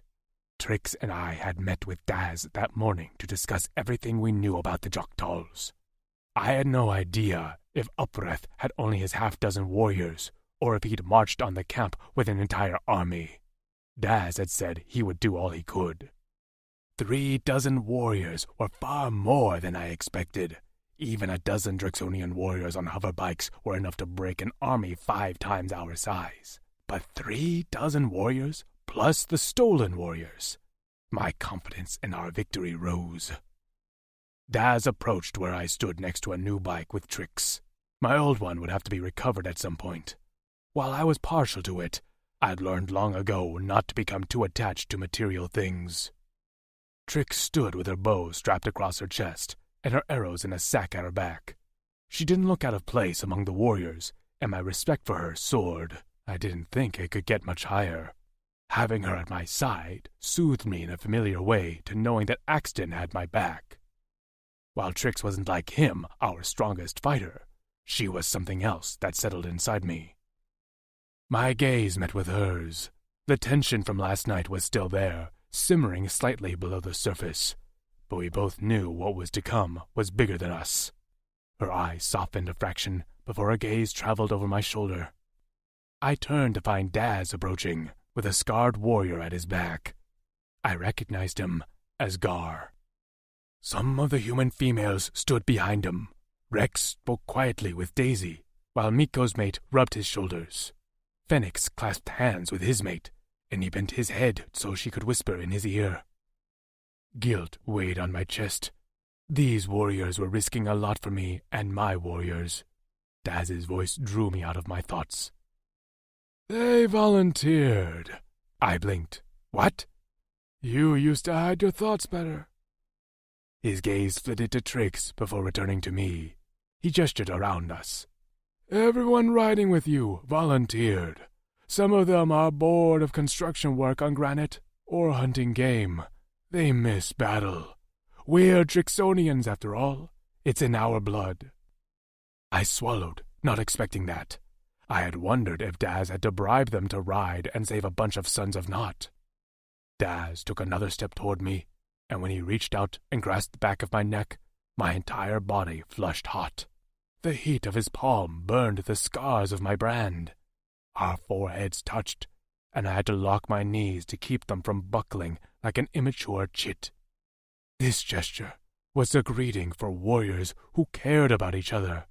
I'd never, in my life, been the recipient from anyone other than any other Sons of Naught. The crowd noise dulled around us, and I wasn't sure if it was just my tunneling focus or if anyone else had noticed Daz's action and realized the significance. This was him accepting me publicly and bringing me into the fold. I hadn't thought I needed this or wanted this. His allyship was enough. But this gesture was more than just between us. This was an action more powerful than words, which would do a lot to end the outdated Sons of Naught brand. He kept his hand on the back of my neck and pulled back slightly so he could look me in the eye. I should have spoken up when you made your camp as far away as you did. I should have made this gesture to welcome you much sooner. I apologize for that. I tried to breathe around the tightness in my chest. You don't have to apologize. He tilted his head. I've thought about it, and you might not have responded favorably at the time. I shook my head with a small smile. You'd be right. I resisted the urge to glance at Trix. Things have changed since then. His eyes glittered. They have. With a squeeze, he let me go and took a step back. You're a part of us, and you always will be. Get your warriors and come home. The village is being prepared for your homecoming as we speak. I nodded. I'll be back. Daz smiled at Trix. Feel free to use all the arrows. Hap is already making some to replace what you use. Trix beamed a genuine smile. I won't hold back. See that you don't. He stepped back to where his mate stood, listening to us talk closely. He held a small child's hand, and another clung to her back in a sling. She smiled at us as he looped an arm around her shoulders. The stolen warriors said their final goodbyes to their mates and walked toward me in a group. Rex, a Drix with violet eyes and long white hair, stopped in front of me. I'm not sure we've ever talked. Nice to meet you, Kutzal. I nodded to them. Nice to meet you, too. We defer to you. This is your camp, and an enemy you know more about than us. All the warriors have been informed you're the authority in this fight. I hadn't expected that either. Rex was a Bakut, Daz and Sax's youngest brother. The deference to me was appreciated. Thank you. Everyone has been briefed by Daz, and I want to make it clear, we don't ride for him. We ride because we are Drixonians. An intensity blazed in his eyes. We ride because she is all. My arms raised automatically, and I crossed my wrists in front of my neck. She is all, I answered. Rex's eyes crinkled in a half-smile. A few warriors will follow up behind with a load of supplies for your warriors and females. They likely are existing on preserved rations. I nodded. Likely. We have well-fortified bunkers along the cliff. Good. Rex opened his mouth as if to call out to the warriors gathered, but then stopped abruptly. He nodded to me. It's your call to mount up. Fleck, just thinking of giving commands made me ache for my lone howl warriors. With a lump in my throat, I called over the crowd, Let's ride! A chorus of Drix Rally warrior cries answered my order, and the air grew thick with the buzzing of the hoverbike's ignitions. I slung my leg over the bike and shimmied in the seat. Not quite as nice as my bike, but it would do. Trix settled in front of me with her hands on the handlebars. Her hair hung in 2 braids on either side of her head, and the sun glinted off something shiny in between the strands. I plucked at the object, only to come away with a cut on my finger. What? Blades in my braid, she said matter-of-factly. It prevents anyone from pulling my hair. I chuckled to myself. Smart female. Damn right. She glanced at me over her shoulder, and I could see the battle lust brewing in her green eyes. Hey, when all this is over, can you teach me how to drive one of these things? An image of her and I riding side by side, hunting down a herd of Antella, crossed my mind, and my chorus swelled.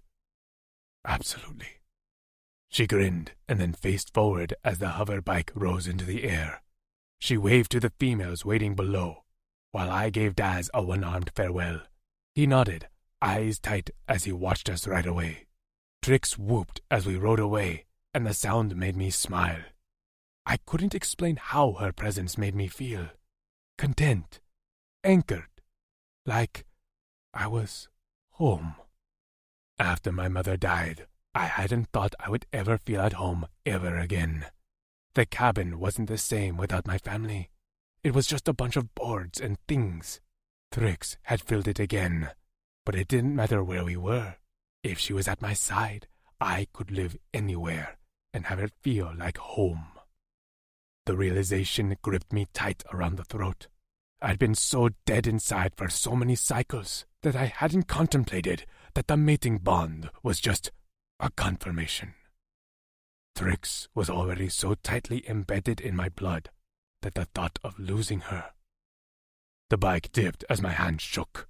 Trix glanced back in alarm, and she must have seen something on my face because her eyes went wide. She placed a hand on my arm. "Are you okay?" she shouted over the buzzing of the bikes. No, I wasn't flecking okay. What had I been thinking? I'd been so proud of having a strong, smart female at my side that I had agreed to ride into battle with her? Fleck my life. 12. Tricks. Something was wrong with Kutzal. He'd been fine all morning, and then suddenly as we rode over a field of flowers, his body had tensed up. He'd scared the shit out of me, as though I thought he'd seen a Joktal or something. But when I turned around, his stare was just vacant, deep in thought, and his face had gone pale.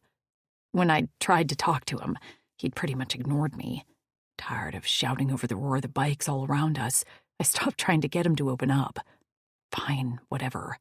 He could sit back there in pale silence. What did I care? I was going to see my friends soon.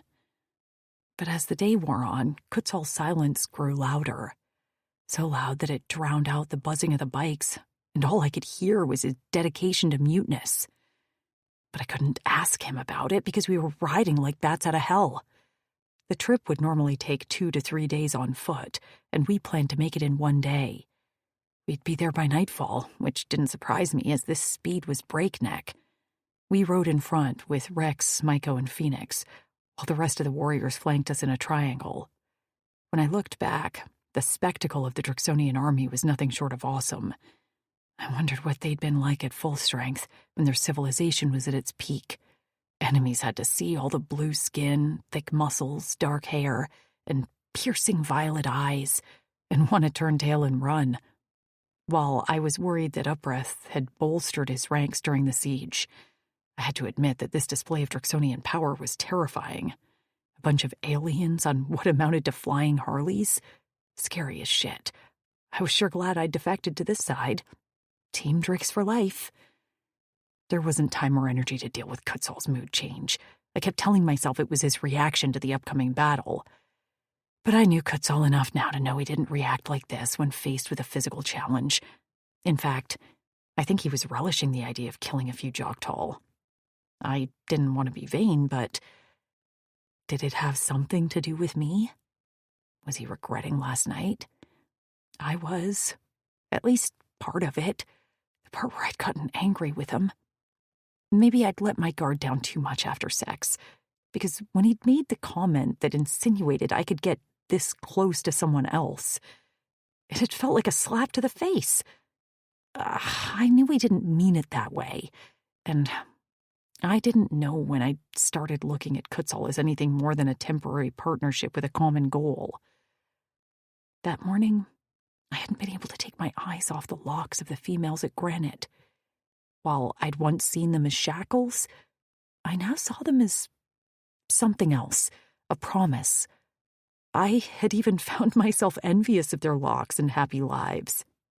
I didn't want a mate, right? And even if I did, the only Drixonian I'd ever get close to was Kutzal. Since a mate was off limits for him then, it was for me too. Why did that cause a sharp pang in my chest? I shook myself and gritted my teeth as the wind rushed in my face.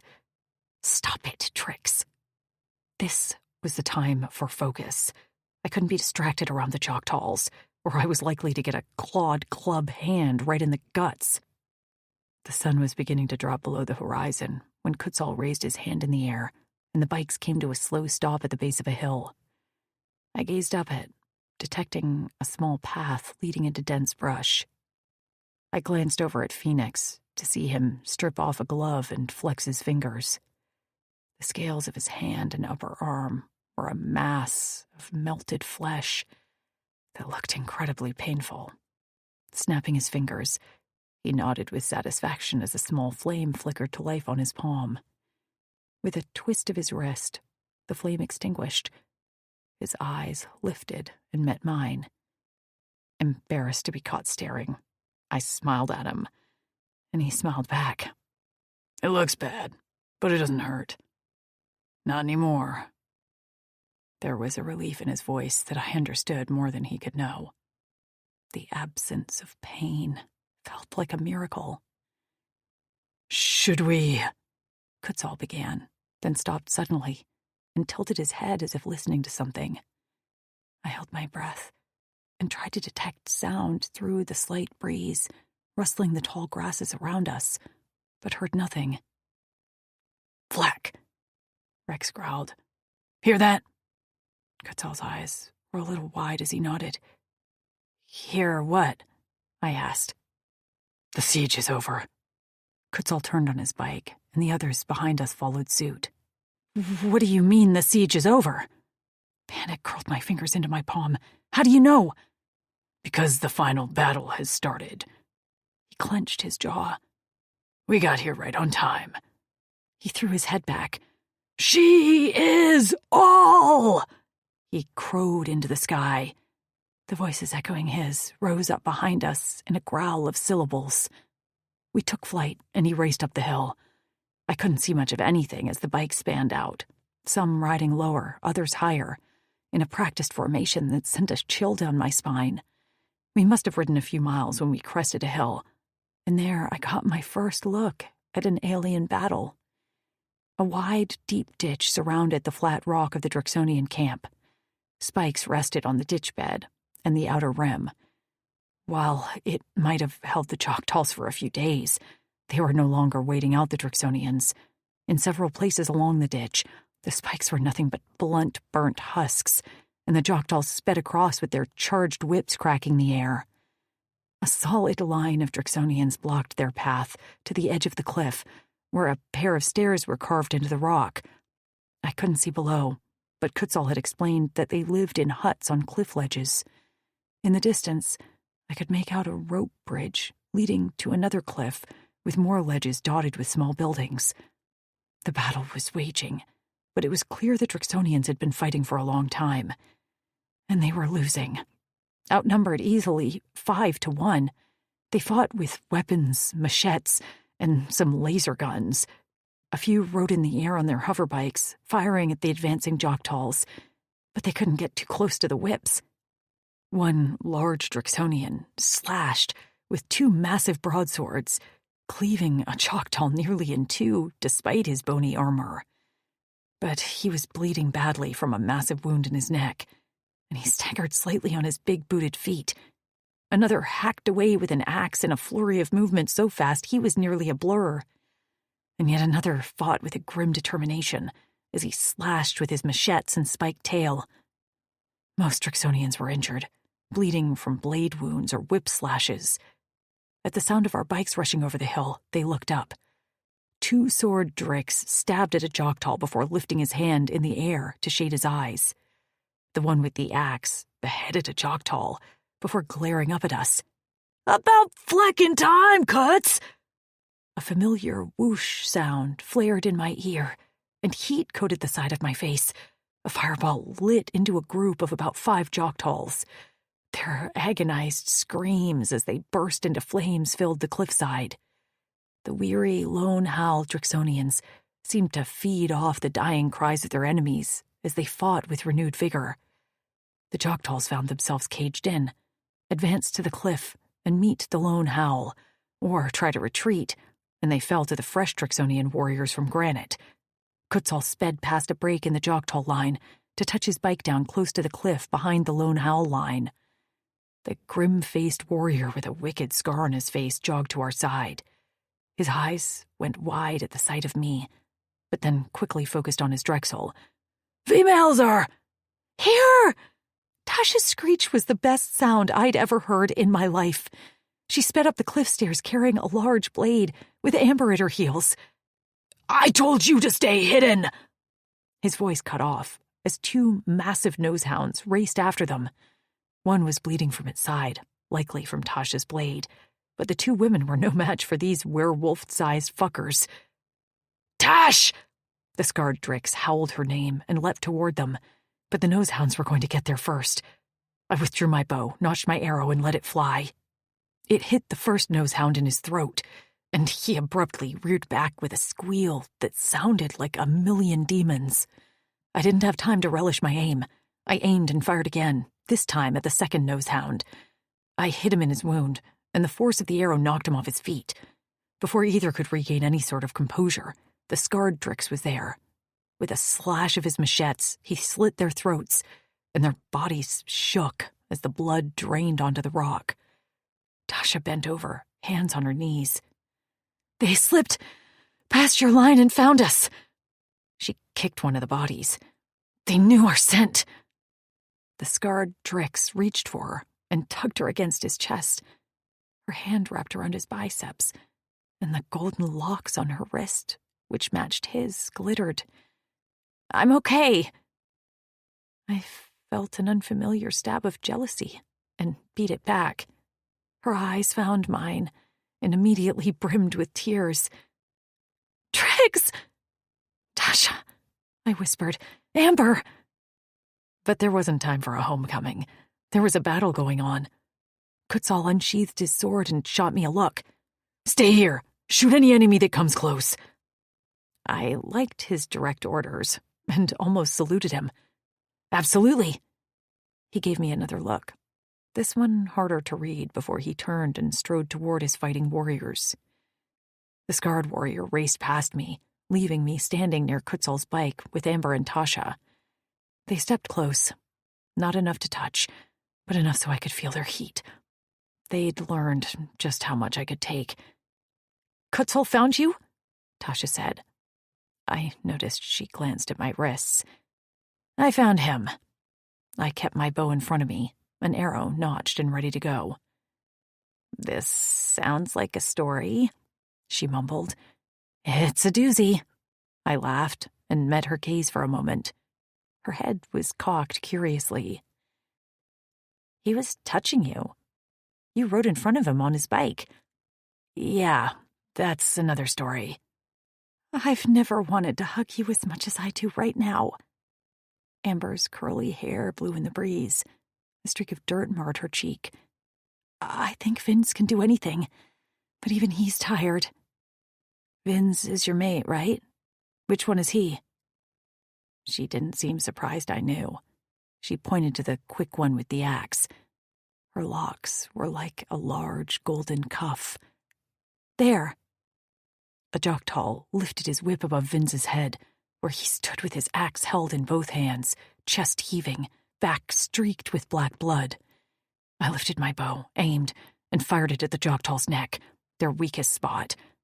The whip fell from his fingers as he staggered back. Vince froze before slowly turning on his heel. His eyes met mine, and then he shot me a maniacal grin, followed by a cackle. After that, he turned and once again entered the battle fray. "Thank you," Amber whispered. "I heard one of my arrows was used to shoot him. It's the least I can do." "But it wasn't you, right?" "No, but I did shoot Kutzal. On purpose." "You shot Kutzal?" Tasha cried. "And you're still in one piece?" "Thank God for she is all right, or I might be in a ditch somewhere." "I swear, most of them aren't like Kutzal." Tasha's eyes surveyed the battle. "He's the biggest asshole here." "He's not always an asshole, and when he is, there's usually a reason." Tasha's eyebrows lifted into her hairline. She blinked at me, and then slowly turned to Amber. They had some sort of silent communication, which was pretty damn loud to me. "Shut up," I grunted at them. "We didn't say anything," Tasha protested. "I'll explain after." I pointed another arrow. "This." Standing in front of my arms, bow raised, I watched the action. Rex circled overhead on his bike as he fired with his laser gun. I had yet to see the appearance of his wings, and was only slightly disappointed. Maiko seemed to relish the fighting, hollering as he ejected his wicked black spikes from his arms and back. Those alone took out 2 Joktals at once. Phoenix remained on his bike too as he lobbed fireballs and halted Joktal's retreating as he lit trees and foliage on fire. I searched for Upbreath but didn't see him. I would have gone searching for him, but I didn't want to leave Tasha and Amber. Plus, Kutzal had given me an order.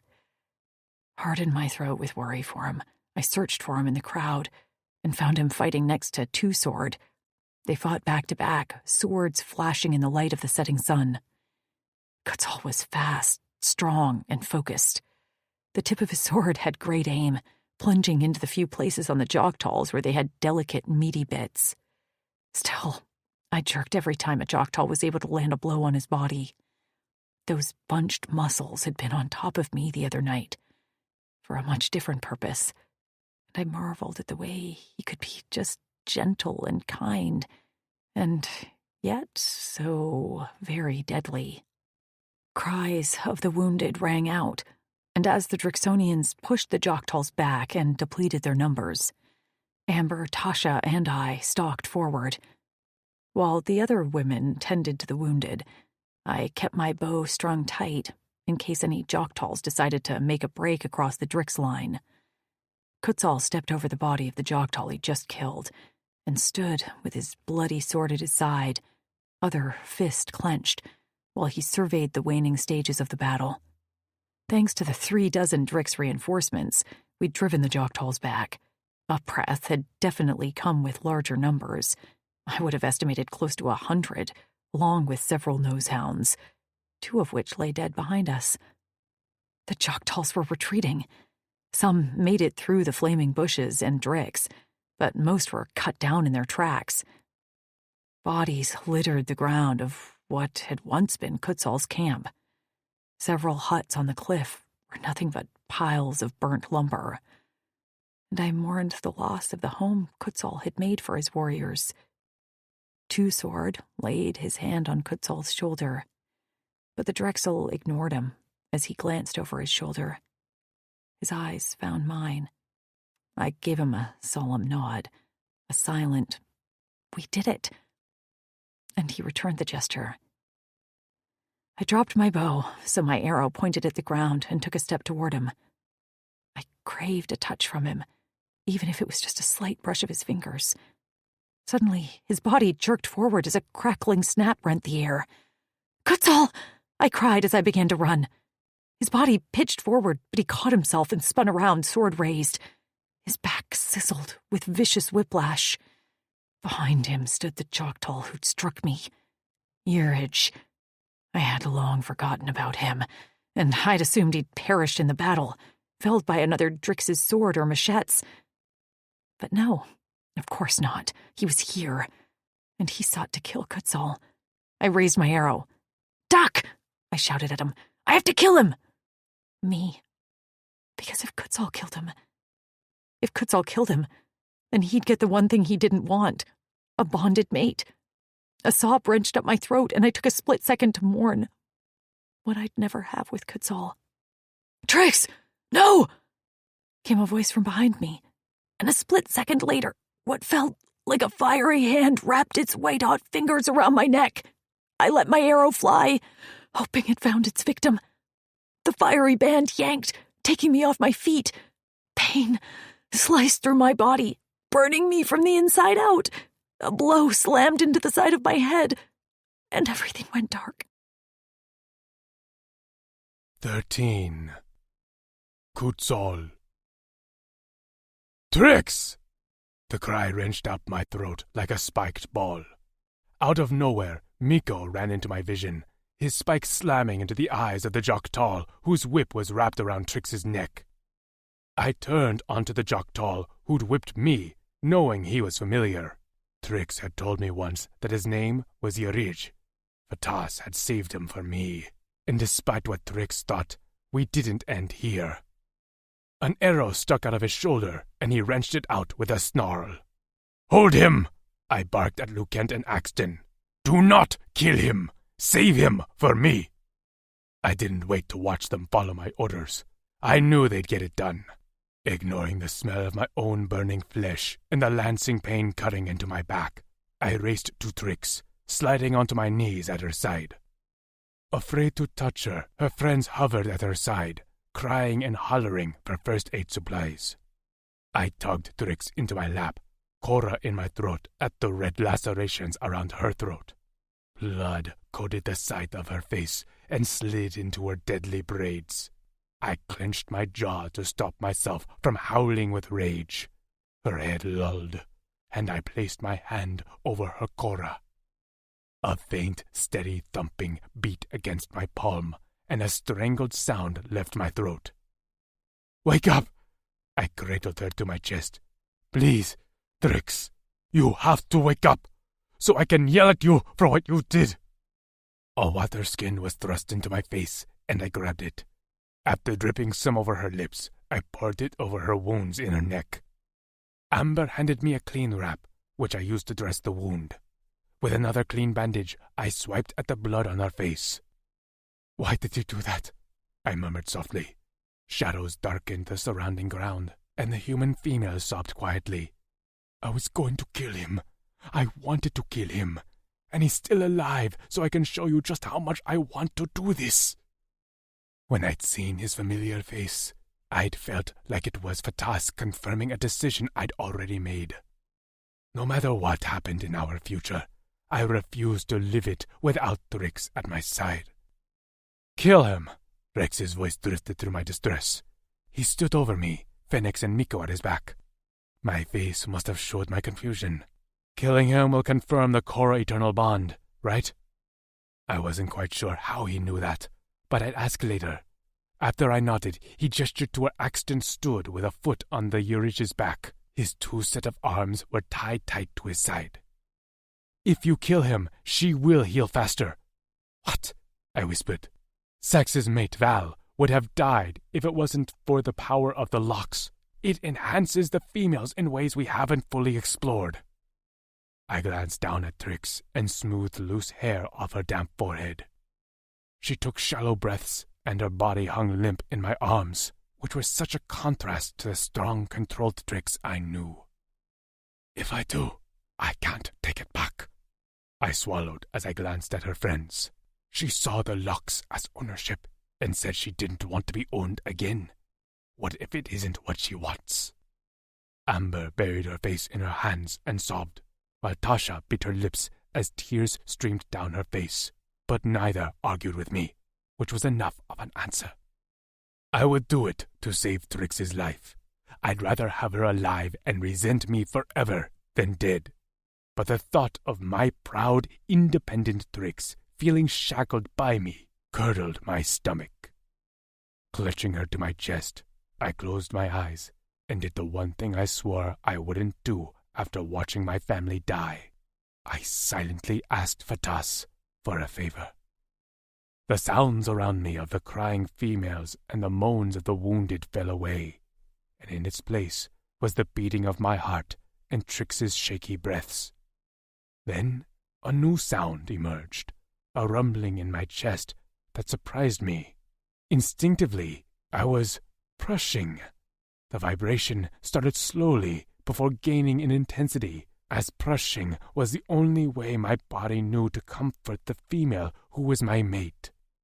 It was something Drix warriors only did for their mates, and I never thought I'd prush in my life. The soothing vibration spread throughout my limbs, calming me and causing a hitch in Trix's breathing. I clutched her closer. "Come back to me, please." Suddenly, Trix took a deep gasp, and her eyelashes fluttered. A shiver racked her body, and I propped her up in the crook of my arm as I lightly tapped her cheek. She inhaled sharply, and her eyes opened. Her pupils were blown wide and unfocused. Her lips moved, but only a series of dry clicks rattled up her throat. "Thank Fatas," I whispered. She swallowed, and her lips moved again. Did I kill him?" "Don't worry about that." Her hand flew up and grasped a lock of my hair with urgency. "Did I?" "No." I wrapped my fingers around her forearm. "You didn't." Her eyes dropped to her wrist, and I might have been imagining things, but I could have sworn I saw disappointment there. "Who did?" "No one yet." I pointed to where the Yarij lay on his stomach. But I'm going to Trix. Do you hear me? I'm going to kill him, because I want him dead, and because I want what killing him will mean for us. Her eyes shot to mine. You do? I'll never see you as just another female I could lose. I'm not a chit anymore.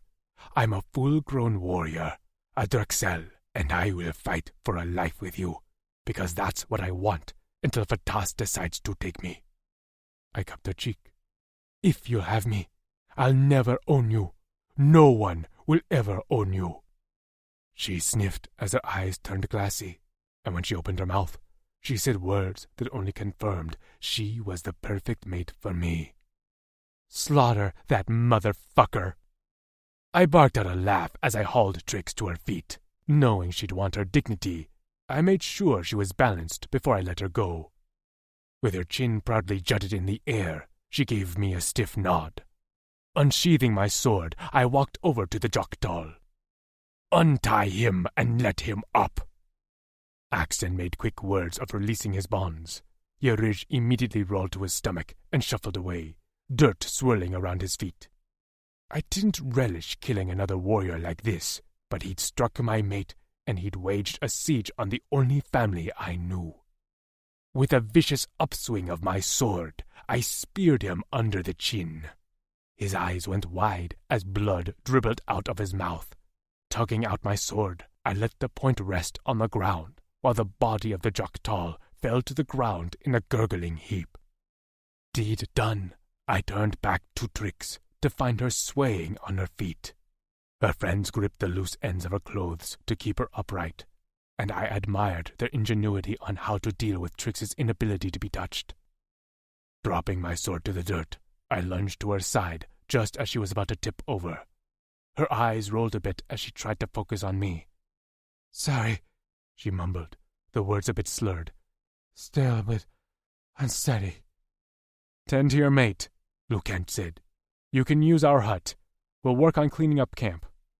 I had a lot to tell my warriors, but he was right that my mate was a priority now. "Thank you." He nodded and turned on a heel to give orders to the standing warriors. I didn't see many wounded Dricks, and those that were had injuries similar to mine, whip marks and cuts which would heal. Suddenly, Trix cried out and clutched her hands to her stomach. "What?" I knelt down just as a burning started in my wrists. Although I'd known this would likely be coming, the sight of the black lines appearing on my wrists as if drawn by an invisible hand was still a sight to behold. "It's the locks," I said to Trix. "You didn't tell me they hurt!" She scowled at me, and that made me smile. "It's temporary." But she wasn't scowling anymore. Standing upright without swaying, with her hands held in front of her, she rotated her wrists back and forth as the locks completed. The two lines, with a design inside, glowed a bright white, before fading to a light gold. Tricks. As I stared at the locks on my wrists, my heart pounded and sweat broke out on my temples. When Kutzal had first told me about the locks, I'd imagined they'd feel stifling. I thought I'd be trapped. But instead, the emotion surging through me was wholly new. A warmth that coated me inside out like a protective shield. The ache in my chest that had been present since I'd learned about my aversion to touch was no longer there. And as my eyes met Kutzal, I realized that the ache had been loneliness. Even surrounded by my girls, the absence of physical touch had burrowed itself deep inside like a splinter. That splinter was gone. The bleeding was stemmed. And for the first time in a long time, I felt contentment. Kutzal lurched toward me on unsteady feet. He gripped my face with gentle hands.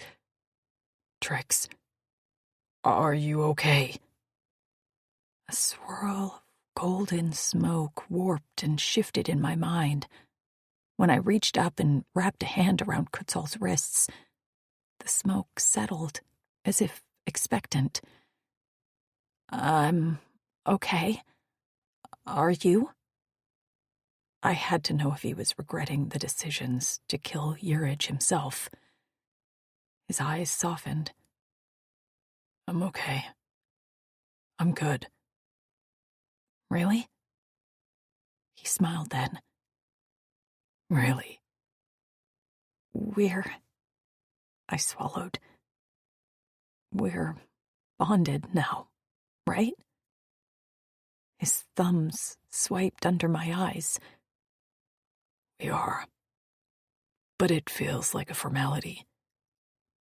I didn't want to admit it at the time, but I was gone for you the moment you shot me. I snorted. You lie. He shook his head. No, I don't. The golden smoke shivered, as if pleased. I tapped my temple.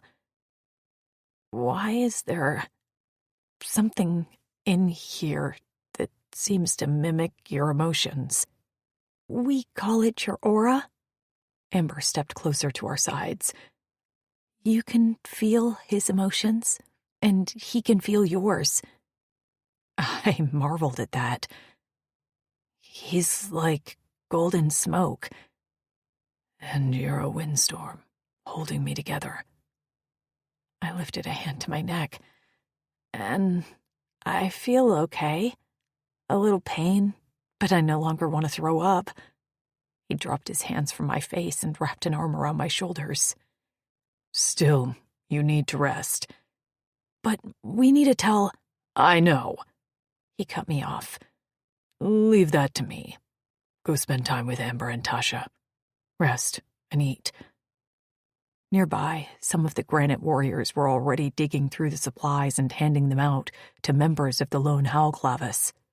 Phoenix handed Amber a large parcel with a smile. Some cured meats, breads, and fruits from the females at Granite. I think they made a few treats, too. Thank you, Amber said, her eyes greedily taking in the package. How were you with food and supplies while under siege? I asked. We didn't starve. Tasha stepped to my side. But if I had to eat another handful of bland nuts, I might lose my mind. Let me check to make sure the huts are clear, said the scarred warrior as he walked ahead of us. I'm coming too. Vince wrapped his arm around Amber's shoulders and pressed a kiss to her temple. He was covered in blood and dirt, but still seemed to have boundless energy, and nearly bounced on his toes as he walked.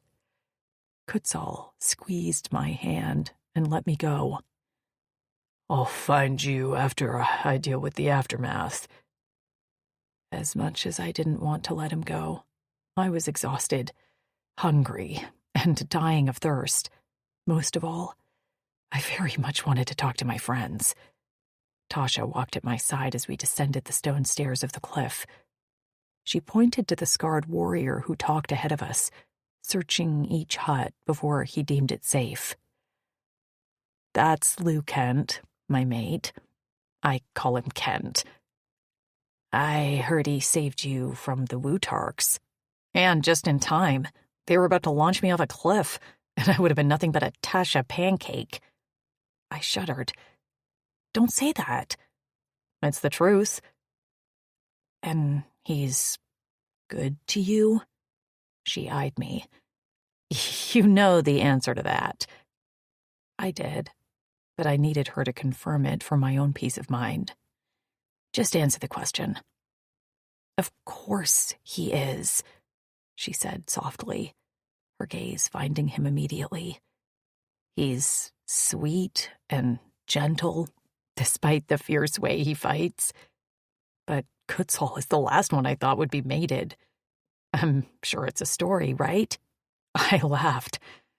Oh boy, is it? She grinned. I can't wait to hear it.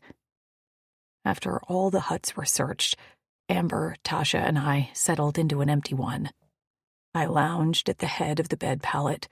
Amber rested at the foot crosswise, and Tasha sat on the floor as she opened the parcel of food. Groaning, she held up a loaf of something that looked a lot like banana bread and smelled like it too. I could eat this entire thing myself. You two take that. I reached for a wedge of cheese and thin slices of cured meat. I was just at Granite and had a good meal. Tasha paused while handing Amber a slice of the bread. You were at Granite? Eat, I urged, and I'll explain. Amber and Tasha didn't need to be told twice. They stuffed their mouths with an assortment of food, while I started from the beginning.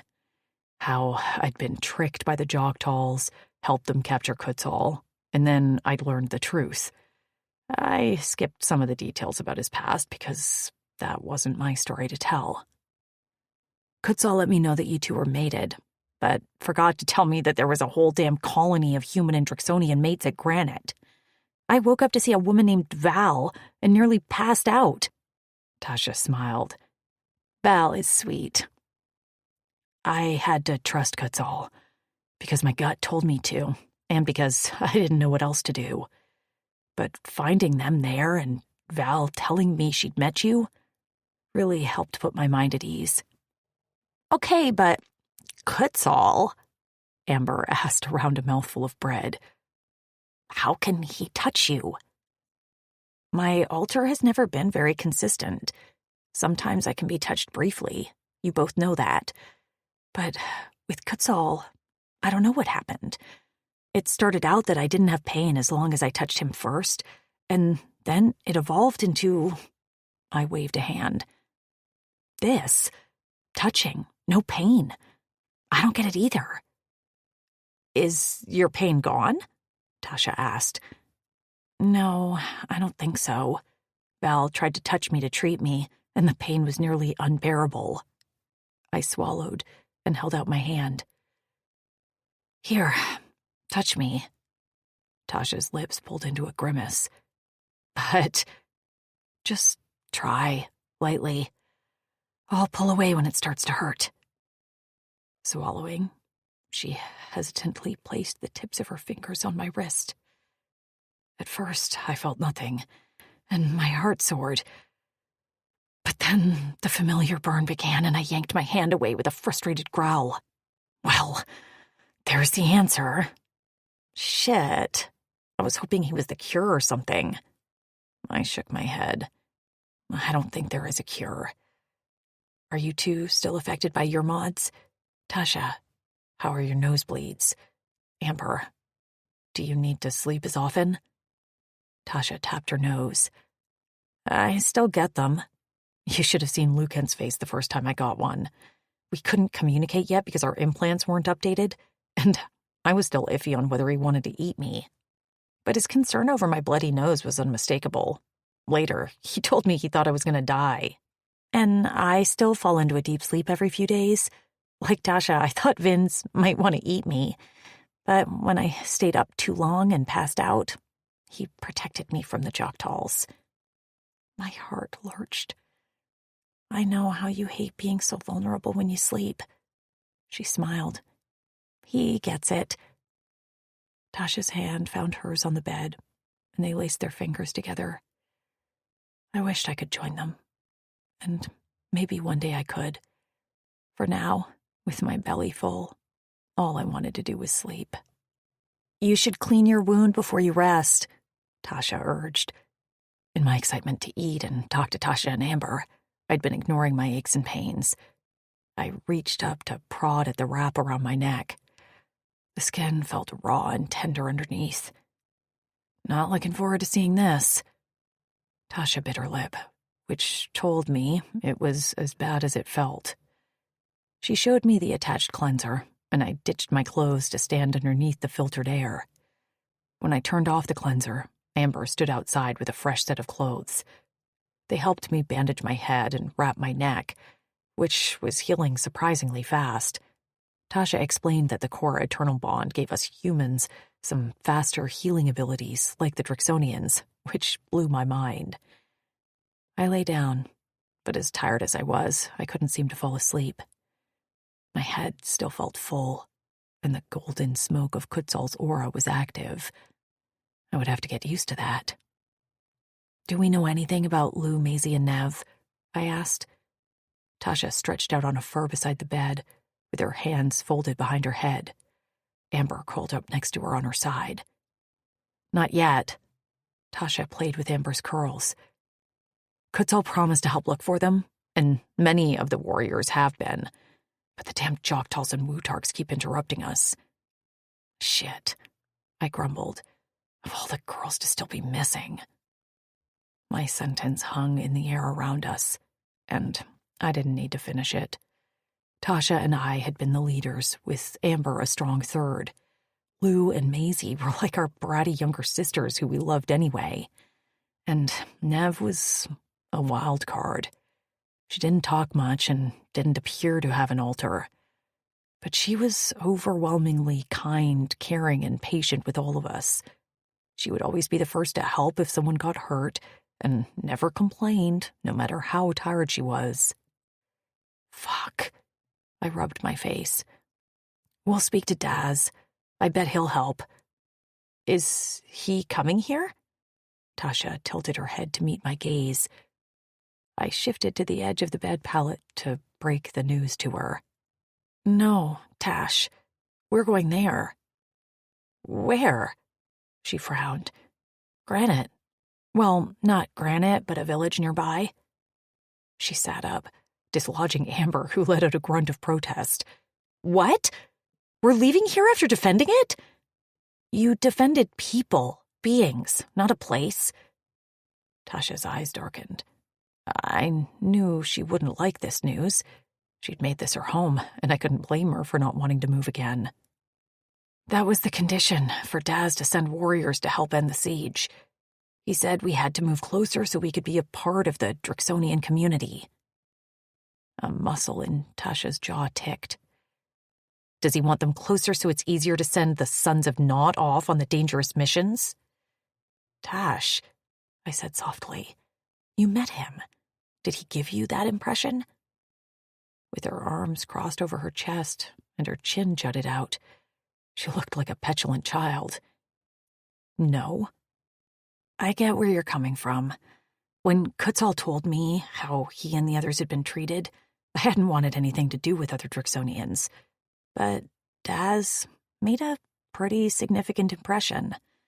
He told Kutzal that he and the rest of his clavis are important, and not just because they have mated females. He's abolishing the Sons of Naught condition. No more branding, no more shunning, nothing. Tasha's expression softened, and she glanced down at her lap.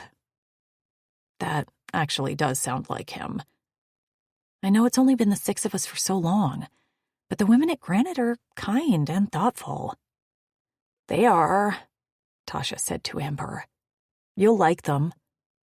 Amber smoothed her hand over the fur blanket. I always felt like Lou and Maisie would benefit from a larger community. I know it'll be an adjustment, but Daz said he'd prepare a small village for us, so we'll be near Granite but not in it. That's a good idea, Tasha said. I'm not sure many of these warriors will love a crowd. Can you imagine Axton around a bunch of Drix babies? Amber snorted. Who's Axton? I asked. Kutzal mentioned him once or twice. He's the biggest of the Lone Howl warriors. He doesn't say much, but fights with 2 swords like a beast. When not fighting, he's sleeping or eating, and he definitely does not enjoy a lot of talking around him. I made a face. So, keep him away from Lou when we find her? Tasha laughed. That's maybe a good idea. With a smile on my face, my eyelids felt heavy. Well, we still had more work to do. We now had half of our group, and that was better than we'd had yesterday. I yawned, and Tasha did the same a moment later. Sleep, Amber said, with her head on Tasha's chest. I'm good for another day or so. She didn't have to tell me twice. My eyes closed, and I was out a moment later.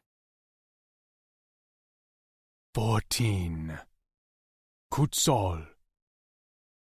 We have to what? Vince's screech hurt my ears. I glared at him. You heard me the first time. You just want to be dramatic. Actually, no, I'm pretty sure I heard you wrong, Vin sassed me. Axton opened his eyes long enough to cuff him on the back of the head.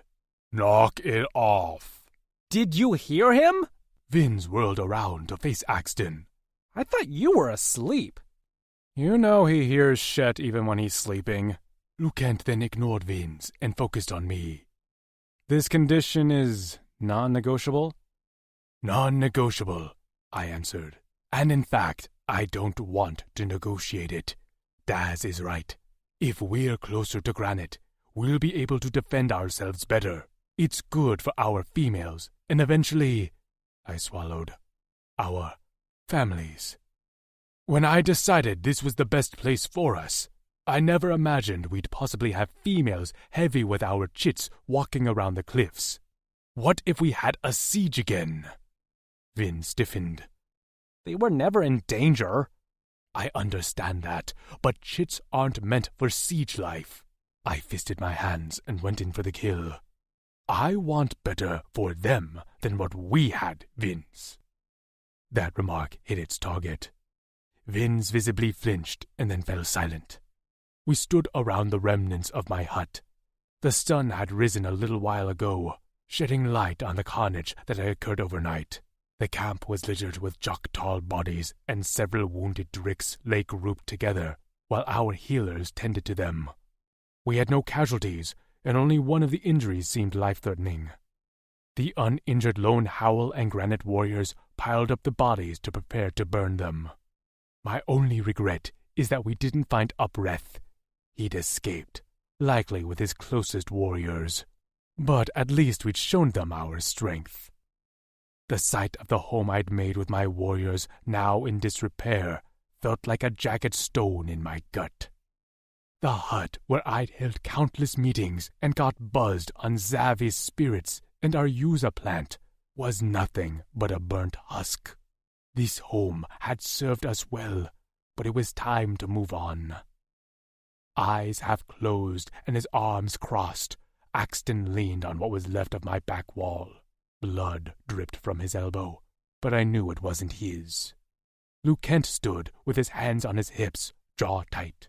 Of all my closest friends, I knew he'd come to the conclusion that this was the best decision first. My assumption proved right when he lifted his head with a resolute gaze. Let's give the wounded another rotation to heal, and we'll pack up. The Granite warriors will travel back with us? When I nodded in answer, he dropped his hands. I'm going to get Tasha and spend one last night in our hut. Vince pushed at a blackened pole that had once been a chair leg. I'll get Amber. She'll want to sleep before we leave. Tomorrow at sunup we'll leave, I said to their backs as they walked away.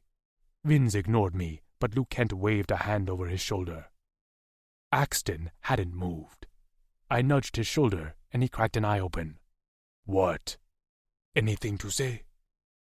He fully opened his eyes and tapped a finger on his forearm. It's the right call. Daz is wise to suggest it, and you're wise to accept it. I'm glad you think so. I turned to walk away. I won't be staying long, though. That got my attention. I turned on my heel. What? His eyes were a darker violet than I'd ever seen in a Drixonian. I'm going to look for the other females. I'm going to talk to Daz, and that's fine. But I want to try on my own now that I know the Lone Howl is safer, closer to Granite. It's not only your duty. Maybe, but I'm good at what I do. He snorted. The Granite warriors can fight, but can they track? They might have lost their edge in that fancy city. Don't let them hear you say that. Using the muscles he rarely bothered with, Axton grinned. I'll be good. Get some rest. I'm going to check on Trix. Will do, Drexel. I found Trix asleep in one of our less-used huts. I would have loved to see her among my furs in my own hut, but they were nothing but ash now. I hadn't had many belongings. In fact, the only possession I cared about was the bracelet currently on Trix's wrist. I used the expeller and walked out naked. Fatigue was beginning to set into my bones. Anxiousness had simmered under my skin for many rotations on a slow boil, and had only cooled now once I knew those I cared about were safe. I'd feel better once we settled into our new village. Travel would be slow as we'd be weighted down with supplies and injured warriors, but at least we had 36 Dricks riding with us. A plate of half-eaten food sat on a table, and I dropped most of it in my mouth, swallowing without chewing. When I lay down next to Trix, her breathing hitched, and her eyes opened blearily. I tucked a stray lock of auburn hair behind her ear. Go back to sleep. But of course, she didn't listen to me. Her gaze slid down my chest to where the fur blanket covered my groin. Resting a hand on my arm, she smiled. You're clean. I briefly touched my nose to hers. So are you. I inspected the gash on her head, which had already begun to scab over. The whip wound on her neck was still tender, but it would heal. Her fingers touched her throat. It'll scar. I drew her hand away and laced our fingers together. When that whip wrapped around your neck, I thought I'd die. Truly, a scar doesn't matter.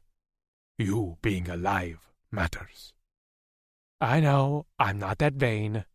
She squeezed my fingers. What happened when I was passed out?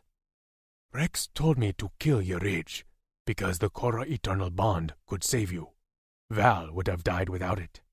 As much as I wanted to save you, I also didn't want to bond you to me without asking you first. So then you opened your eyes and gave me the command. I didn't look back. And you wanted it? I cupped her cheek. Drix, I realized something on the way here. I knew you were acting weird.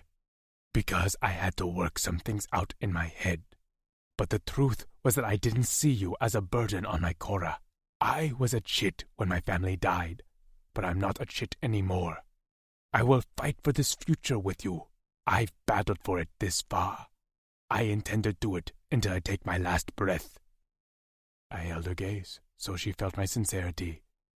I want a future with you at my side. Her eyes watered. I want it too, she sniffed. When we left Granite, I found I was actually jealous of the females with their locks and mates. I never thought I'd feel that way.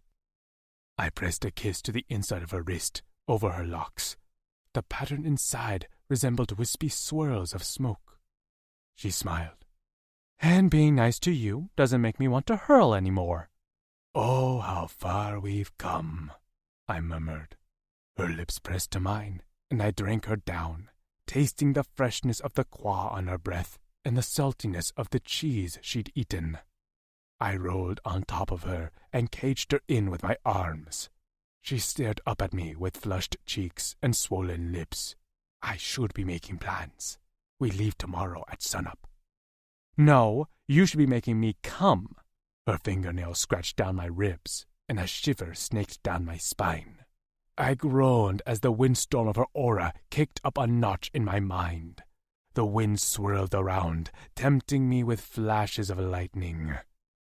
You're a seductress, I growled, as her wicked tongue probed the corner of her lips with a cheeky grin. Her thin fingers grasped my cock and squeezed. I groaned and bucked into her hand. I hadn't realized she wasn't wearing much either, only an oversized shirt and a thin pair of underclothes. Take these clothes off, I grunted. She made quick work on getting as naked as I was, and I slipped down her body to settle myself between her legs.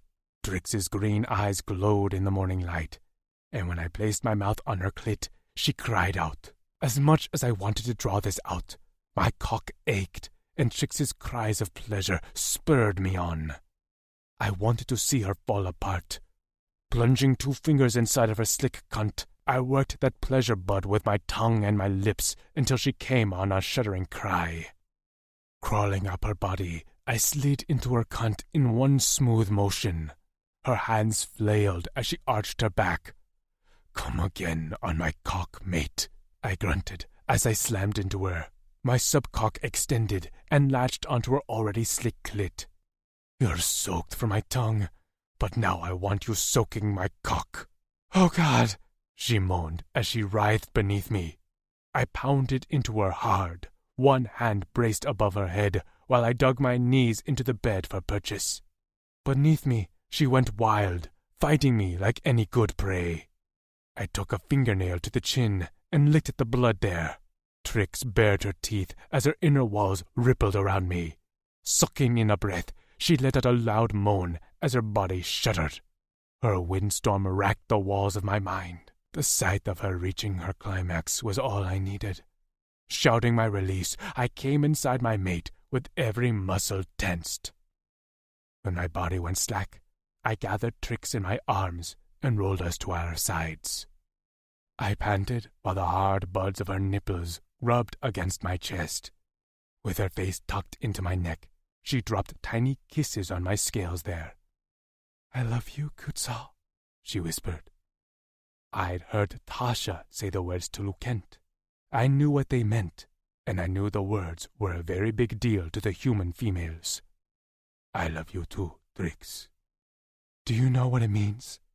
She settled on her back, skin flushed a pretty pink. I ran a finger over her beaded nipples, and she huffed out a laugh before swatting my hand away.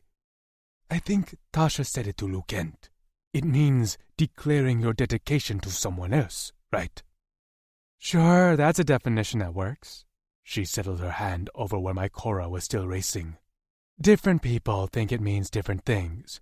When I say it, it means that I'm committed to you, and I want a happy future with you as your mate."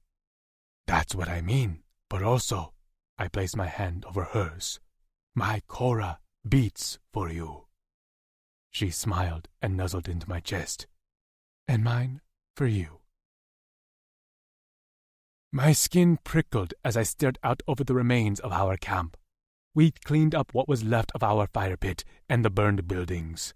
The huts that we'd built we left standing. Maybe another species, hopefully less hostile ones, will be able to make this their home in the future. If not, we wanted it habitable in case we ever had to return. The rope bridge connected to the two cliffs where we made our home swayed in the gentle morning breeze. Trix stood beside me with her hair neatly plaited and her bow and arrows strapped to her back.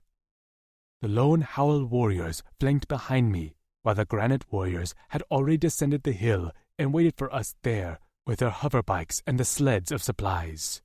They'd given us the time to say goodbye to this place where we'd once settled with a resigned duty. On my other side, Axton stood with his hair swirling around his shoulders and his twin swords strapped to his back. "We've moved on from what we wanted to accomplish when we settled here," he murmured softly. Surprised he'd said anything, let alone something deep, I cast him a glance. He continued to stare out at our camp until finally his head turned. With a pat on my shoulder, his dark eyes creased at the corners. "You led us to a brighter future than most of us could have hoped for." "Even you?" I queried. Axton was a warrior through and through. He obeyed orders and rarely showed initiative, which was why I had been so surprised at his declaration to search for the females on his own. "Even me," he replied. After another pat on my arm, he turned and walked down the hill.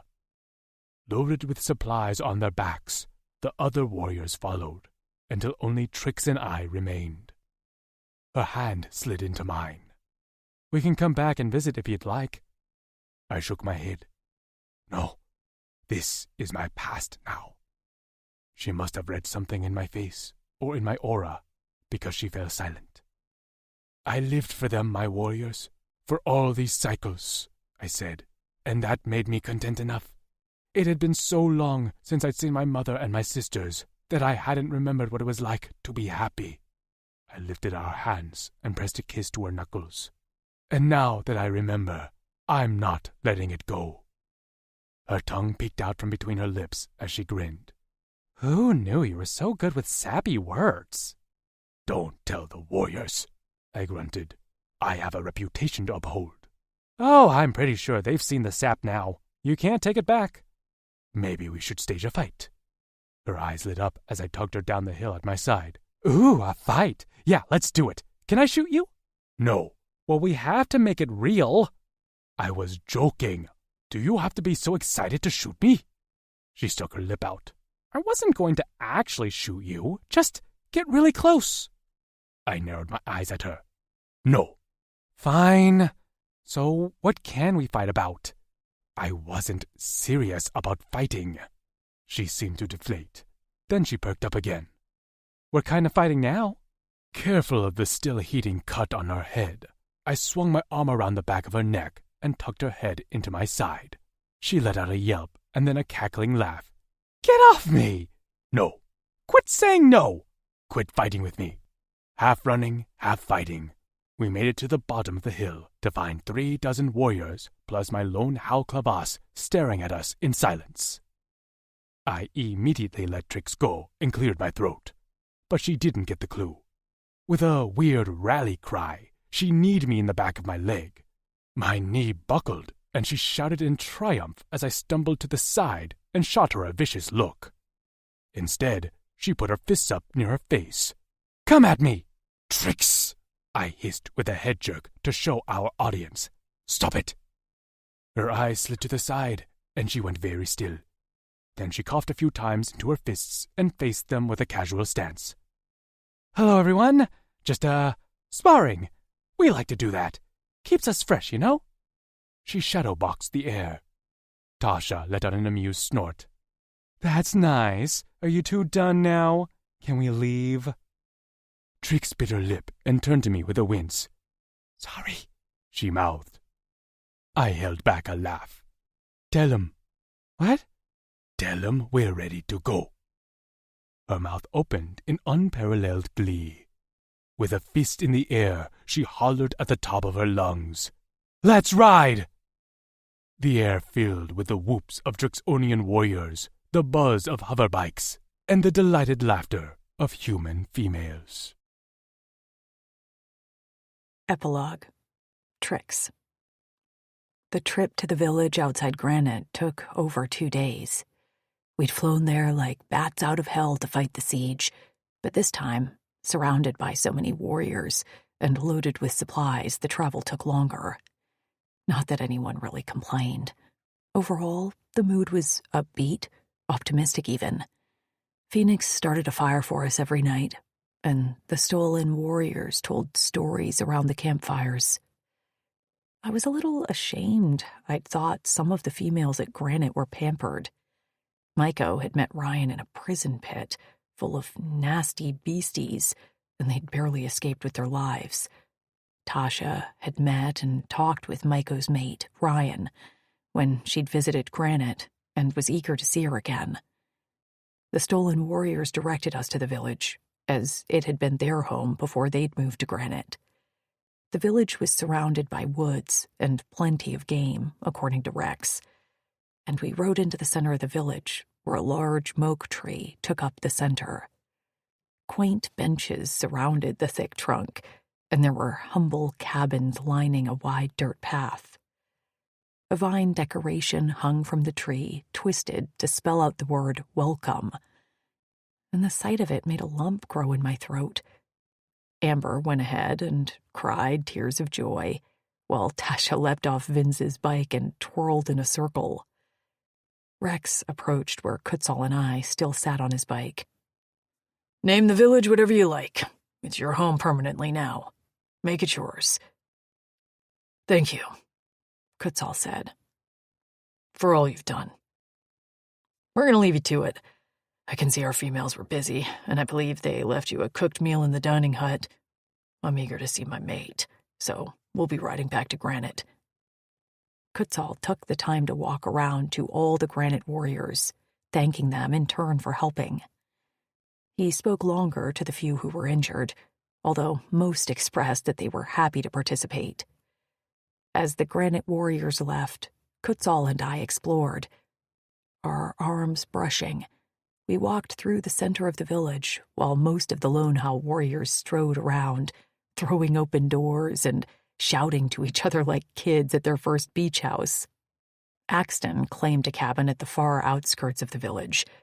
He told us it was for protection purposes, so he could observe the border, but Kutzal whispered to me that he just wanted his alone time.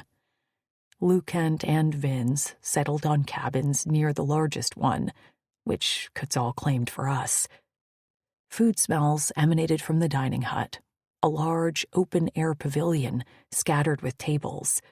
A fire pit and other cooking supplies lined one side. The Lone Howl warriors descended on the food, but I was too excited to eat. Kutzal and I hovered near the entrance of the dining hut to watch the warriors eat. "So, what will you name the village?" I asked.